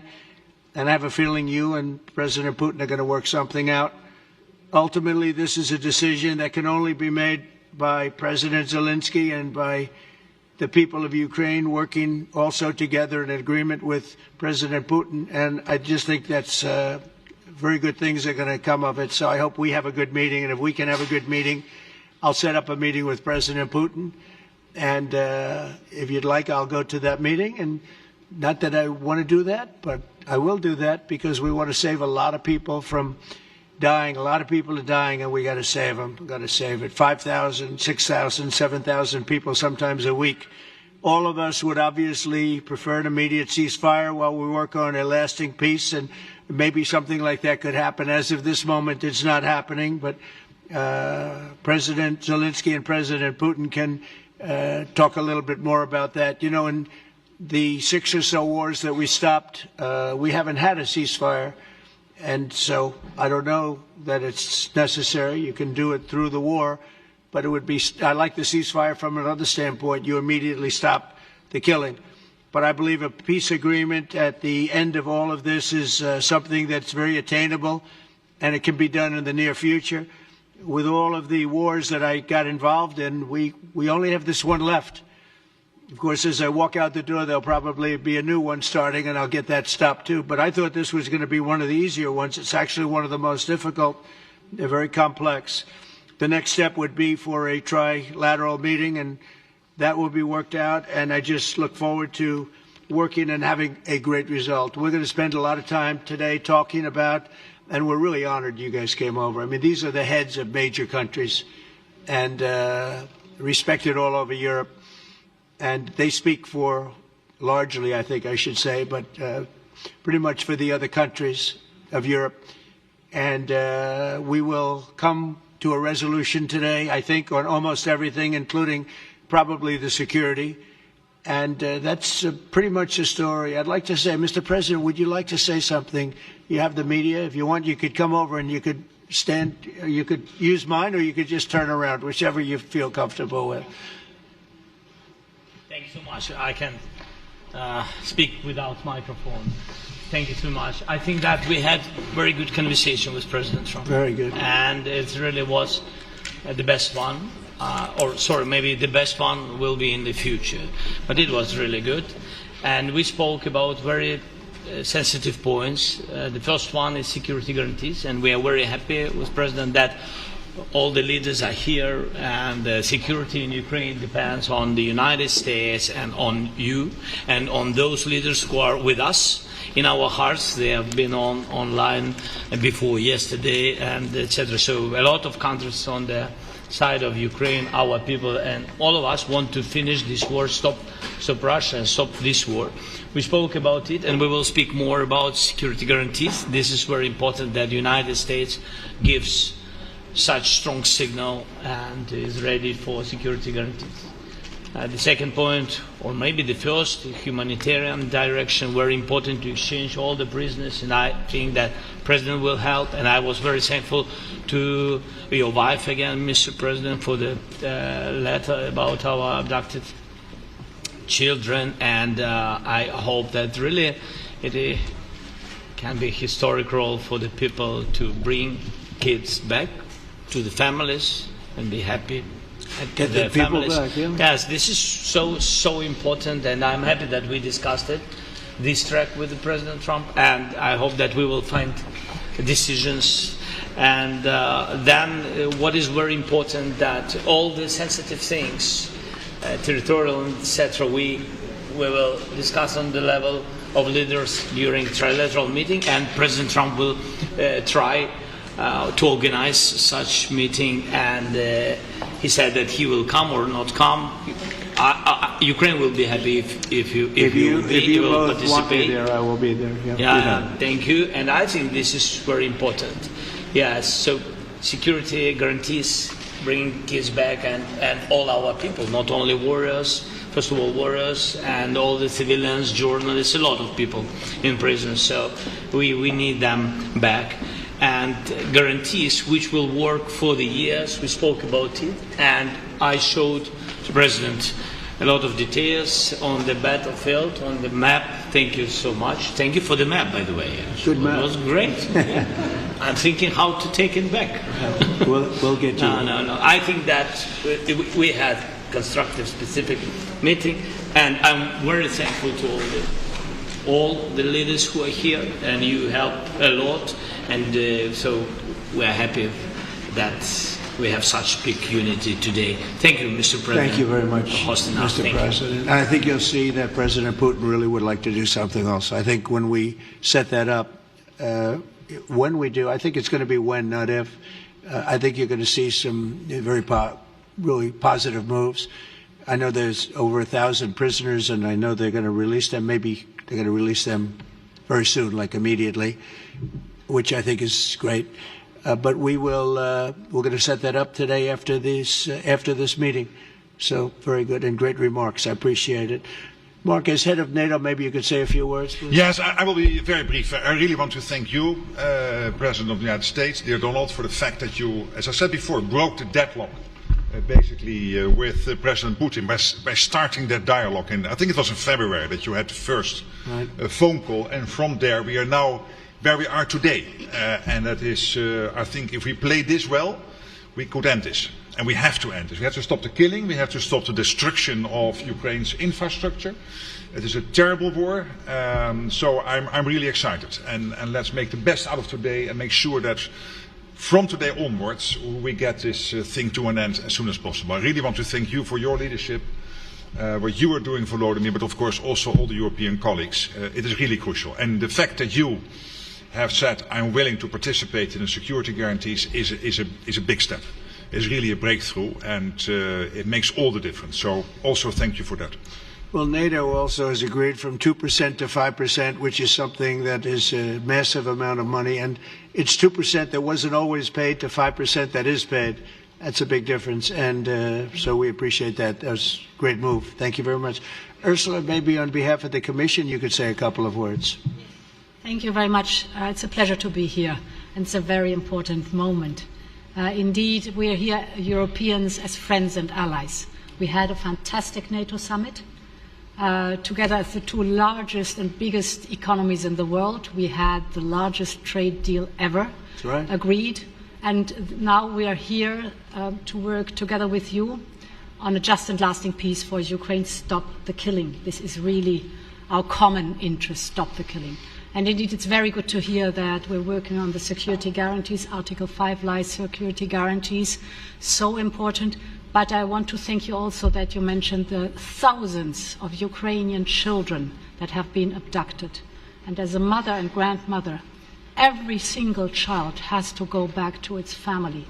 This should be one of our main priorities also in these negotiations, to make sure that the children come back to Ukraine, to their families.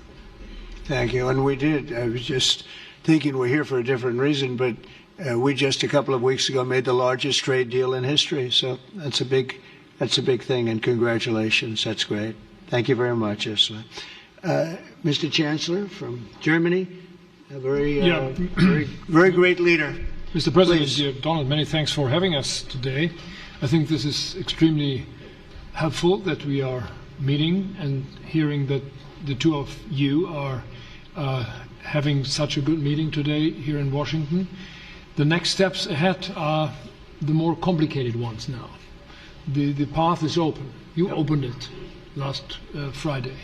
But now the way is open for complicated negotiations. And to be honest, we all would like to see a ceasefire, the latest from the next meeting on. I can't imagine that the next meeting would take place without a ceasefire.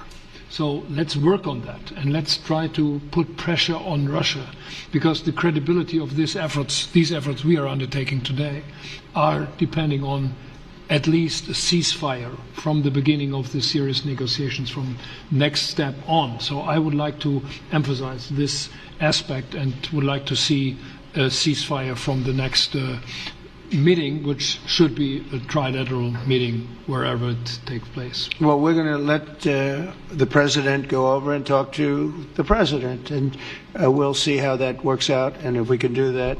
I will say, and again I say it, in the 6 wars that I've settled, I haven't had a ceasefire. We just got into negotiations, and one of the wars was, as you know, in the Congo was 31 years long. Another one that we settled last week with 2 great countries was 35 years going on, and we had no ceasefire. So if we can do the ceasefire, great. And if we don't do a ceasefire, because many other points were given to us, many points were given to us, great points. Please, Georgia, go ahead. Well, thank you very much, Donald, Mr. President, for hosting us today in this important meeting. And I think it is an important day, a new phase, after 3 years and a half that we didn't see any kind of sign from the Russian side that there was a willing for dialogue. So something is changing, something has changed, thanks to you. Thanks also to the stalling in the battlefield, which was achieved with the bravery of Ukrainians and with the unity that we all provided to Ukraine. And the reason why I mention it is that we also have to remind that if we want to reach peace and if we want to guarantee justice, we have to do it united. So that's why it's a very good day, the one we are in. You can obviously count on Italy as it was from the beginning. We are on the side of Ukraine, and we do absolutely support your efforts towards peace. We will talk about many important topics. The first one is security guarantees, how to be sure that it won't happen again, which is the precondition of every kind of peace. I'm happy that we will discuss about that. I'm happy that we will begin from a proposal, which is the, let's say, Article 5 model, which was Italian at the beginning. So we are always ready to bring our proposals for peace, for dialogue. It's something we have to build together to guarantee peace and to defend the security of our nation. So thank you, Mr. President, for hosting us. Thank you very much. Emmanuel? Thank you, Mr. President, for organizing this meeting and for your commitment. And everything was said, but I just have to say here, everybody around this table is in favor of peace. And we work very hard, and we've worked very hard during the past few years to have a peace which is a robust and long-standing peace. This is why the idea of a trilateral meeting is very important, because this is the only way to fix it. And by the way, I think as a follow-up, we would need probably a quadrilateral meeting, because when we speak about security guarantees, we speak about the whole security of the European continent. And this is why we are all united here with Ukraine on this matter. In order to organize such a trilateral meeting, your idea to ask for a truce or ceasefire, at least to stop the killings, as we discussed, is a necessity. And we all support this idea. And in order to have such a long-standing peace for Ukraine and for the whole continent, we do need the security guarantees. And the first one is clearly a credible Ukrainian army for the years and decades to come. And the second one is our own commitments, all of us. And we worked very hard during the past few months among the coalition of the willings, with the support of NATO, to build the different pillars of security guarantees and our commitments. And you can be sure that the Europeans are very lucid about the fact that they have their fair share in these security guarantees for Ukraine, but their own security is clearly at stake in this situation. So you can count on us, as we can count on you, in order to deliver this robust peace for both Ukraine and Europe. Thank you very much, Emmanuel. Mr. Prime Minister? Thank you very much, Mr. President, and thank you for hosting us here. Can I start where Emmanuel started, which is we all want peace. The war in Ukraine has had a huge impact, particularly on the Ukrainians who've borne the brunt of it, but it's also had an impact on Europe and on the United Kingdom. There's not a family or community that hasn't been affected. And when we talk about security, we're talking about the security not just of Ukraine, we're talking about the security of Europe and the United Kingdom as well, which is why this is such an important issue. I think this is such an important meeting. As a group, I think we've had a discussion on the phone a number of times, Mr. President, but be able now to be around the table to take it forward. And I really feel that we can, I think, with the right approach this afternoon, make real progress, particularly on the security guarantees, and your indication of security guarantees of some sort of Article 5 style guarantees fits with what we've been doing with the Coalition of the Willing, which we started some months ago, bringing countries together and showing that we were prepared to step up to the plate when it came to security. With you coming alongside, the US alongside what we've already developed, I think we could take a really important step forward today. A historic step, actually, could come out of this meeting in terms of security for Ukraine and security in Europe. I also feel that we can make real progress towards a just and lasting outcome. Obviously, that has to involve Ukraine, and a trilateral meeting seems the sensible next step. So thank you for being prepared to take that forward, because I think if we can ensure that that is the progress out of this meeting, both security guarantees and some sort of progress on trilateral meeting of some sort to bring some of the difficult issues to a head, then I think today will be seen as a very important day in recent years in relation to a conflict which has gone on for 3 and a bit years, and so far nobody's been able to bring it to this point. So I thank you for that. Well, thank you very much. And, it's very interesting because this is the first for the White House. You can't say that very often. It's seen a lot over the years, since 1799, to be almost exact. But this is the first where we've had so many prime ministers, presidents, the heads of European nations. And by the way, Alex, I'd like you to say a couple of words, too. You're a young, powerful man. Before I finish up, I want you to say a couple of words. Go ahead. I'll take the notion of youth back to my wife and try to convince her. Thank you very much, Mr. President. I think in the past 2 weeks we've probably had more progress in ending this war than we have in the past 3.5 years. And I think the fact that we're around this table today is very much symbolic in the sense that it's Team Europe and Team United States helping Ukraine. And the progress that we're looking out of this meeting is about the security guarantees, which are a big part of this. And then, of course, moving towards a process with the trilateral meeting with you and President Putin and President Zelenskyy. Some of the international media might wonder, why is the President of Finland here? I think the reason is probably that we might come from a small country, but we have a long border with Russia, over 800 miles. And we, of course, have our own historical experience with Russia from World War II, the Winter War and the War of Continuation. And if I look at the silver lining of where we stand right now, we found a solution in 1944, and I'm sure that we'll be able to find a solution in 2025 to end Russia's war of aggression and find and get a lasting and just peace. The situation is very difficult, but that's why we're here. Thank you, Alex, very much. Good job. So we're going to be meeting for a while, and we're going to discuss some of the issues. And I don't think there's any issue that's overly complex. It's at a point now where people want to do things. I really do believe. I've known him for a long time. I've always had a great relationship with him. I think that President Putin wants to find an answer too. And we'll see. And in a certain period of time, not very far from now, a week or 2 weeks, we're going to know whether or not we're going to solve this, or is this horrible fighting going to continue. We'll do our best to get it ended. And I believe you have two willing parties, and usually that's good news, but two willing parties that want to make a deal.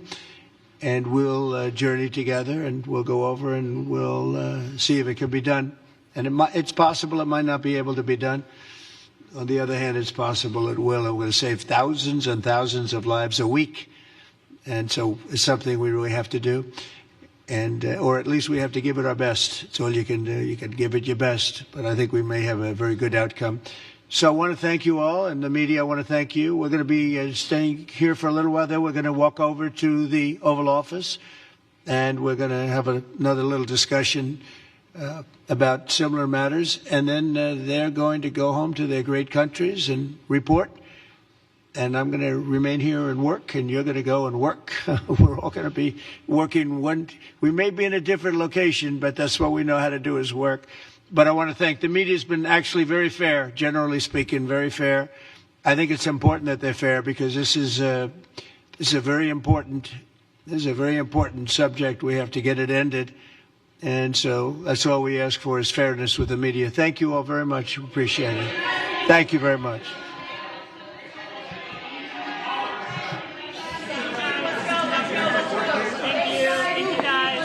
Thank you, press. Thank you, guys. Big. A very historic meeting, President Trump in the East Room with European leaders. What looks to be the end to the Russian-Ukraine conflict over the course of the last 3.5 years. President Trump saying we will come to a resolution today, I think, on almost everything, including probably the security, and that's pretty much the story. So as they discuss from the East Room with their national security apparatus, as you can see at the background there, President Trump with Vice President J.D. Vance, also Secretary of State Marco Rubio, Secretary of Defense Pete Hegseth, the Treasury Secretary Scott Bessent, Steve Witkoff on hand for these negotiations, and Susie Wiles as well, the Chief of Staff, and Monica Crowley, Chief Protocol. You might have mentioned or seen her as the family photo was together with these Western nations that are very committed to peace, as President Emmanuel Macron put it in the East Room of the White House. Thank you for being with us here today on Right Side Broadcasting Network's live desk to catch all of this unbridled coverage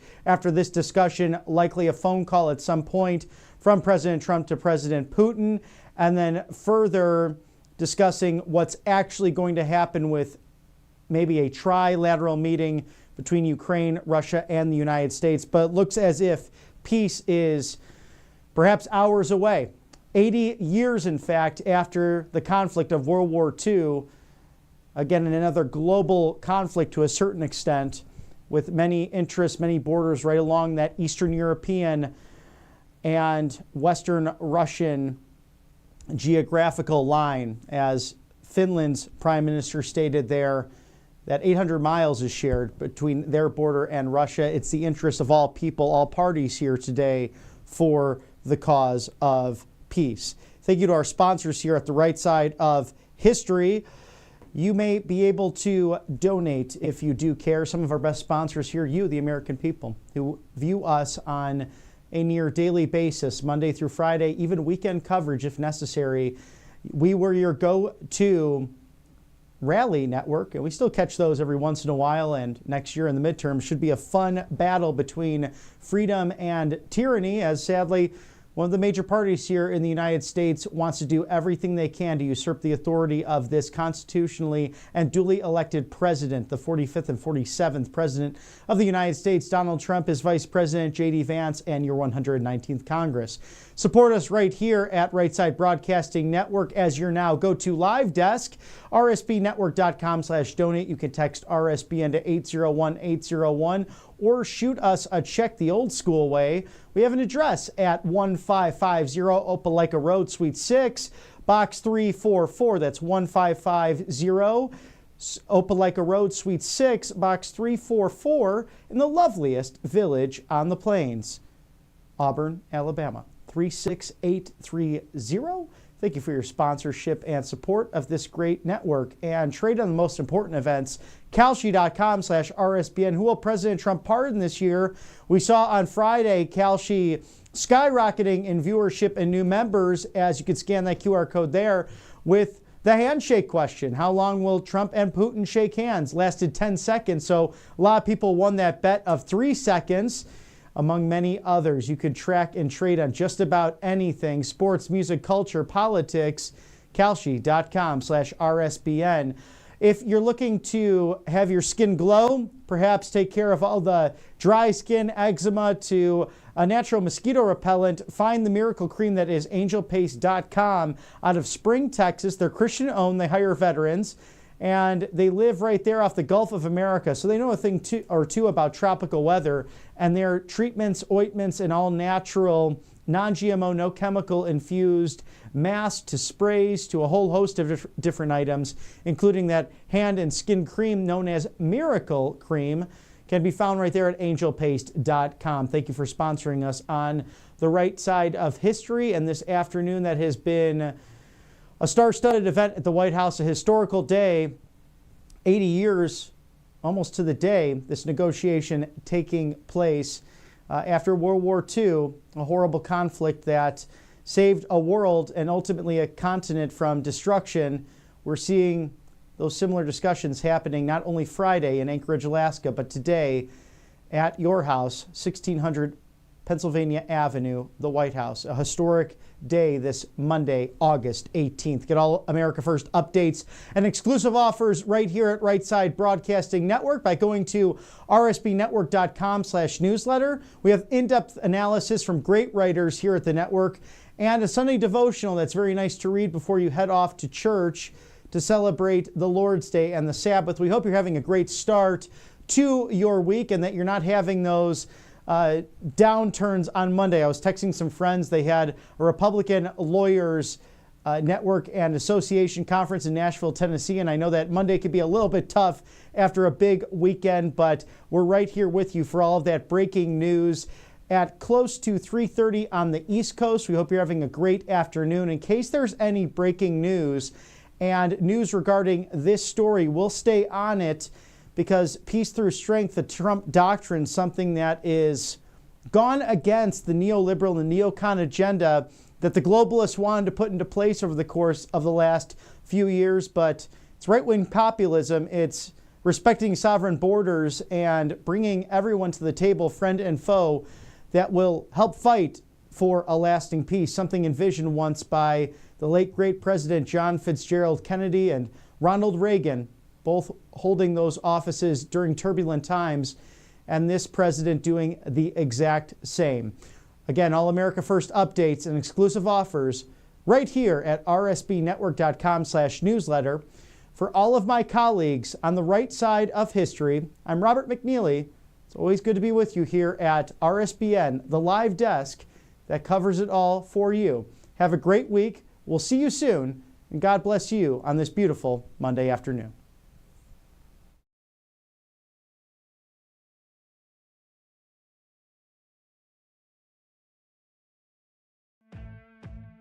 Welcome to Right Side Broadcasting Network, your trusted conservative news outlet. At RSBN, we deliver the truth when the mainstream media falls short. Since 2015, we've proudly broadcasted every single one of President Trump's iconic MAGA rallies, bringing you the excitement and energy live before anyone else. By watching RSBN, you get an unfiltered front row view of the action on the ground. We interview the crowds to give a voice to millions of Americans just like you. We show you President Trump's speeches in their entirety, free from interruptions and censorship. We cover the stories that matter to you with the integrity and passion you deserve. Thank you for choosing RSBN as your home for America First News. Together, we stand strong, united, and informed. So join us and be part of the right side of history. Hey y'all, it's Silk from the Diamond and Silk Chit Chat live show. Look, don't forget to check me out right here on RSBN Network. Be sure to watch the show on Right Side Broadcasting Network, and I want you to support Right Side Broadcasting Network. Yes, it's imperative that you do so, okay? I look to see y'all soon. Bye-bye.